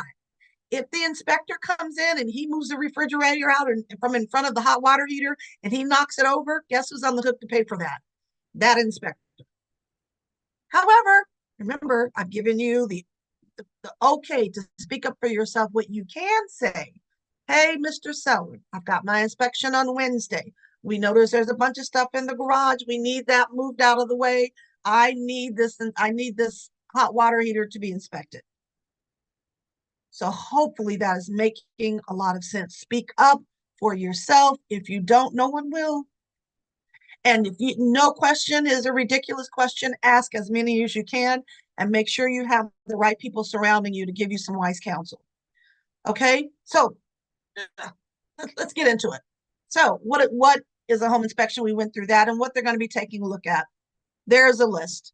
The home inspection company that you hire should be looking at all of these things. Now, the state of Florida has a basic thought process for all inspectors. They are required to inspect a representative number of things in the house. What does that mean, Dawn? That means if you have 25 electric sockets in your house, they only have to test a representative number. I don't know what the number is. Let's call it 50%. By the way, I'm not a home inspector, just so y'all know. But I've got 10 inspectors on my team. They're amazing. If you've got a question at the end of this, that's inspector related. If I can't answer, I'll get you the question. I'll get the question answered and get you back the answer. So let's say there are 20 windows. You want to make sure that every single window opens and closes, has a screen, has a lock. You want to make sure they are all investigated. Do you remember what I just told you? The state of Florida does not require that. So these are some of the things. I hope you're taking notes on the home inspection side. When you're hiring a home inspector, what do you inspect? I know, because I've taken this class, that the state of Florida only requires a certain number of things to be inspected. Do you open and close all the windows? Do you check all the electric sockets? So those are some of the questions that you want to ask. So just here's an exhaustive list. We go through the bathrooms, the kitchen, the outside. We're looking for cracking. We're looking for sloping. If indeed there's enough room under the house that the inspector can get into the crawl space, he should be able to get under there. You want to see what's shoring up your house. Okay. Some inspecting companies have like drones and things that they can have under the house to get a really good representation of what's going on under the house. Looking at the air conditioning unit, you want to make sure that you're hiring somebody that's actually getting on the roof if it's safe. Okay, if it's not too high pitched and they're able to get up there, they should be up there. They're walking the roof, feeling for soft spots. All right, they want to make sure that the plumbing system is working properly. That means going outside to all the spigots on the home, turning them on, making sure that they're working properly. The one thing they don't do is irrigation. So if you've got a sprinkler system, that is not something that home inspection companies normally will take a look at for you. So just so you know that. A couple other things they don't look at. If there's a water softener in the property, they don't take a look at that either. So taking a look at all the walls, the ceilings, the reason that that's important, and also taking a look at making sure all the doors are opening and closing properly is because you want to make sure that the house doesn't have any settlement or true settlement issues. All homes are going to have some sort of cracking and settlement things, but you just want to make sure it's not something that's outrageous. Okay. As far as the appliances go, the state of Florida doesn't require for the home inspection company to test all your appliances. Rock Solid does. We look at the garbage disposal, the refrigerator, the washer and dryer, gosh, any other, the microwave oven, the oven for that matter. So another question you would want to ask is, you know, what do you do as far as appliances are concerned? So that's an exhaustive list that we've got there. I don't need to go over each one of them in great detail.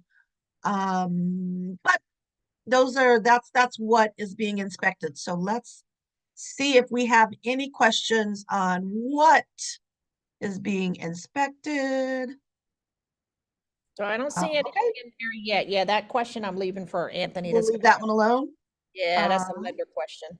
I will, because I sure don't know the answer to that one there, Miss Kim. All right, so if you've got a question later on, just stick it in there, let me know. So that's what's being inspected. Now, second, who should be conducting a home inspection? This is my favorite part. Right now, there's someone in this little audience that knows a roofer, a handyman, an air conditioning guy, a general contractor. You have a cousin that this is what he does on the side. First and foremost, you're going to hire a certified professional home inspector. You're not going to hire your dad. Your dad says, you know what, I can come in here, I can save you this money. I know a lot about roofs, I know a lot about the air conditioning. Let me come in here and save you some money. I know someone down the street that's the best handyman you've ever known. He could probably build a house if he had the tools. You guys do not do that to yourself. You just stay away from hiring family and friends, because if things go south, that relationship is probably going to be going south as well. Number two, hire a professional. Almost all home inspection companies have guarantees and warranties that stand behind their work. For example, if my inspector is in your attic and they put their foot through the ceiling, that's on us. That's for us to pay for. Let's say I have an inspector out there and they missed something. They missed, I don't know, for some reason, they didn't even check the air conditioning coils the way that they should have. You get into the property, someone comes out and said, this has been going south for years. This should have been caught. That's on us. That's something we take care of. So we've got a lot of guarantees and warranties out there that are going to protect you in case something goes south with what we've done. And again, almost all home inspection companies have the same type of coverage. So you want to make sure you have a professional, not your uncle, not the handyman. Number two, the company that you are hiring to do your inspection, you want to make sure they have their continuing education credits done. And again, I can only speak to my company. All of my inspectors, they are required to do additional training every year. Right now, everyone's going through the training to check the batteries for, gasless cars right now that are in garages. So they are all getting trained on how to inspect those things that are in houses, because that's new. That's something new that people are being installed in their houses. So you want to make sure you hire a company that's up to date on their training. You want to make sure that they're all certified to be doing what they do. About 7 years ago now, the state of Florida didn't require all this training. All you had to do was go down to the courthouse and pay not even the courthouse anymore. You can just go into Sunbiz, open up your business, pay your little fee, and you were a home inspector. That's no longer. However, those people have been grandfathered in. Okay, so you want to ask, what type of certification do you have? What type of training do they have? Are they bonded? Are they, because we continue to look at driver's licenses to make sure that there aren't a lot of felonies and things that are out there. You want to know who's coming into this property. Okay, so you want to make sure that the inspector that you're hiring knows what they're talking about. They've got some guarantees and warranties standing behind them. And that someone that if things go south later on down the road, you can come back to them. And when I say, let's be clear, on later on down the road, that's for us. And the standard is 90 days from the time you buy your house. Okay. So within a 90-day time frame, if we've missed something,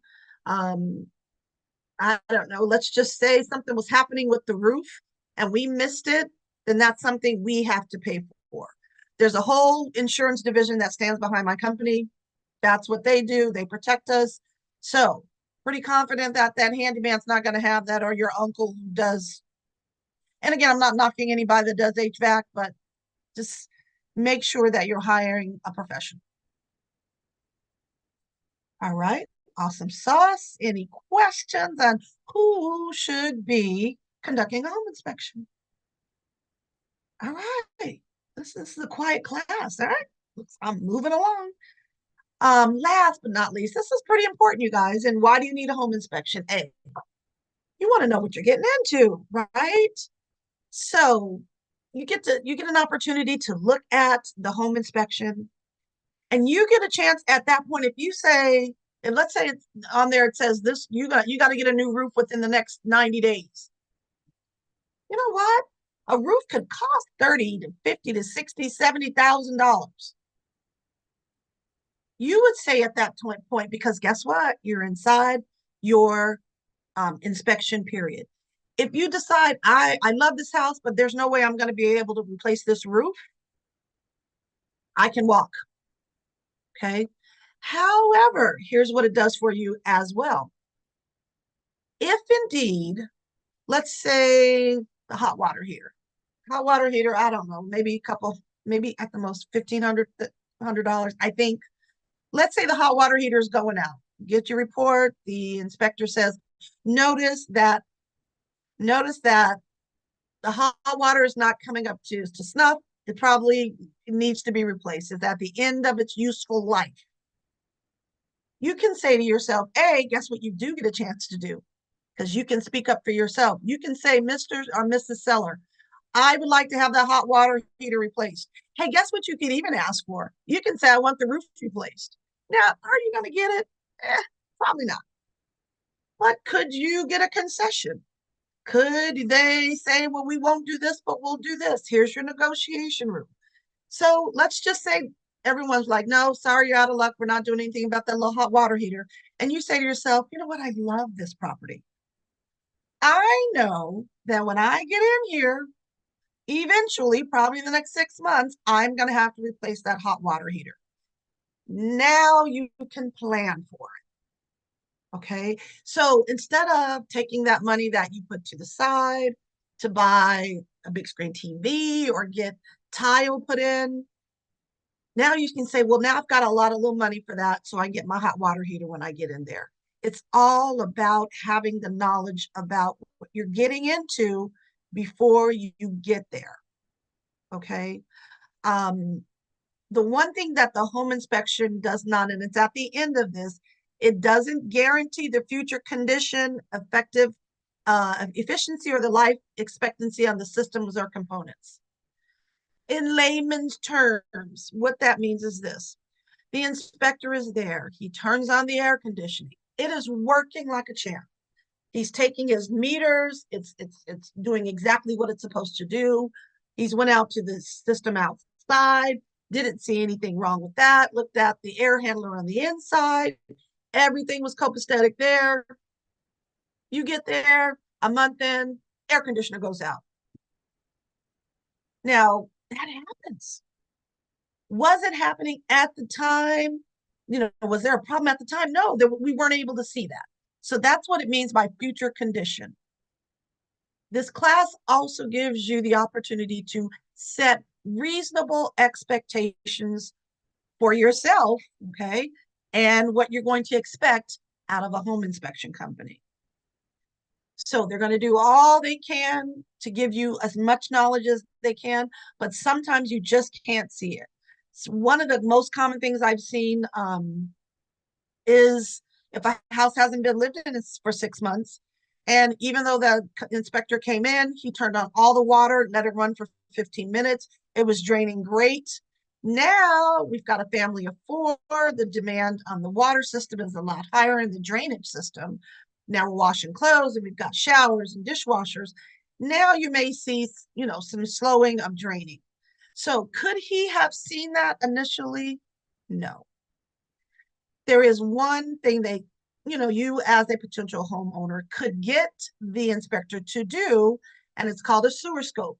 And what they'll do is put a line down the sewer to look to see if there's any obstructions, look to see if there's any root intrusions, that kind of thing. But if you don't get something like that, then you really won't know. And again, that's something additional, but the standard home inspection doesn't come with that. When you are hiring an inspection company, ask them, what other services do you provide? For example, we do sewer scope, lead-based paint. We test for asbestos. We do radon testing, water testing. So those are all outside of the inspection. Since you guys are so great, I'm going to answer a question that I know you have. You just don't want to ask me. How much is a standard home inspection? How much should I be putting money away for to save up for this home inspection? I'm going to tell you to save about $350 to $400. That will take care of your home inspection. And there are 2 other inspections that you're almost always going to have. I don't know if you have an insurance person that's already come on, but there's 2 insurance inspections that we do. One is called the 4-point inspection. If they've been over this, forgive me if I'm going through it again, but the 4-point inspection your insurance company is going to need, and you're going to need insurance on your home before the mortgage company will give away their money, okay? So the 4-point goes over the 4 major areas of a house that can cause you pain in your pocketbook. The roof, the plumbing, the HVAC, which is the air conditioning and heating, and the electrical. Those 4 items. The insurance company wants to know the status of those items, and we do the inspection for that. The other one that the insurance company needs, they need something called a wind mitigation. And all that does is talk about the roof. It talks about how many straps are on the roof, how many nails are holding the roof down. The reason that they want, you got to have it if you're getting a mortgage, you have to have insurance. But the reason that's important is because you can possibly get some discounts. Now, I don't know how much. I'm not an insurance person. You'll discuss that with them, but talk a little bit about that. You can probably get some discounts. Wind mitigation, and that's mitigation, like mitigation, wind mitigation. So those are the 2 inspections that the insurance company that will definitely need. You're welcome, Chelsea. Now, there may be a question to say, well, if I have a full home inspection, why is it that I can't just give this to the insurance company? I am not speaking out of turn when I tell you this. The insurance company does not want to see it, okay? Because if they see it, they cannot unsee it. So let's say, for example, your inspection said, the light is not working on the porch. That has nothing to do with the 4-point and the wind mitigation. But if the insurance company sees that, they're going to say that could be something electrical. We need to have that fixed. So I'm not speaking out of turn when I tell you they simply don't want to see it. We're not hiding it. Just don't cause yourself any extra pain. All right. And I think that's why you would need a home inspection. For negotiating, you get to know exactly what's going on with the house, and then you get to make that informed decision on if I want to do this or do I need to go look at another piece of property.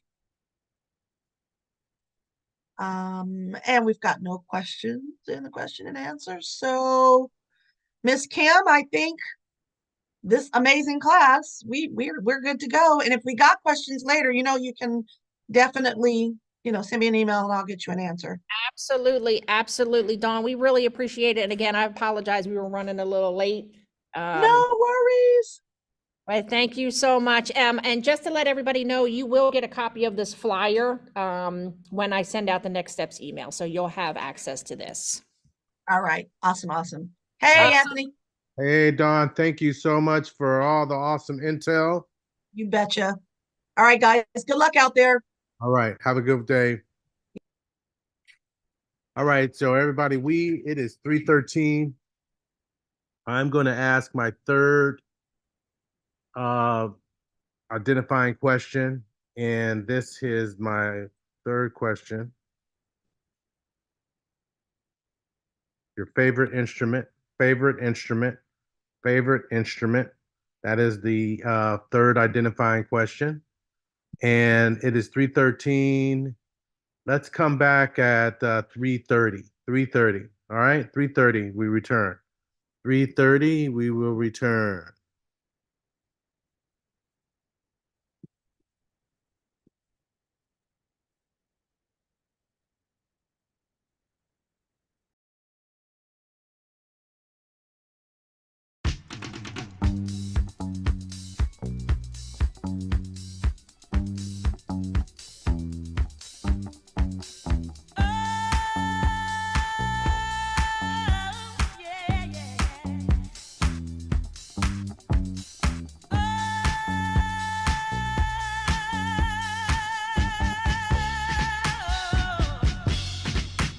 Came in the door, checked in my coat, and who I'm looking for is staring in my face. Oh, they played our song, we hit the floor, he held me strong, and we danced the night away.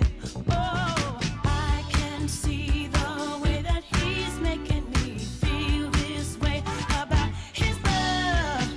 I've been looking for something like this, I'm saying. If he make you feel like $1 million bill, say, say, make you go left, right, up, down, just spinning round and round, say, baby. It's been a long, long time since I felt that love has found my way. Oh, I've been looking, I've been searching for the man to touch this place.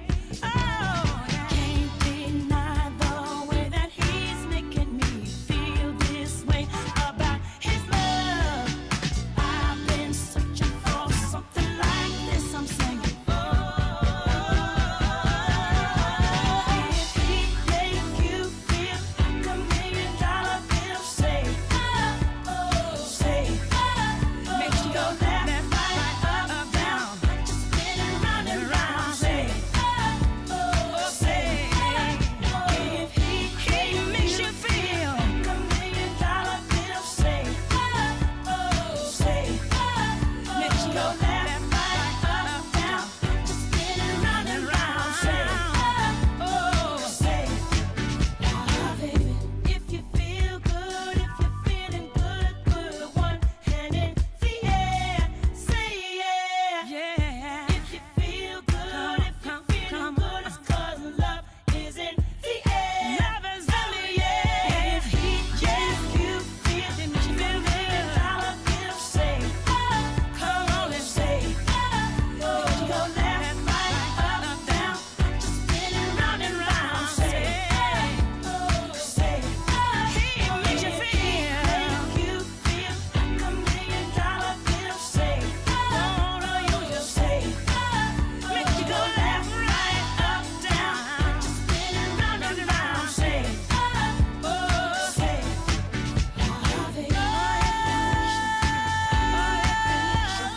baby. Go on and say,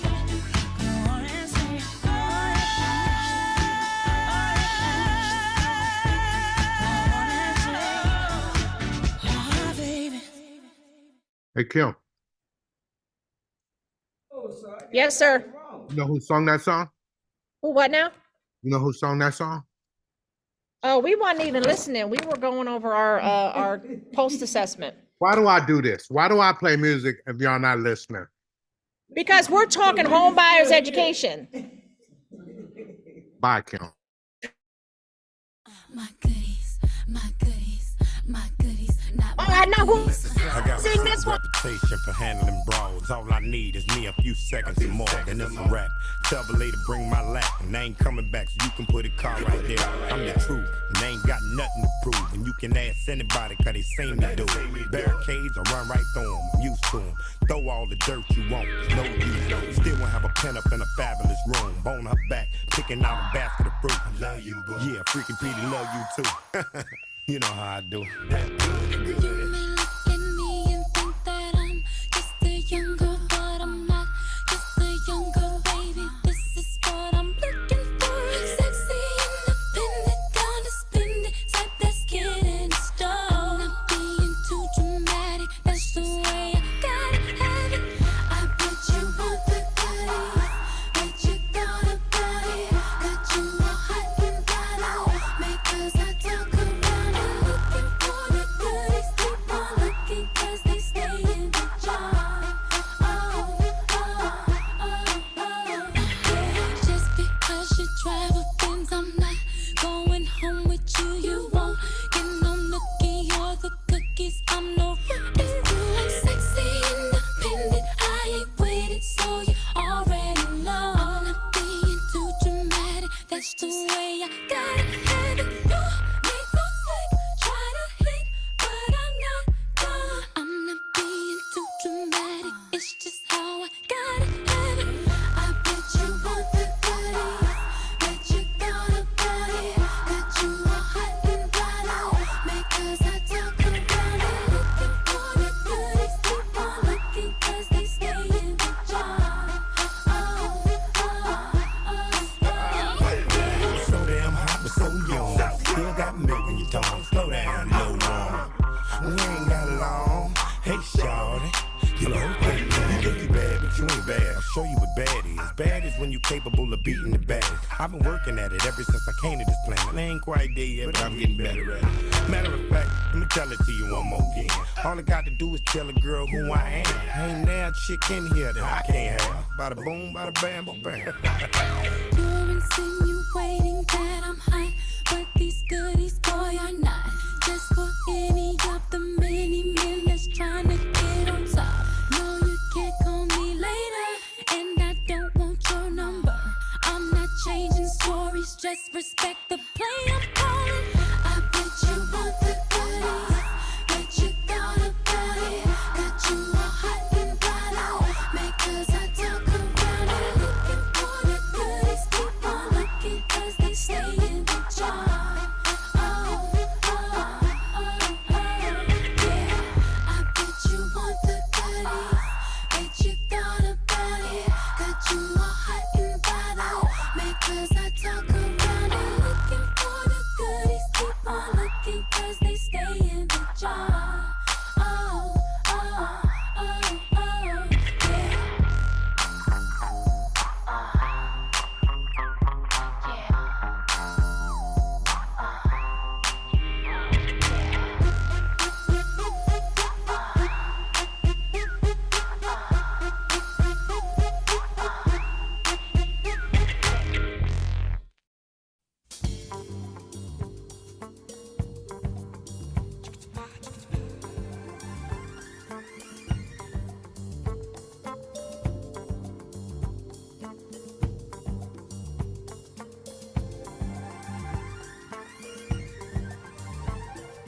There've been times in my life I've been wondering why. Still somehow I believe we'd always survive. Now I'm not so sure you're waiting to hear one good reason to try. But what more can I say? What's left to provide?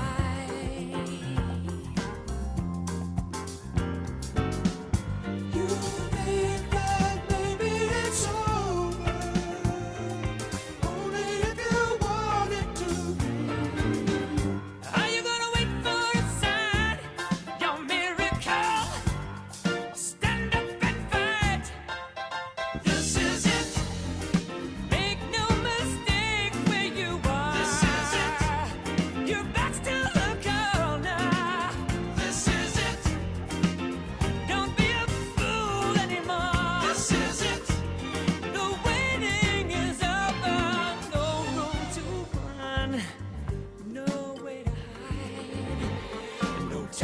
Oh, wondering why it's here.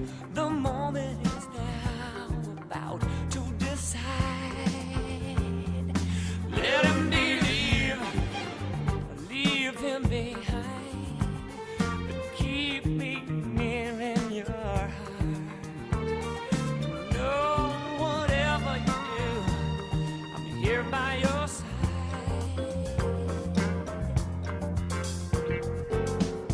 You said that maybe it's over, but if you don't want it to be, for once in your life, here's your miracle. Stand up and fight. This is it. Make no mistake where you are. This is it. You're going no further. This is it.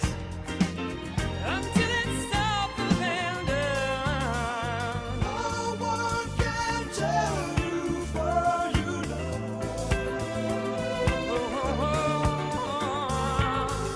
who makes the choice of how it goes. It's not up to me this time. You know, comes a day in every life. This is it. Make no mistake where you are. This is it. You're going no further.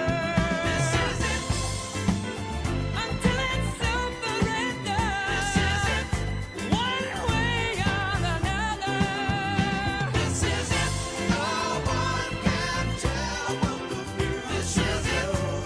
Your back's to the corner. This is it. You make the choice of how this is it. The waiting is over. This is it. No one can tell what the future is. You're going no further. This is it.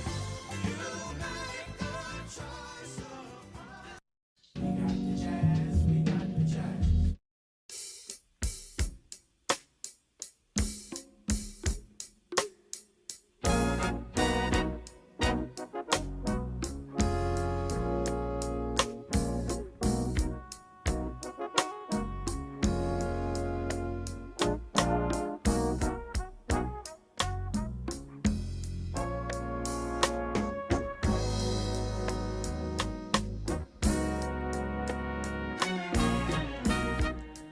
I may be just a foolish dreamer, but I don't care. 'Cause I know my happiness is waiting out there somewhere. I'm searching for that silver lining, horizons that I've never seen. Oh, I'd like to take just a moment and dream my dream. Oh, dream my dream.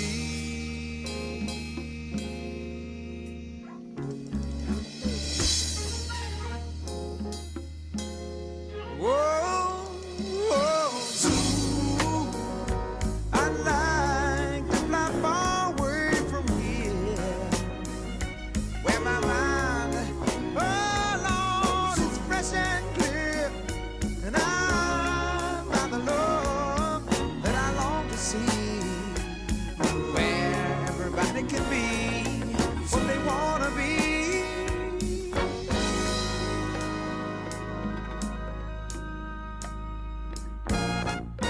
Oh, I like to greet the sun each morning and walk amongst the stars at night. I'd like to know the taste of honey in my life, in my life. Well, I've shared so many pains,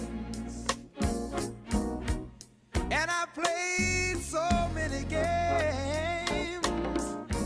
Oh, but everyone finds the right way somehow, somewhere. Whoa,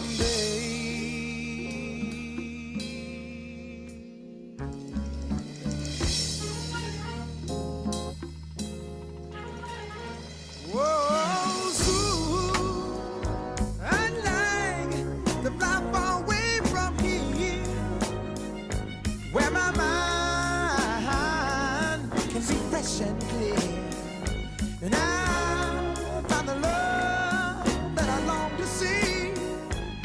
People can be what they wanna be.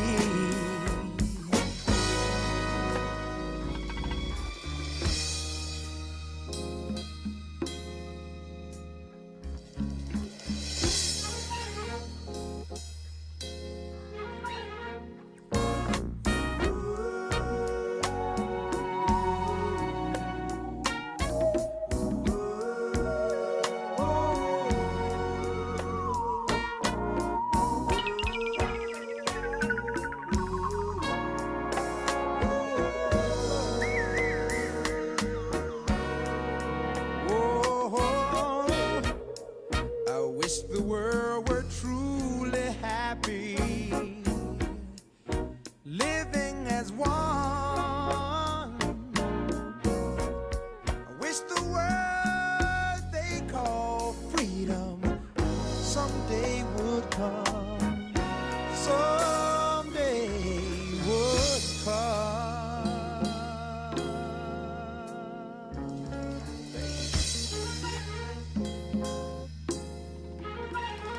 Whoa, soon I'd like to fly far away from here, where my mind can be fresh and clear, and I find the love that I long to see. Everybody can be what they wanna be.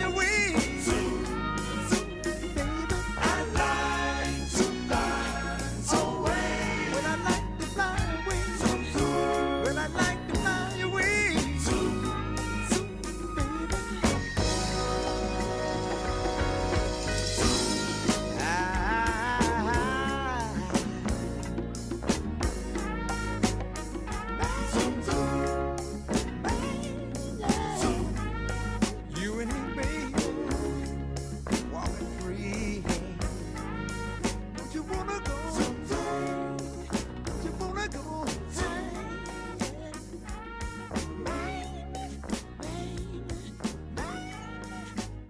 All right, let me see. I'm gonna stop sharing this screen. And all right, we are back. Let me see. I was gonna do something. Oh man, I let Dawn get away. See, that's that old age. So I want to ask you guys a question. Here's my question. Would you attend a post-purchase workshop for 2 hours after you purchased your home? That's my question. Would you attend a post-purchase workshop for 2 hours after you purchase your home? Look at this, Kim. Kim, you see what's happening here? Yeah, my live class said yes too. I don't believe y'all. I don't believe you. I don't believe you. Okay, so this is no disrespect. No disrespect. I'm just saying, like, I've been doing this for a long time. And generally, thank you, Maisha. Generally, once people get what they want, you don't hear from them. After y'all in y'all houses, you don't hear from you. So I believe Maisha and Tanisha. Let me see. Manuel, Kyle, thank you. Okay, I believe you. Okay, so Cherie says, what is it about? All right. It goes into details about homestead exemption. Let me bring it up on my side.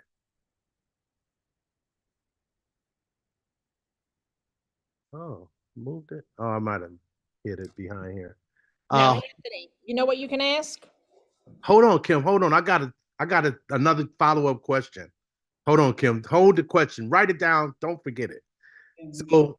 So the topics covered are homestead exemptions, home warranty. Is it too late to obtain? Prepare for the increase. That's the subject matter. Financing repairs. What equity brings? Securing the legacy. Tales from the crib. That's going to be an interesting subject. And who you going to call? All right. That's the subject content lead, right? That's the lead on the subject. Now, with that being said, right? Those of you who said no, I believe you. Okay. And it's the people who said, yeah, I kind of believe you, but I kind of think like, yeah, you got to make it really good. All right. So Lisa say, yeah, okay, good. So here's my follow-up question. Hold on, let me type this in because Kim's gonna take these notes. The chat. Follow-up question. Would you attend a post-purchase workshop if we paid you $50 for the 2 hours?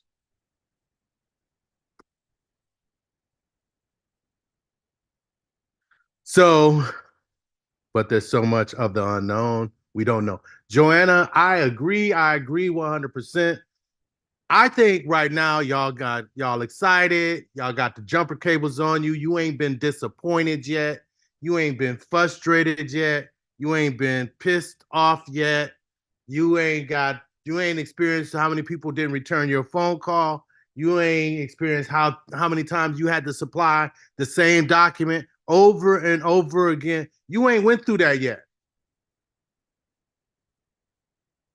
Okay, so I'm just saying, so I'm just wondering on the folks that said no, if they would say yes if we paid you $50. Manuel says that changed my mind. All right. So I think it was 3 people. Let me see. Kyle still say no. I appreciate the honesty. Tanisha, let me see where Tanisha, what was your follow-up response? Tanisha say nope. So Kim, your whole live class say yes, huh? Yes, they did. And then when you said threw in the $50, they were like, hell to the yeah. No, they said yes again. Yes. Tanisha, no, listen, I appreciate the honesty. I think post-purchase is hard. It's not a sexy subject. I guess that's the way I'd put it. You know, and then like I said, generally, once people have gone through this process, they are mentally drained.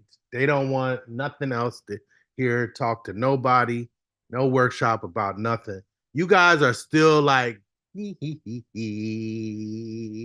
so excited. We're going to be bosses. We're going to be good until that first situation. Yeah.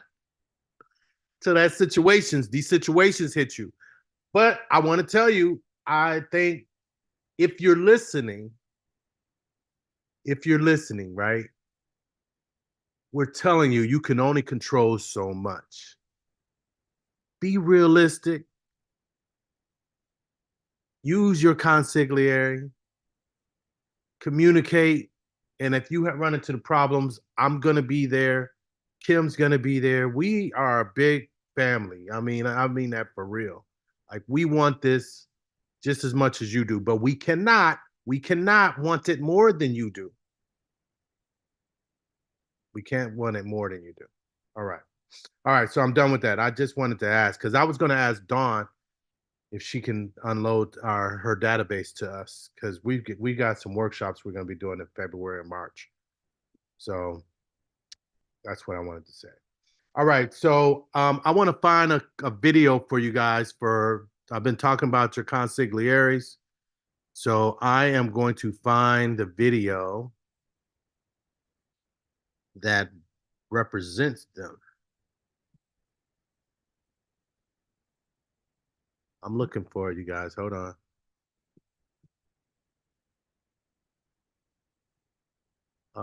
Bing.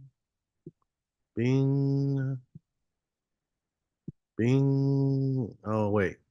No, it's not going to be there. It's going to be here. All right. Leaders House. Marketing. Videos. Other videos. Housing counseling. All right, here we go. It's coming. This is your housing counseling. Listen, I've got my Rockstar Housing Counseling team on this quick little interview panel, so to speak. And so you guys want to introduce yourselves? Starting with Miss Fazelia. Okay, hi everybody. I'm Fazelia Wright, HUD Housing Counselor for Salitas House. Boom, boom. And my name is Monica Malone. I am the Director of Housing Counseling here at Salitas House and also a HUD Housing Counselor. Listen, you guys, I just think that it's important that the people out there know who you guys are and your roles at the agency. And so I just wanted to get on real quick and just ask you guys a few questions. It shouldn't take very long.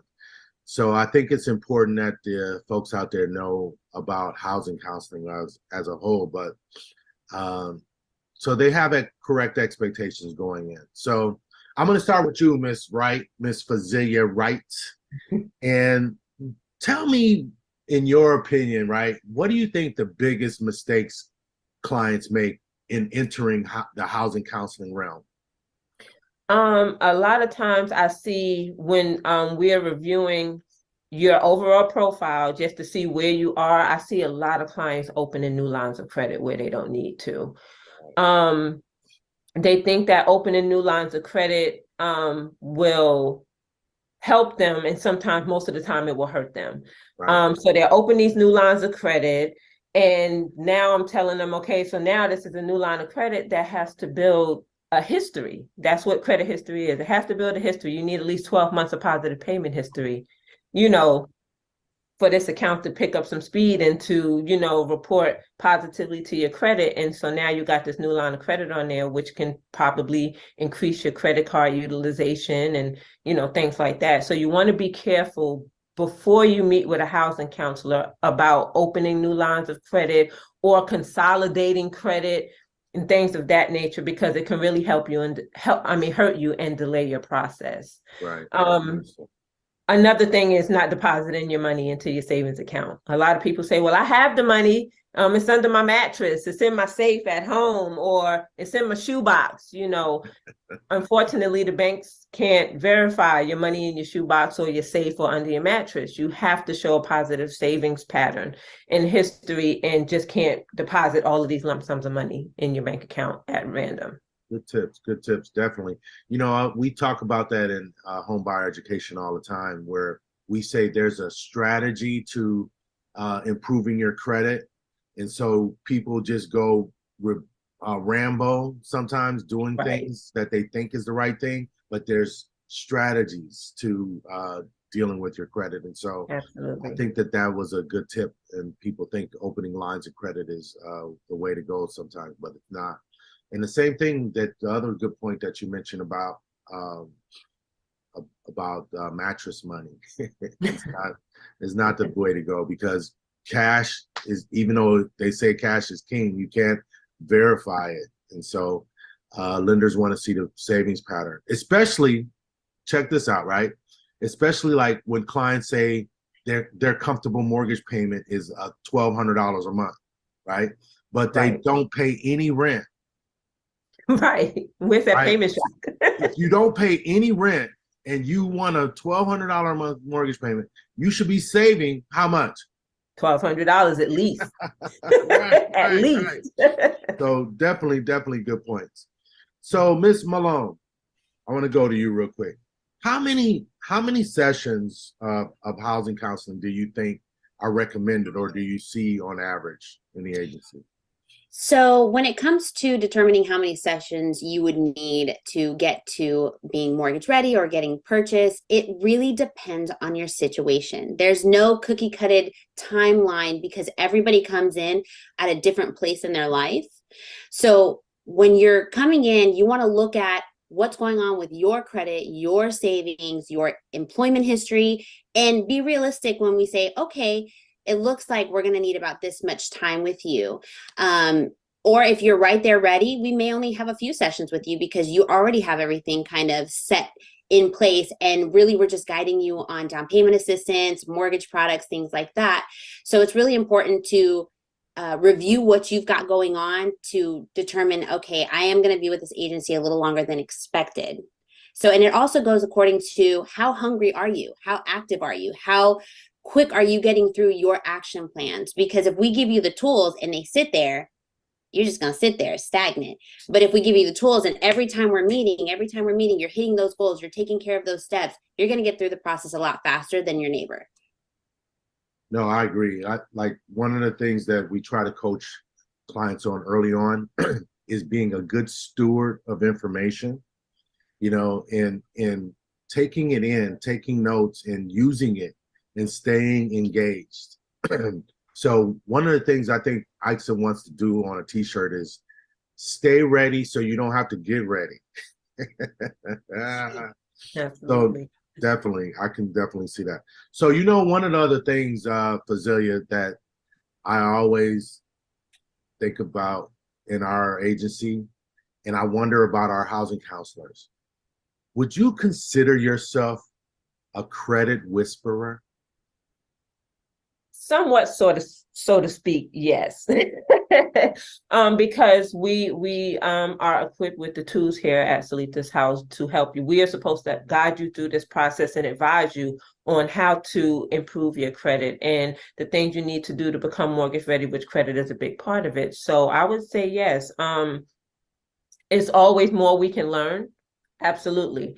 But for us to get you where you need to be, I would absolutely say that we all here are some sort of credit whisperer at Salitas House. Yeah, I think so too. And I think that that's really important, because sometimes what I see happen is that clients say that I'm going to not schedule a housing counseling appointment just yet after home buyer education so that I can work on these things or get these things together. But like we said earlier, like there's a strategy to it. So it might not be what you think should be next in your next step. Instead, just see a housing counselor and let them make that assessment. So right. Good intel, good intel. So let me go back to you, Ms. Malone. What do you think your secret sauce is? What do you do best for a client? So my secret sauce. The thing I would say that I do best for the client is whatever the client needs me to focus on, right? So I can't say I'm the best at credit, I'm the best at money management, because for you, that may not matter. It may be something specific that you want me to focus on, and I can hone in on that. But I would say the best thing that we do, or me, I think the team does, is hold you accountable. So we are there to hold you accountable, to be your cheerleader, to make sure you're staying on the path. We give you the options. If you go left, this is the pros and cons. If you go right, this is the pros and cons. But when you choose left, now I'm going to hold you to moving forward left. and I'm going to say, this is what needs to be done by the next time we meet. This is what needs to be done in the next 2 months to keep you on your path. So then when we meet and I'm like, why didn't you do what you're supposed to do? It's because I'm trying to be your cheerleader. I'm trying to hold you accountable to the goals that you set for yourself. You know, that's powerful right there, that accountability. You know, sometimes, right, a lot of this stuff is like common sense, right? We all know what we should do. We know we shouldn't be wasting money on this or spending money on that. But it's that accountability piece that I think we need, because nobody really wants to show up at their housing counseling appointment and say, well, I know I said I was going to be saving $200 this month, but I didn't do it. We want to, the clients, I think they want to make you guys proud, and they want you to see that they're engaged in their process. You know, and we always say there's no way that you guys as housing counselors should want this more than they do. You know, so we can't keep saying the same things over in sessions and meet just to be meeting. You guys definitely keep the clients accountable. So I definitely like that. All right, so going back to you, Ms. Wright, what would you say like an ideal client looks like? Ooh, ideal. Okay, for me, I would say, because one of our sayings here at Salitas House is never accept average, right? Yeah. So an ideal client for me would be a client that has a credit score over 640, not at the minimum of 640, savings 3 to 6 months worth of savings, not just the $2,000 because you want down payment assistance. You know, we want to see that you are actually really trying to, you know, meet the goal of becoming a homeowner. You know, so we want your savings goal to be close to what your affordability states that your savings goal should be. We want you to be proactive. Definitely proactivity really counts, because if you're not proactive in your process, then you're not active in your process to me. You attend appointments, you're responsive, you know, that's very important. And most importantly, you're flexible and open-minded. This is not, like Monica said earlier, this is not a cookie cutter process, you know, so things will change along the way, along the journey, and you have to be flexible and open-minded to those changes that come up for you to be successful and become a homeowner. So, you know, you may want it to purchase here, but based on what's going on in the situation, you may have to change course and say, you know what, this is going to be the better fit for me. I'm open to that. You know, how can we work this out? What can we do? So that's what an ideal client looks like to me. Yeah. So what about, how do you feel about clients that, I guess, they're realistic on their timelines? That aren't realistic?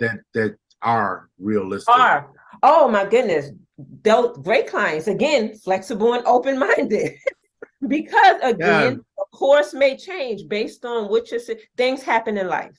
You know, you may have been on the course, everything was going smoothly, but your car broke down.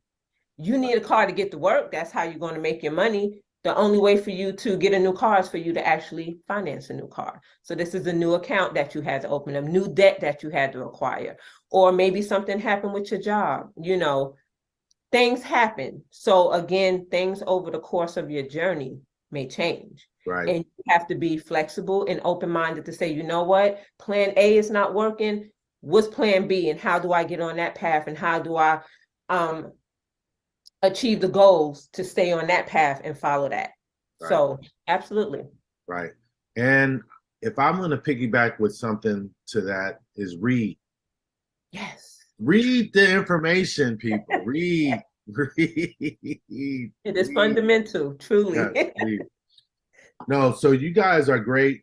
I want to thank you guys for taking a few minutes with me today and getting this information out. So keep doing what you're doing. Keep being great and above average. Absolutely. Thank you, ladies. Thank you for having us.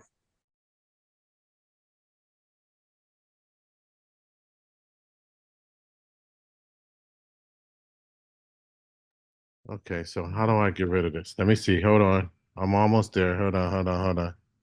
All right, so I wanted to chat about this video. Kim, did you get any questions at all, or? No, no questions. Okay, so Kelly said that that's hard sometime in the chat. Do you know what she was referring to? Say that again. I'm sorry. Kelly said that that's hard sometimes. Oh, it either had to do with the credit score or the savings. Okay, Kelly, can you elaborate at all, or saving the money? Okay, saving money. You know,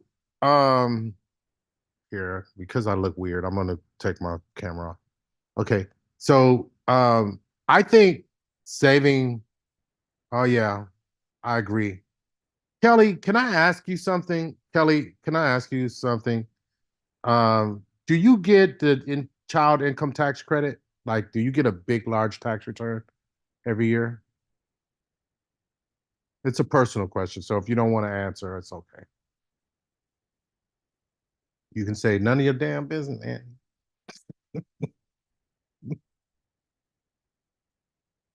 She's got a yes in there. She said yes. No, but that was I was asking if I can ask a question. She said yes, but then she said yes, but this yes. I don't know. I don't know what this means now. So this is what I say. Like, I know it's hard, but once a year, people with single mothers with children, they making it. They might be barely making it, right? And Kim, you're a single mom, so stay with me on this. But once a year you get that influx of cash, right? Could we just do something different this one year? Just this year? Or is that influx of cash solving past problems all the time? And so you are always working from behind forward. My question make sense? Yes, it makes perfect sense. So what do you think as a single mom? Well, I'm gonna tell. Well, first of all, I haven't seen that credit in like, I don't know, 8 years, because you know my daughter is grown now. But for me personally, when I did receive it, it was actually helping me pay bills. So it was like I had to play catch up. Oh, you were playing catch up. Okay, got it. Catch up. Yep. Okay. Yeah, so it's when I was housing counseling, that was one thing that I just always tried to get a client to do, is that tax return. This time of year right now, I was always trying to be so motivational, to say, let's just really try. Can I take the money? Anything I could do, like put it over here, save it over there, just to try to do something different, because that was the one time that we were catching a break. So I've got other comments. Yes, we have to play catch up all the time. Thanks, Kelly, for sharing that. I really appreciate that. And then Sable, yes, I have an autoimmune disease, and so saving is a hit or miss for me. Sometimes if I'm sick, yeah, I can get that too. I know someone that's got sickle cell, and that's always hard. So I'm always playing catch up and setting aside for back to school. Yeah. So here's what it sounds like, and I'm going to be honest. I'm not really good at talking about budgeting, but I like talking about the concepts. So I'm not good at the budgeting piece. Like, Aixa is really good at it, but I like talking more about the concepts and then you telling me if they work or not. Like, all that goes into verified budget, verbal budgets, and reviewing them. I'm not really good about that. But also, too, I know on our Facebook page, we're running this savings challenge campaign. There's a savings challenge on there. And I used to do the savings challenge that was the penny challenge. I love that savings challenge. It's a penny. It's a penny challenge. It's really cool. But anyway, check this out. As far as concepts, right? you've got to stay consistent and you got to start somewhere, right? You have to start. And I understand life interrupts and all of that, but you have to start defining. You have to start defining. I see you, Shonda. You have to start defining needs versus wants and being real.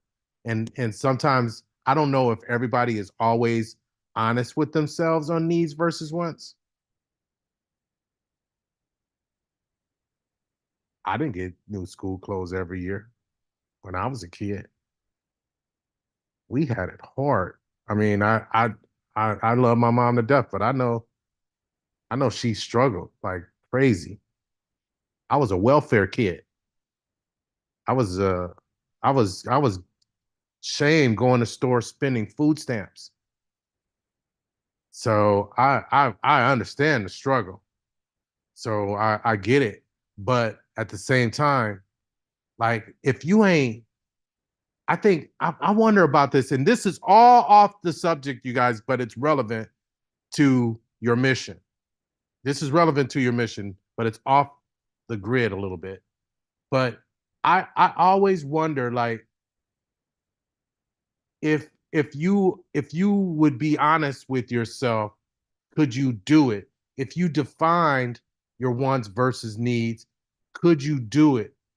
And I also wonder if it's the fact that you always had nothing interrupts you having something. Meaning the fact that you had nothing make you want something so bad that it prevents you from being consistent. I don't know if that makes sense or not. The fact that you never had nothing makes you want something, which interrupts you achieving a goal.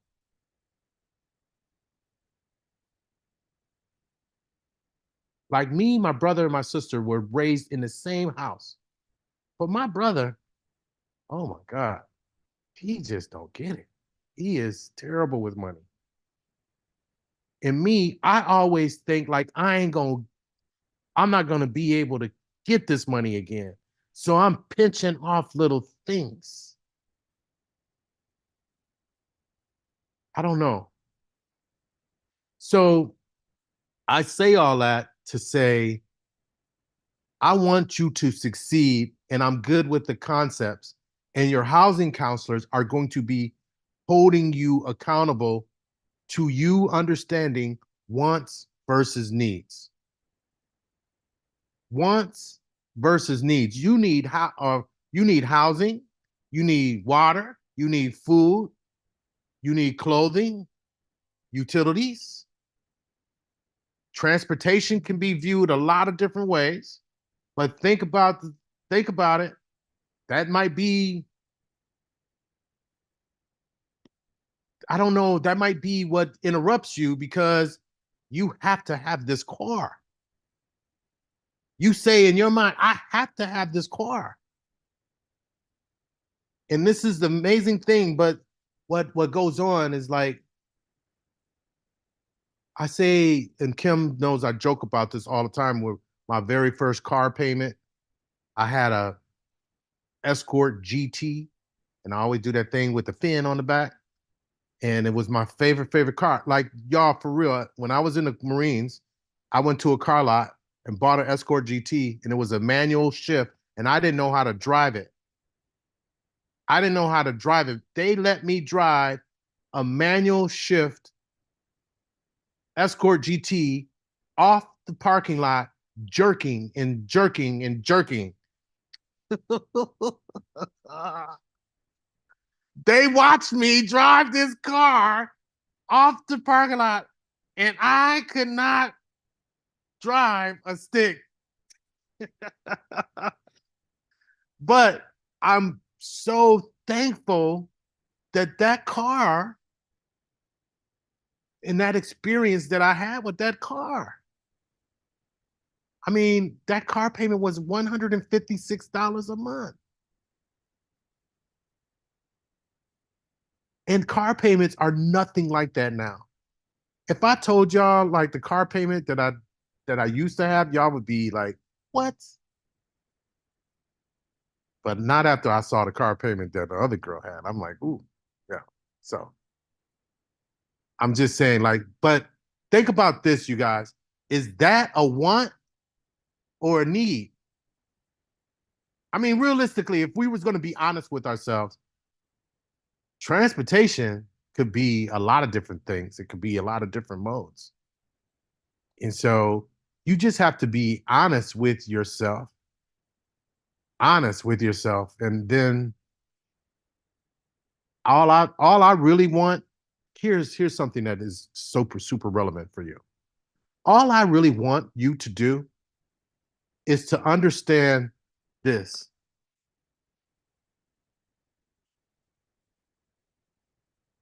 And it could change your life. Those two numbers. They could change your life.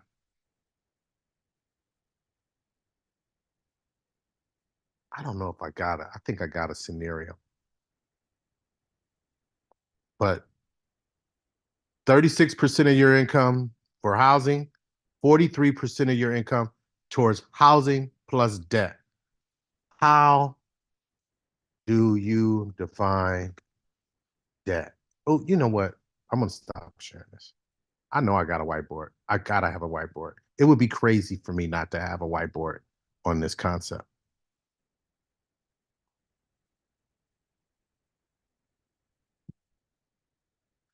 Let's see if this is it.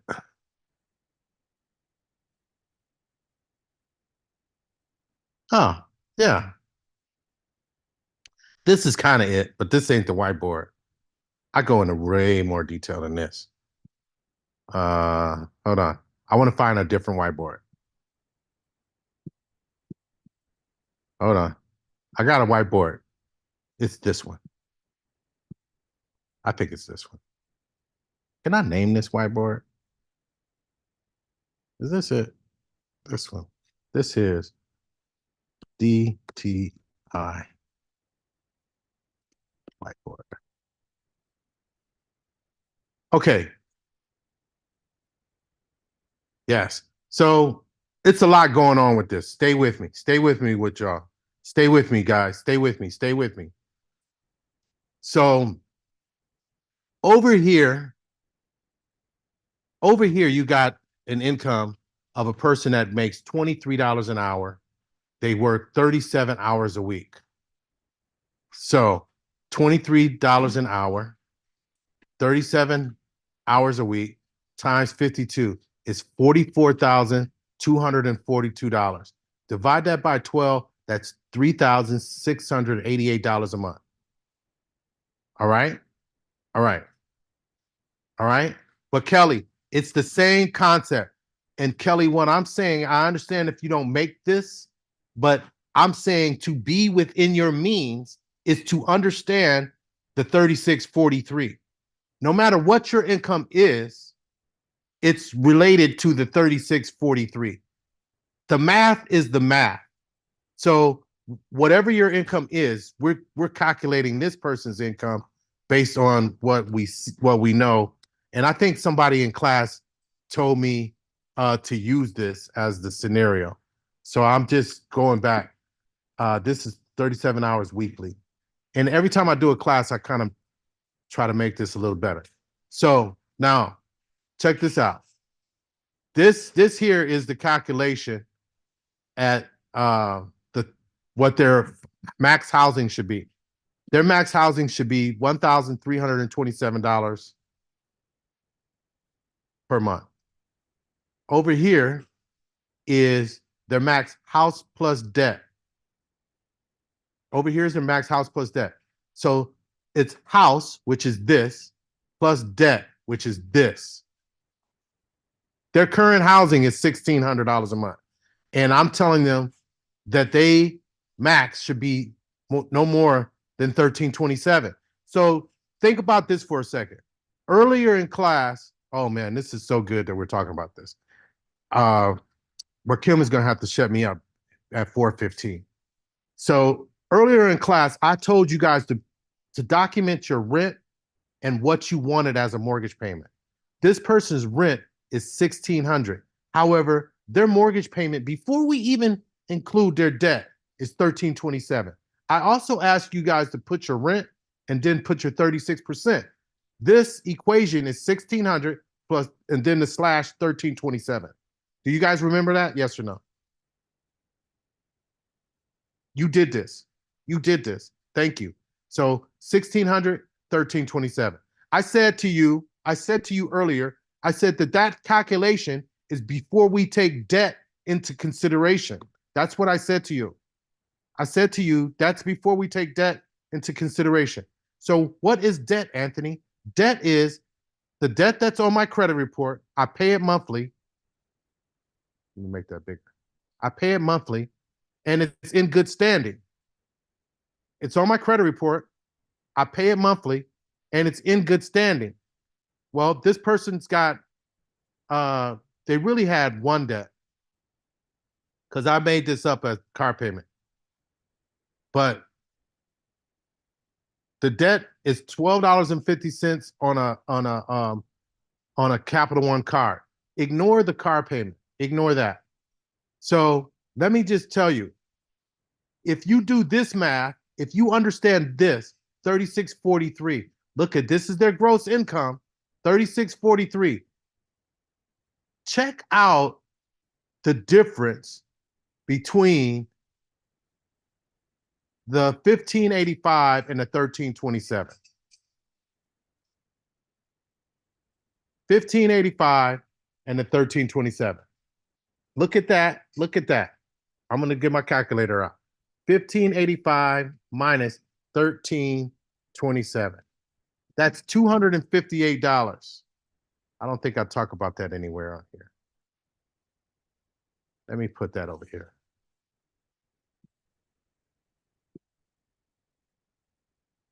$15.85 minus 13.27 equals $258.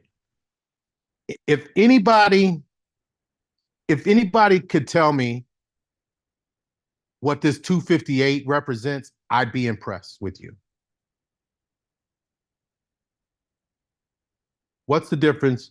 The difference between this and this is 258. If anybody could tell me what that is, thank you, Kyle. You have been on point all day, my friend. I'm impressed, Kyle. 258 is the maximum debt you can carry in order to afford 1327. Every dollar, listen to me, every dollar you exceed 258, you lose from this 1327. If this was 259, this number now goes to 1326. Does that make sense? Type of 1. If not, type of 2.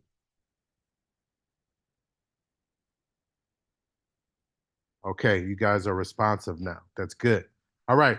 So when I tell you, listen to me, when I tell you how these ratios can change your life, all I care about for clients to be is within this area here. No worries, Kelly. No worries. Is be within this area here. Be within the 258. Don't exceed where keep calculating it. You get pay raises, you change jobs, your income changes. Keep calculating the 3643 at all times. And at all times, make sure that your debt does not exceed the difference in order for you to be able to always afford your maximum. Make sure that your debt does not exceed the minimum so that you can always afford the maximum. That's why I did this over here where I said this person's debt is only $1,250. So right here, I said 1585. If I took the 1585 minus the 1250, and then if they had a car payment of $450, now they only can afford 1122 and they can't afford the 1327. Every dollar they go above 258, they lose from the 1327. So now they can't afford the 1327 if they had a car payment of $450. If they didn't have a car payment of $450 and their debt that appears on their credit report that they pay monthly that's in good standing, if it never exceeded the 258, that person is in great shape. All I say is to stay here. And then if this person was thinking, I wonder if I can get a car. If this person was thinking, I wonder if I can get a car, and all they had was the $12.50, well, then all they have to do is say, well, 258 is my max debt minus the $12.50 that I pay. I can get a car so long as the payment is not more than $245 a month. That's the way you should work this the rest of your life.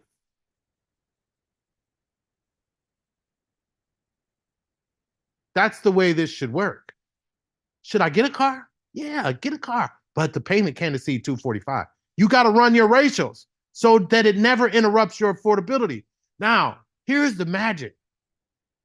Here's the magic in this, right? The magic is here.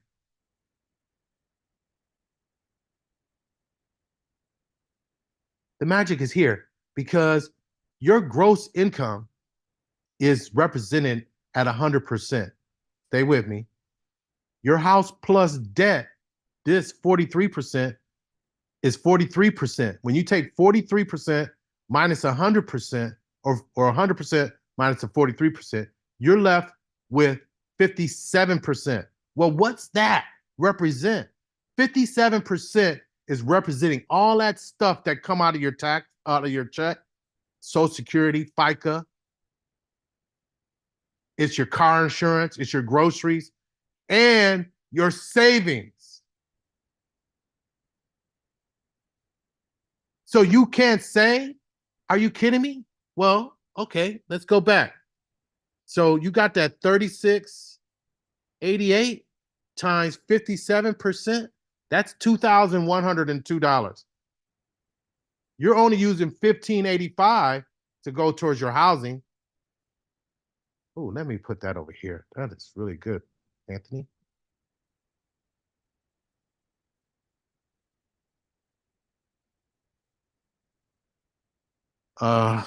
What did I say? I said 3688 times 57% equals 2102.16.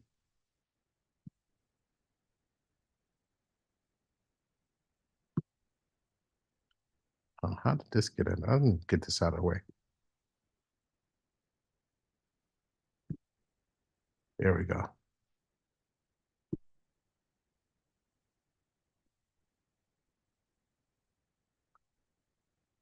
Okay, now I got it. All right. I think this is the amount that goes to all of that other stuff. $2,102.15. I need to know if you understand this, type of 1. If you don't, type of 2. Are you with me so far?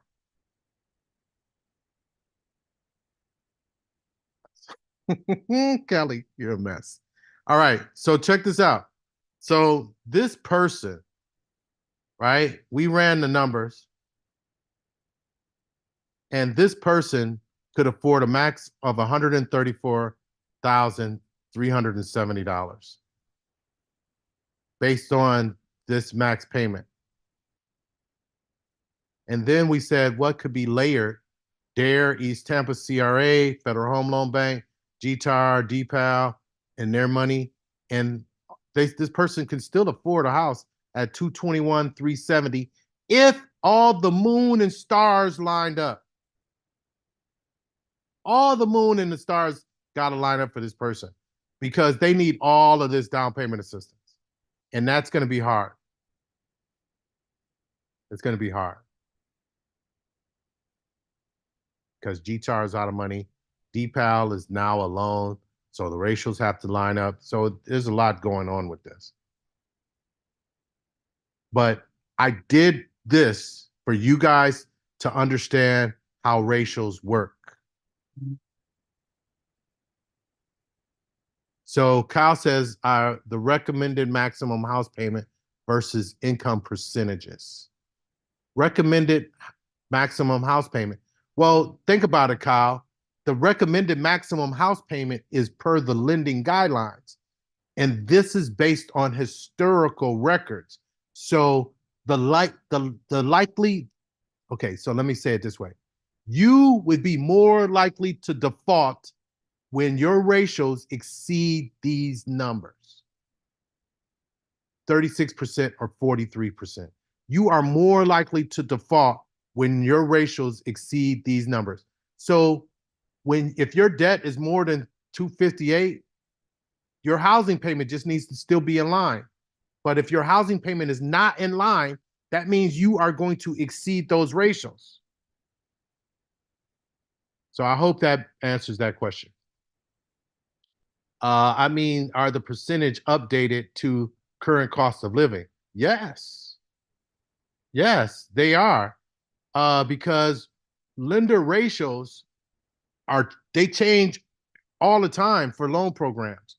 So as an example, when I first started lending many, many years ago, the housing ratio, this was 28% and this was 33% when I first started lending. Now, this is 36% and this is 43%. So over the many years I've been in the industry, I've seen this change. I think what's also really, really important that you guys get from this is to be a boss and to be realistic. Take control of your transaction and know what these numbers mean for you. Now, Kelly, with you saying, I don't understand, I can run these numbers on you. And I could tell you at any point on what to look for, how to understand it. But now Kim just gave me my alarm. I've got to switch subjects. All right. Thank you, Kim. Okay, so I'm wondering if you guys found that helpful, because I think that that's super duper powerful. So I'm hoping that you grasped it. Let me take my screen off so you can take a screenshot right now. And this is just simply documents that you're going to need from your lender. Different things you're going to need from your lender to start preparing for your lender. But it's stuff all over this sheet, but I think I understand it. And I don't know if you guys are going to be able to understand it later, but now I moved it so you can understand it a little better. But I think that that's a big, big, big deal. Like, I don't know what this is. It'll come together one day. All right, so hopefully everybody got their pics, screenshots, and all of that. Kim, any live questions? No, we took care of it. But Anthony, that little box that you had where it says 1, 3, 2, and the 7 underneath of it, I think you just need to expand the box because that looks like the calculation for the housing ratio. Ah. Well, we don't need that. We got that. Yeah, we already got that. All right. Okay, so I'm hoping that this saves on its own. So here's another thing that I wanted to talk about today. I want to try to talk about this for a few minutes. I got a lender video to show you. Damn it. Kim, what do you think more important? We talk about FHA versus VA or this lender video? PMI. Yeah, FHA versus conventional. Okay, so we won't show the lender video. Let's just jump in it. Thank you. All right, so let me find this piece of information for you. And this is requested by your trusty homebuyer education coordinator who knows what they're doing.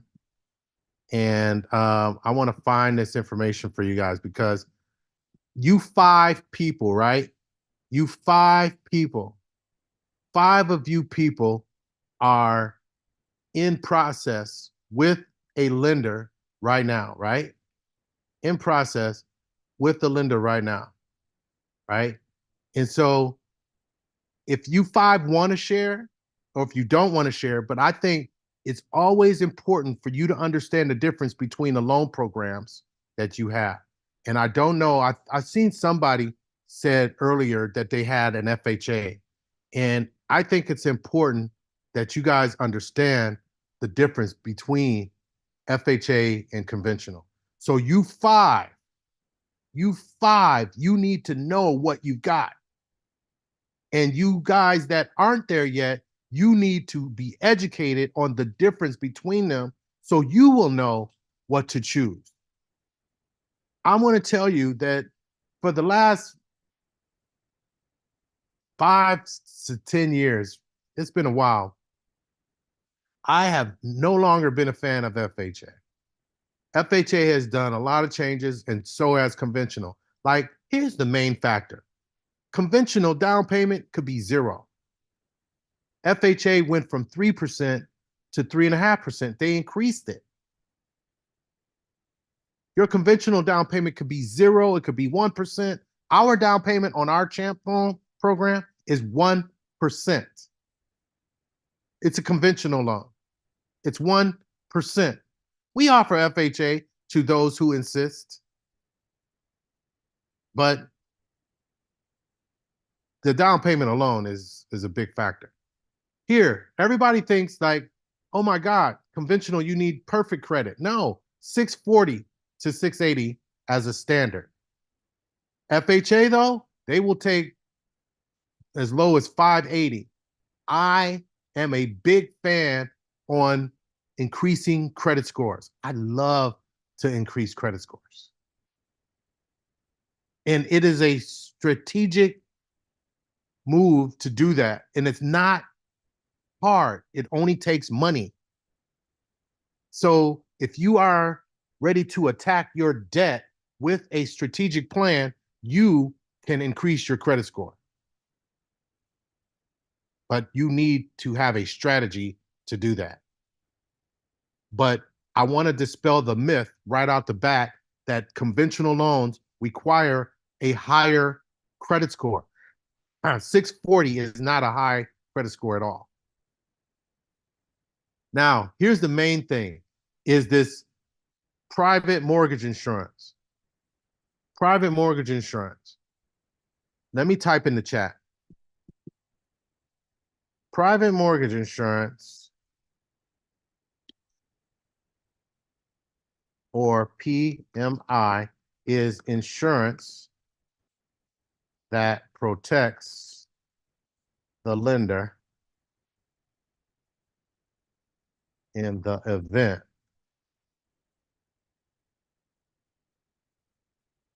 you default. PMI is no benefit to a consumer.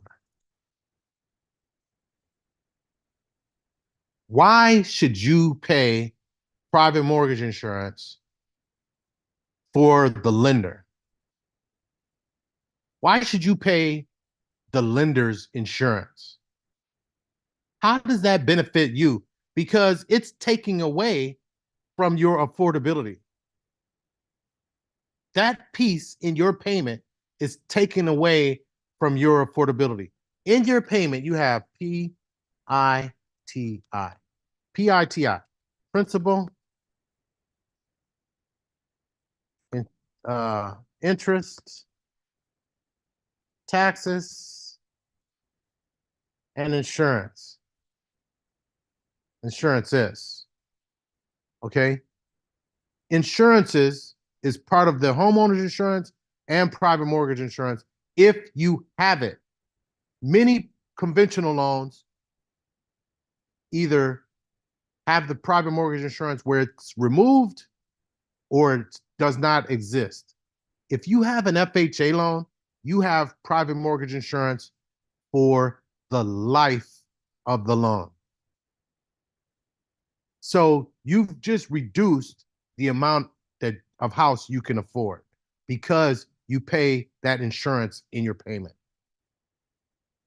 You should be seeking a program that has no private mortgage insurance for you to be able to afford more house. I hope you understand that. Private mortgage insurance is for the life of the loan. Conventional loans, cancel, I'm going to put at 78%, not 80. It's 78%. You need 22% equity to cancel your private mortgage insurance if you have it. So for FHA versus conventional, FHA, in addition to paying monthly private mortgage insurance, that's still super close to whole life of the loan. I don't understand that, Kyle. You want to rephrase that statement or ask the question in the Q&A. So in addition to paying monthly private mortgage insurance, you will have private mortgage insurance that's also financed on an FHA. The way that works is here. So if you had a sales price of $100,000, both of those down payments would be, say if they were equal, you put 3.5% down on the conventional loan, you put 3.5% down on a FHA loan, your base loan amount would be $96,500. Okay, so if that's the case, the base loan amount is $96,500, but your conventional loan is over. Your loan amount is the same as the base, but FHA, you still have to finance what's called MIP, mortgage insurance premium. That's up front. So your loan amount is already higher than your conventional loan, in addition to you paying monthly, in addition to you never, ever, ever, ever being able to cancel the mortgage insurance. And your salesman that you're talking to will just say, oh, we'll refinance it later. That's what a salesman would tell you. Don't worry about it. You're getting to the house and we'll refinance it. Well, when you refinance, you're going to pay your loan fees all over again. They'd forget to tell you that. So when you go back to this conventional versus FHA, it's a big difference to have that financed. Then some of the other things, these are just small nuances. The amount that the seller can contribute, 6% on an FHA, and it's 3 to 6% on conventional. It just depends on your lender. Gifts are accepted under both programs. Conventional underwriting is a little bit more stringent. FHA is flexible. They don't give up. They are. You breathing with a pulse, as of lately, they will take you. And the interest rate varies on each. Like right now, today, our conventional rate is at 6.25. I think the FHA rate that I saw was 6.375 to 6.75. So they're close. But that changes every day for FHA, but it doesn't change every day for our portfolio loan product. All right. So I'm just saying, I see significant differences between FHA and conventional. And the main difference is the private mortgage insurance. And you tell me, do you want to pay private mortgage insurance if it doesn't benefit you? Do you? Do you want to pay this private mortgage insurance for your loan for the life of the loan if it doesn't benefit you? In addition to paying it monthly, do you want to finance another $2,000, $3,000 in your loan on private mortgage insurance? Do you want to finance that? So you tell me what works better for you. What would prevent you from using a conventional loan? Is it the interest rate? Well, then you shop for that. There's a way to skin this cat. If whatever your barrier is can be fixed, you just need better advice instead of coming from the salesman. I want to tell you just this tidbit. When I was a lender, I would just do FHA. My client would tell me what their max mortgage payment is. Tell me what you want to pay for a mortgage. And I would do that on an FHA loan, and that was it. They would never, ever, ever, ever question me. Why did you choose this loan for me? They would think that that's just the way it is. But now, you being a boss, a better steward of information, you know better. And if you are a person, oh my God, Anthony, I'm going to forget this. Well, that's the reason why you have a consigliere. I'm going to delete that. That's a question.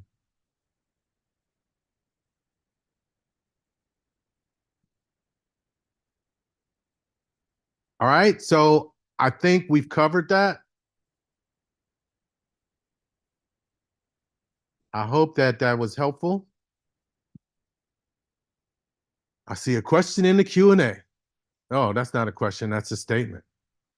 Don't delete that. Oh, Dan asked a question. Do you work with USDA? Okay, yes, we do. We do. I've only closed one USDA in my career, but we also did down payment assistance with it. And USDA didn't require a down payment.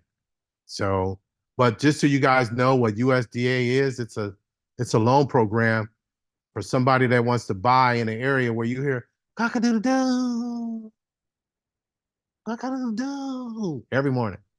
It's where you're gonna hear the chickens and roosters. It's a definitely a country folk deal where you want to be outside the city limits. That's the USDA. That's the USDA program. So, got that question answered. How come it's not a preferred on your list? It's not. What's it? What's not preferred? I don't know what that one is. You might want to rephrase that, Daniel. Say what program you're talking about that it's not preferred on my list. And then I'll come back to you in the Q&A. Kim, let me know when he fires back. Okay, so I want to leave this last 15 minutes or so for questions for you guys. We didn't go over a lot of stuff on credit. We didn't go over a lot of stuff on what do you call that? Down payment assistance programs. But I can show you guys the DPA matrix. That's where I was going, Kim. I can show you guys. Let me save this real quick. I can show you guys the DPA matrix. And this DPA matrix is just all the different programs that we know about. All right. So being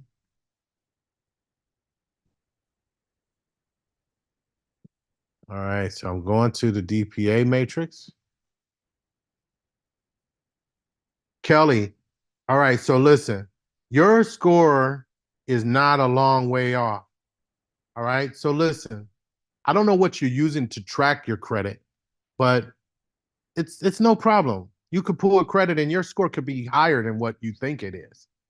However, I would just work from what that, listen, you guys, whatever monitoring system you're using, I can almost promise you at 95% certainty that when your lender pulls your credit, it's going to be a different number altogether. Okay? So here's what I would say to you. I would say use that number for what it is and manipulate that number. If that number goes up, so does your real score.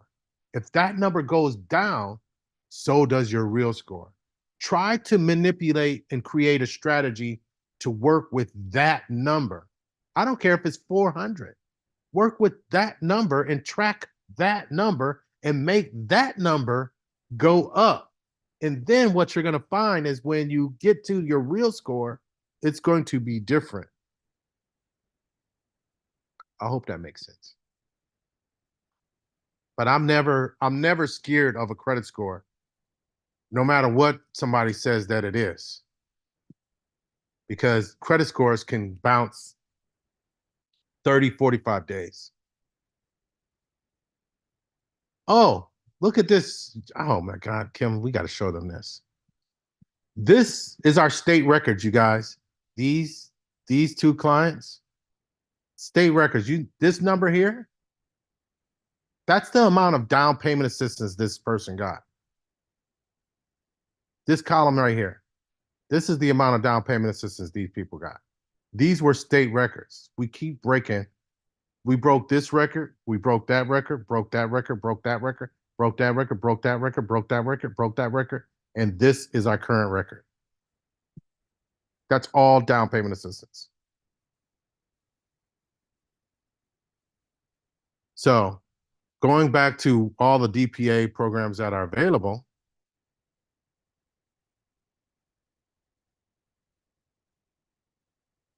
oh, wait. Oh, here you go. All of these are different down payment assistance programs. State of Florida Bond, which is a program we don't do. They offer anywhere from 10,000 to 5%. Hometown Heroes, last we checked, was up to 35,000. Hernando County, I don't know if anybody lives in Hernando, plans to buy in Hernando. They've got a decent down payment assistance program. Hillsborough County has Home Sweet Home. They've got DARE, which is in East Tampa. All can be combined with each other. Then you got Salidas House with Rebuilding Together Tampa Bay. Wait. Okay, so Kyle, did they tell you to use us, or did they tell you that they have a different class you got to take for Hernando? Because Hernando, we had a great relationship with them where we used to teach for them. So I'm hoping that they told you to take our class for their down payment assistance. Okay, great, great. So Kim, you didn't make the lady mad after all. Okay, whoa, wait a minute. What do you mean after all? And why is it me? It's supposed to be we a team. Okay, yeah. We didn't make the lady mad. But then you got Pinellas County over there. You got Clearwater, St. Pete, Largo, up to 55,000. This Federal Home Loan Bank is what Salidas House has to use towards down payment assistance when you use our mortgage company, in addition to all these others. But then Bank of America has a great program that can be combined to 7,500 plus to 10,000. Third Federal has up to 13,000. Pasco, Polk, HOP is a state funded program. We're working with a developer right now out in Lakeland to get them to be HOP approved, where they'd have down payment assistance in addition to what we're going to offer. This is Salidas House. This is our down payment assistance up to $15,000. Hillsborough for GTAR up to 7,500. Charlotte, Collier, Lee County, Marion County, Ocala, Orange, Osceola, Seminole, and City of Orlando. There's lots of stuff out there. So now, Kim, I told the folks that I would tell them about this video. I want to show it. Okay, and Anthony, how long is the video? I think it's 15 minutes. Okay, because you got to talk about rehab loans. That's the video. Oh, okay, perfect. Yeah, that's the video. So let me pull it up. Where is it? Okay, hold on. Here it is.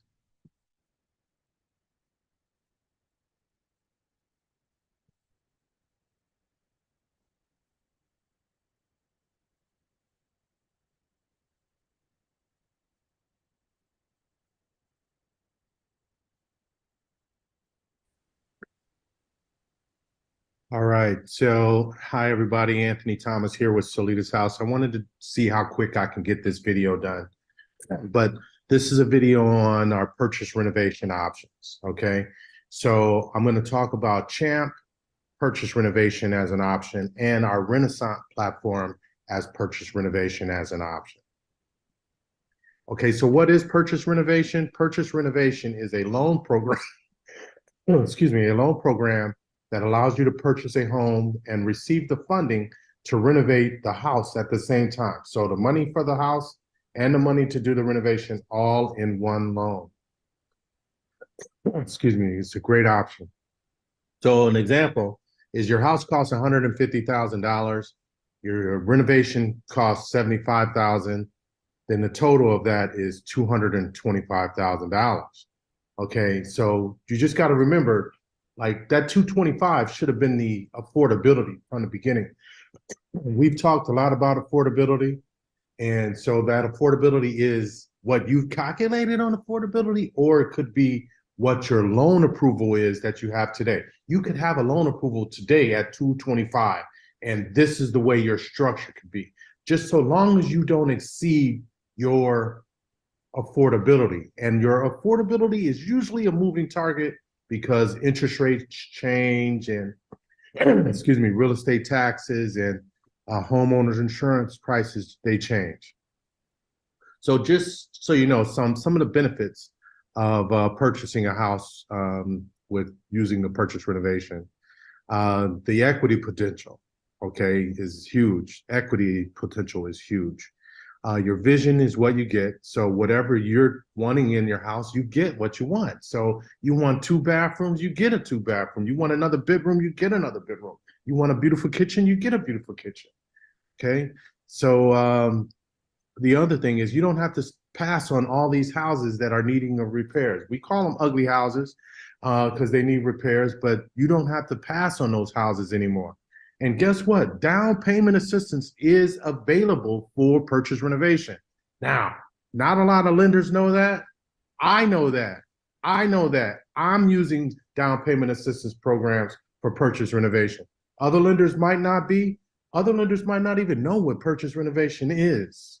Okay, but now I'm telling you, you can shop confidently with a pre-approval from Salidas House on a purchase renovation product. Shop confidently. Okay, did I already say the equity potential? Because the equity potential is huge. Okay, so looking at Champ and Renaissance next to each other. All right, so the down payment assistance on the Champ side is 1%. On the Renaissance side is 3%. Private mortgage insurance on Champ, there is none. But for the Renaissance, there is. The amount of renovation dollars that you can roll into the loan is $25,000. So that means, well, no matter whatever your pre-approval is, you got to subtract $25,000 from it, and that's the amount of the house you look for. So the renovation dollars you want to spend is $25,000. But on the Renaissance side, that's a big number because that's 75% of the after improved value. I want to put that out there again. It's 75% of the after improved value. That's a lot of dollars available for renovation.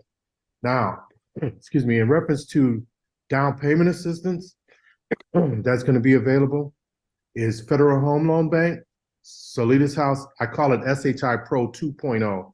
The 2.0 should be listed there. Then East Tampa CRA, and then Realtor Care Foundation. Realtor Care Foundation. So the SHI Pro on the Renaissance side is good. East Tampa CRA is good, and the Realtor Care Foundation is good for the Renaissance side. You cannot do Federal Home Loan Bank on Renaissance. The rate on Champ is usually lower. Today, Champ is 7.25%. I think Renaissance is probably above 8%, but below 9%. That's my gut feeling, and I'm not 100% sure because that rate changes every day. But I'm thinking that on the Renaissance side, you're looking between 8 and 9%. That's my guess.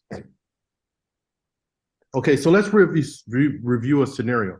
I'm going to give a scenario here that I've put together. Let's see if I can bring this up. All right.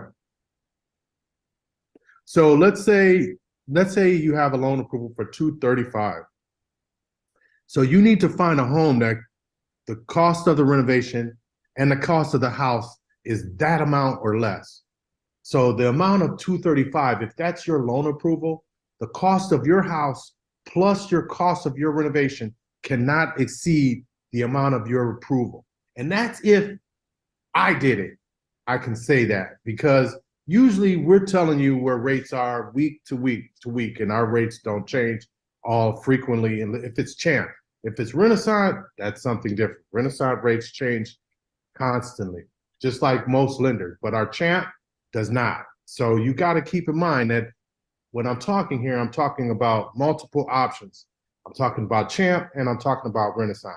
But nonetheless, So if the house costs 180, the renovation you have available, because if I subtract the 180 from the 235, I've got $55,000 that I can spend on renovation dollars. So my closing costs on this would be about 8 grand. My prepaid expenses, which is used for your taxes escrowed, your homeowner's insurance escrowed, is about 3,500. And so the total of that is 11,500. So I'm going to take this subtotal of 11,500 and I'm going to add it to the acquisition, this 235. All right, so that gives me 246. So the 11,500 plus the 235 is 246. So now I'm going to subtract from that to figure out your loan amount, what you're going to finance. All right, what you're going to finance, let's say, is less your money. Say you only invest 2,000. If you got more than that, that's great. But if you invest 2,000, this is what I'm looking at. Then East Tampa CRA. So this means that this particular house that you found is inside of East Tampa. All right. Then you've got the SHI Pro that I can try to get for you for 15,000. So your total credits are $47,000. All right. So this means that you would be financing for 199. Now check this out. Here's the other part that I want to say is that even though you're financing 199.5, it's a good number. It's cool that you're financing 199.5, but the thing is that your appraisal is going to be based on the after improved value. So once all your renovations are done, the appraisal is including those renovations. So your appraisal could come in at 315. So when I talk about the equity potential, it's huge. Okay. So let's just summarize what we discussed. Okay.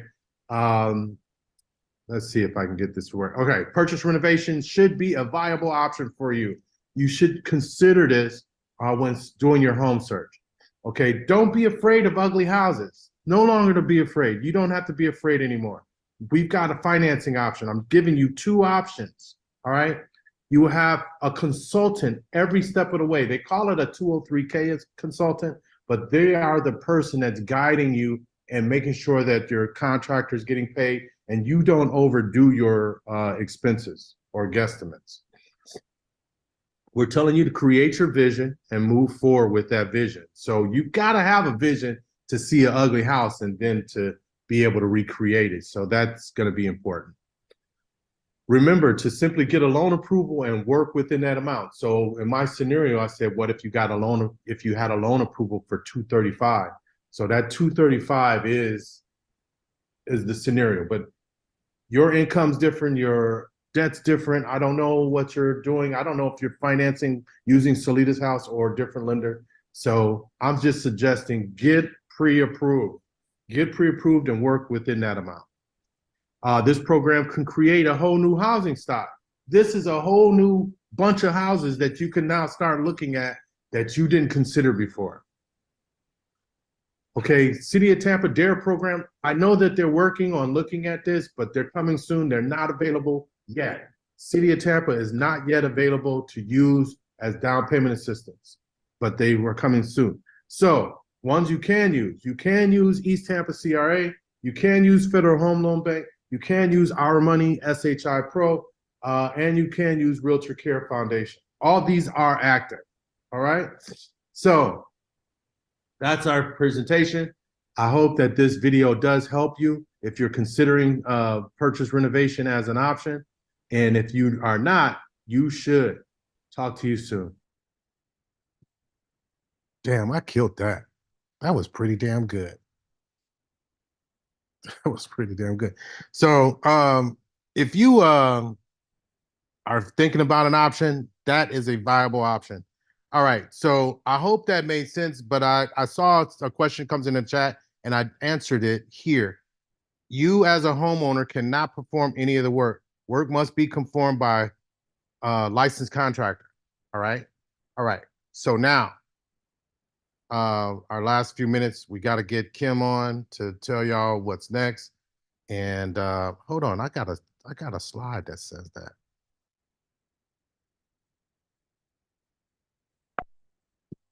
All right.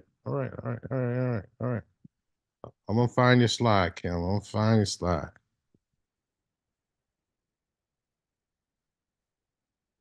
Yeah. All right. There was something else I wanted to say, but I can't remember. So, Kim, Yes, sir. go ahead.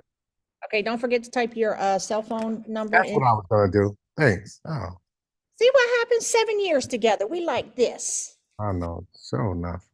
All right, so everybody, first of all, thank you so much for sitting with us for 8 hours today. We really hope that you gained a lot of information. I don't know about y'all, but I got 17 items on my nugget list from today. 17.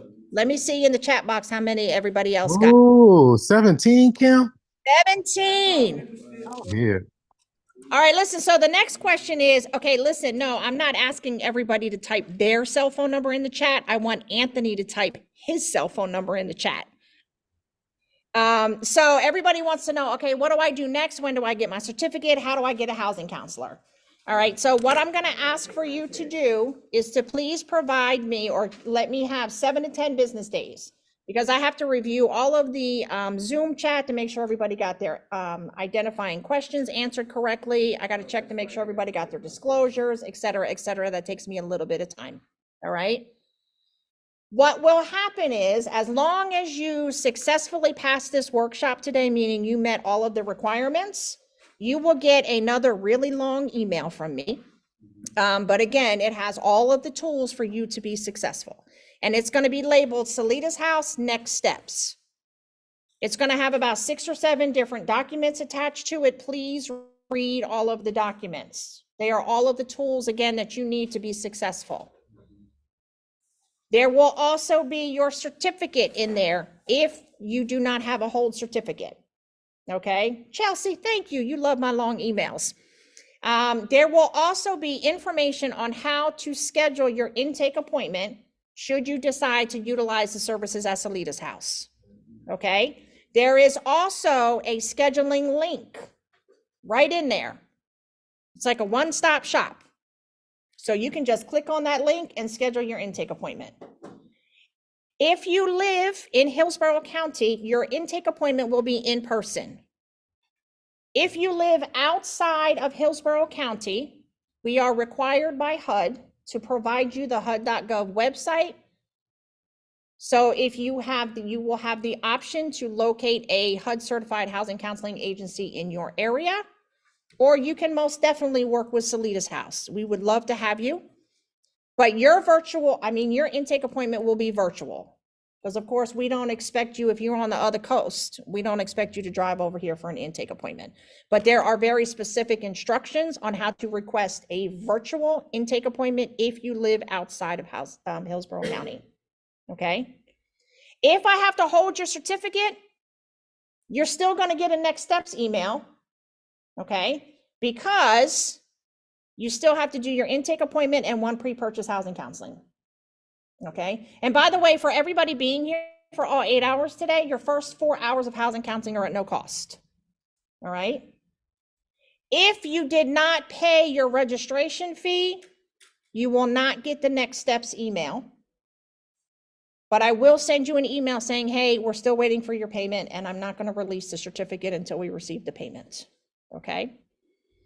The only other thing that I ask is that you please be patient. We are diligently working to assist you, as well as everybody else in the pipeline. I will ask you also that when you are sending emails, to please send your emails now like a boss. Okay, Anthony and I just gave you 8 hours of boss training. And what I mean by that is when you send the email to either myself or anybody else here in the agency, that you make the email make sense. You tell me who you are. I would love to know everybody by their email address. I really would. Okay, but I just don't.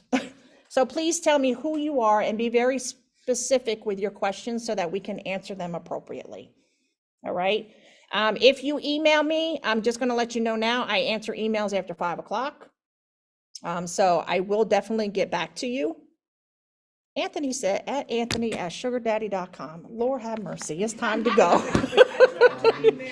But I will definitely get back to your emails. My out of office says to please give me up to 72 hours. I promise you, I'm not ignoring you. I will get to your emails. And again, thank you so very much. I hope you guys got a lot of takeaway from today. And Anthony, I think it's time for the post-assessment now.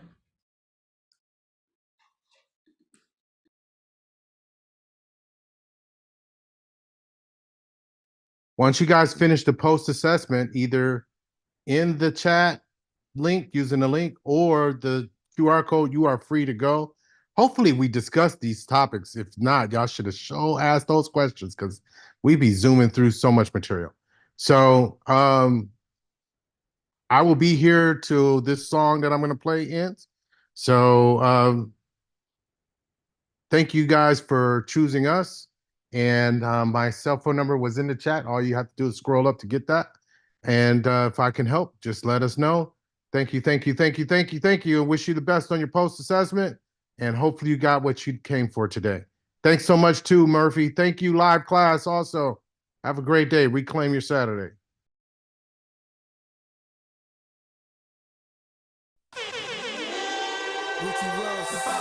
T-Pain.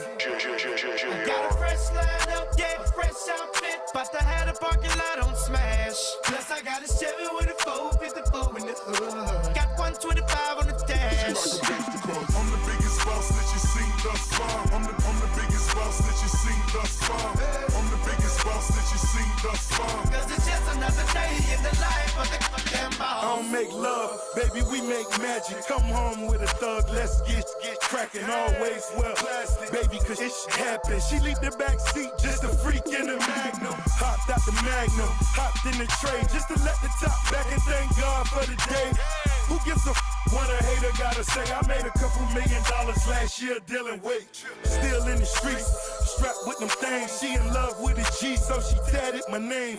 I'm the biggest boss that you seen thus far. 10 black made backs back to back in the lane. I'ma make it rain, then I'ma make it back. You are just a lame little homie, that's a fact. Working with the police, acting like you know me. Fresh out of jail already in your Got a fresh line up, yeah, fresh outfit. But I had a parking lot on smash. Plus I got a Chevy with a 454 in the hood. Got 125 on the dash. I'm the biggest boss that you seen thus far. I'm the biggest boss that you seen thus far. I'm the biggest boss that you seen thus far. Cause it's just another day in the life of the damn boss. T-Pain. The boss, boss, boss, boss, boss, boss, boss, boss, boss, the boss. The boss, boss, boss, boss, boss, boss, boss, boss, boss, the boss. The shorty straight digging me, and I ain't even rich. I know you think it's on the sideline, like ain't that I'm on my job, and I ain't getting off, cause it's just another day in the life of the damn boss. I'm the biggest boss that you seen thus far. Got the biggest car, Spanish bras, no bra. Call it other lane for the walks in the parks. I ain't come to play games, I just wanna play my part. Tell your girlfriend to come talk with my dog. We straight G's and we came hit a ball. Bottle at the bottle, and I'm sure you count them all. Then we off to that Chevy and taking off. Baby, slow it down, cause you're moving too fast. Yeah, too fine to be moving too fast. Back to the thuggin', now I'm sipping scissor. All my singing love it, baby, that's my wizard. Sack for the jeans, 5 bones for the shizzard. I don't smoke 20, 800 for the izzard. I'm the biggest boss that you seen thus far. You could tell by the shows that's standing by the car. Got a fresh line up, yeah, fresh outfit, but I had a parking lot on smash. Plus I got a Chevy with a 454 in the hood. Got 125 on the dash. I'm the biggest boss that you seen thus far. I'm the biggest boss that you seen thus far. I'm the biggest boss that you seen thus far. Cause it's just another day in the life of the damn boss. Yeah, yeah, yeah, yeah, yeah, yeah, yeah. Yeah, yeah, yeah, yeah, yeah, yeah, yeah.